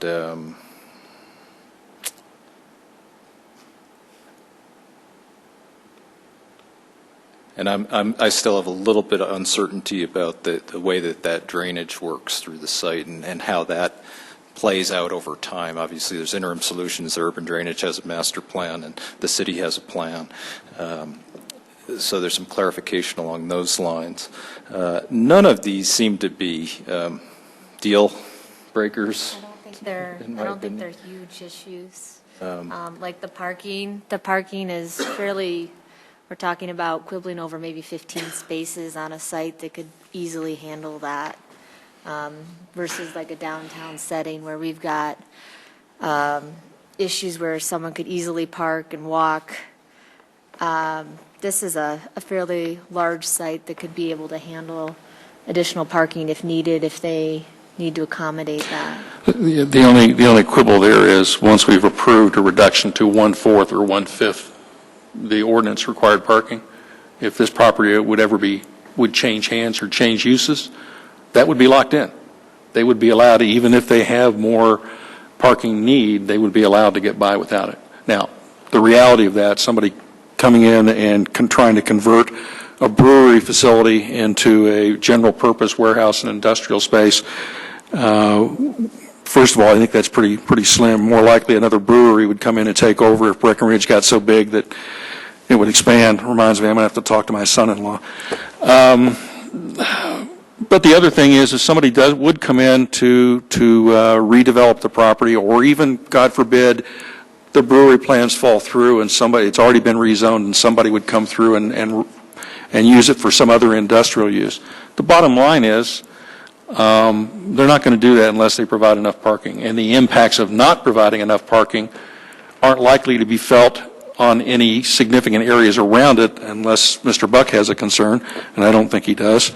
And given that there's no connection to Walhurst Landing to the south, I don't think there's any concern about parking spilling over there. So, again, Jenny, I think you're right. It's a non-issue. It'll resolve itself if and when uses and owners would change.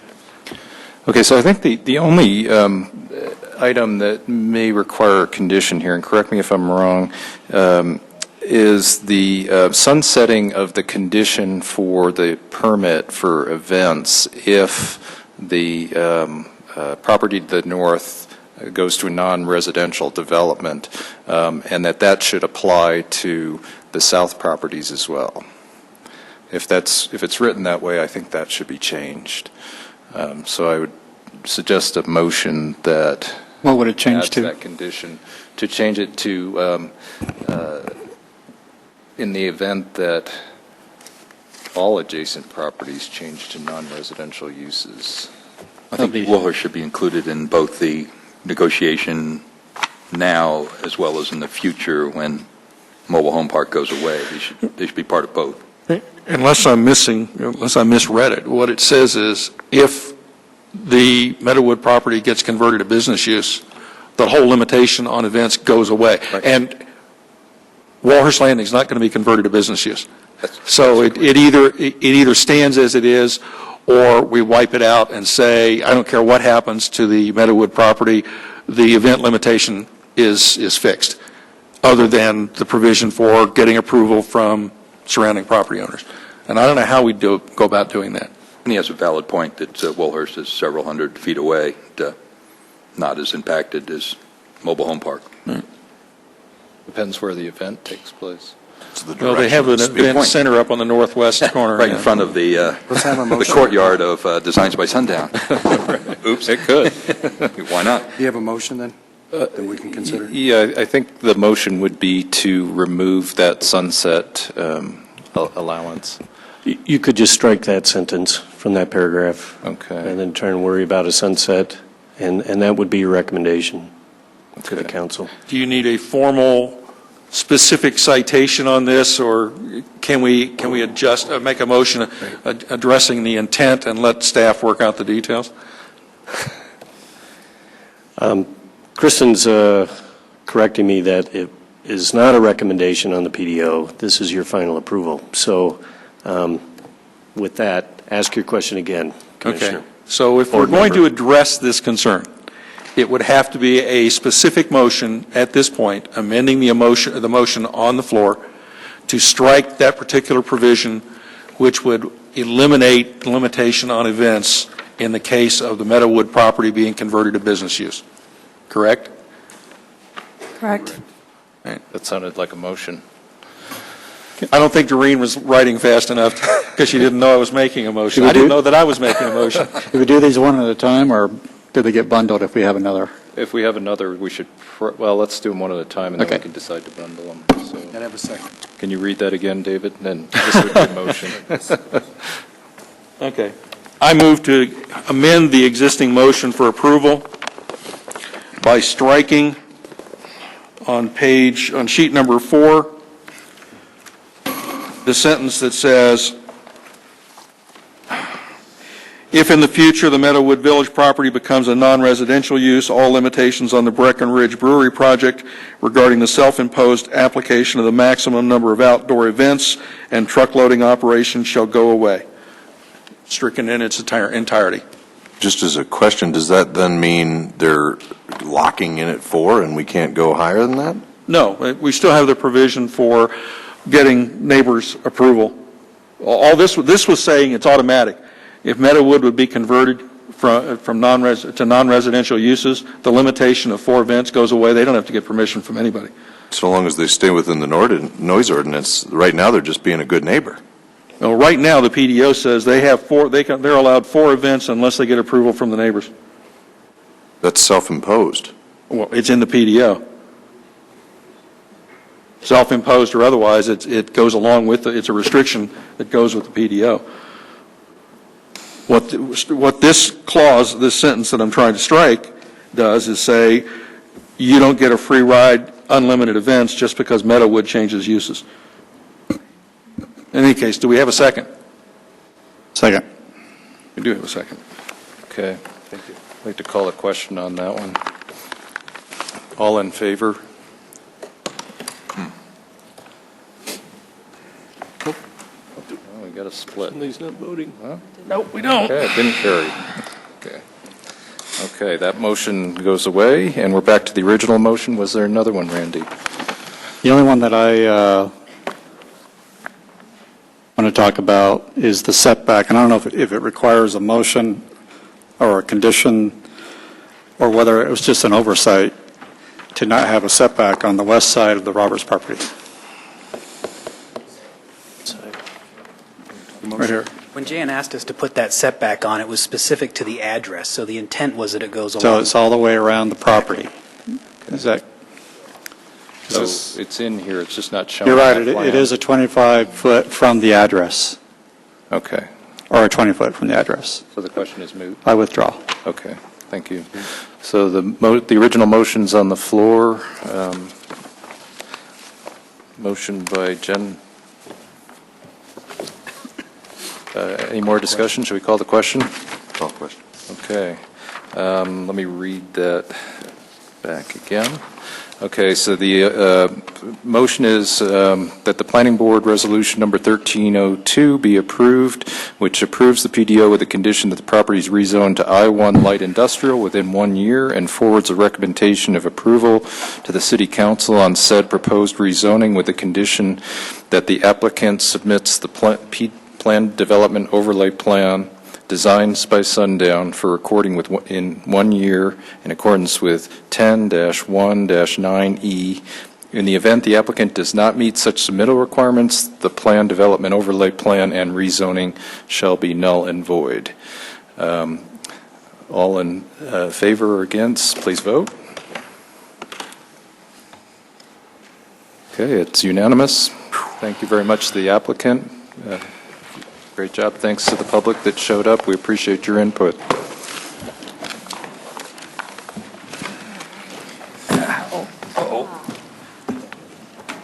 Meeting adjourned? Unless we've got something else. Craig, is meeting adjourned? Have any Motion more to items adjourn. on the agenda here? You probably do. I have a Reports from staff? short report. Okay. The council did go through some good candidates for the planning board. It's interesting because it actually says planning commission on their own official thing. So our own Andrew Graham will be moving up into the regular member. and they're appointing Scott Ranville as a regular member, and David Bolt, who lives in Trailmark and is a commercial real estate broker, developer type, so I think he'll be a really good addition. And then as alternate, Kerry Moore, who used to own the dog place down on Lewis and Bark, right. And LaDonna Bartline, am I saying that right? Yeah, Craig? Bartline, who I used to work with. Yeah. Right, is the other alternate member. Okay. And, sorry to say, myself and I think Planning Board member Metcalf and Jennifer Ranville will be not re-upping, and I'm actually... but we'll be here for a couple more meetings, and hope to see most of the comp plan completed by the time we're out of here. So, but if anybody's interested that's staying on to chair and co-chair, feel free to talk to me or to David, and we'll Start talk you out studying of it. procedures and Robert's Rules of order, and look at previous videos of me showing what not to do, and you'll be in great shape. Do as I say, not as I do, yes. Okay. So do we have a motion to adjourn? So moved. Second. All in favor? Aye. Aye.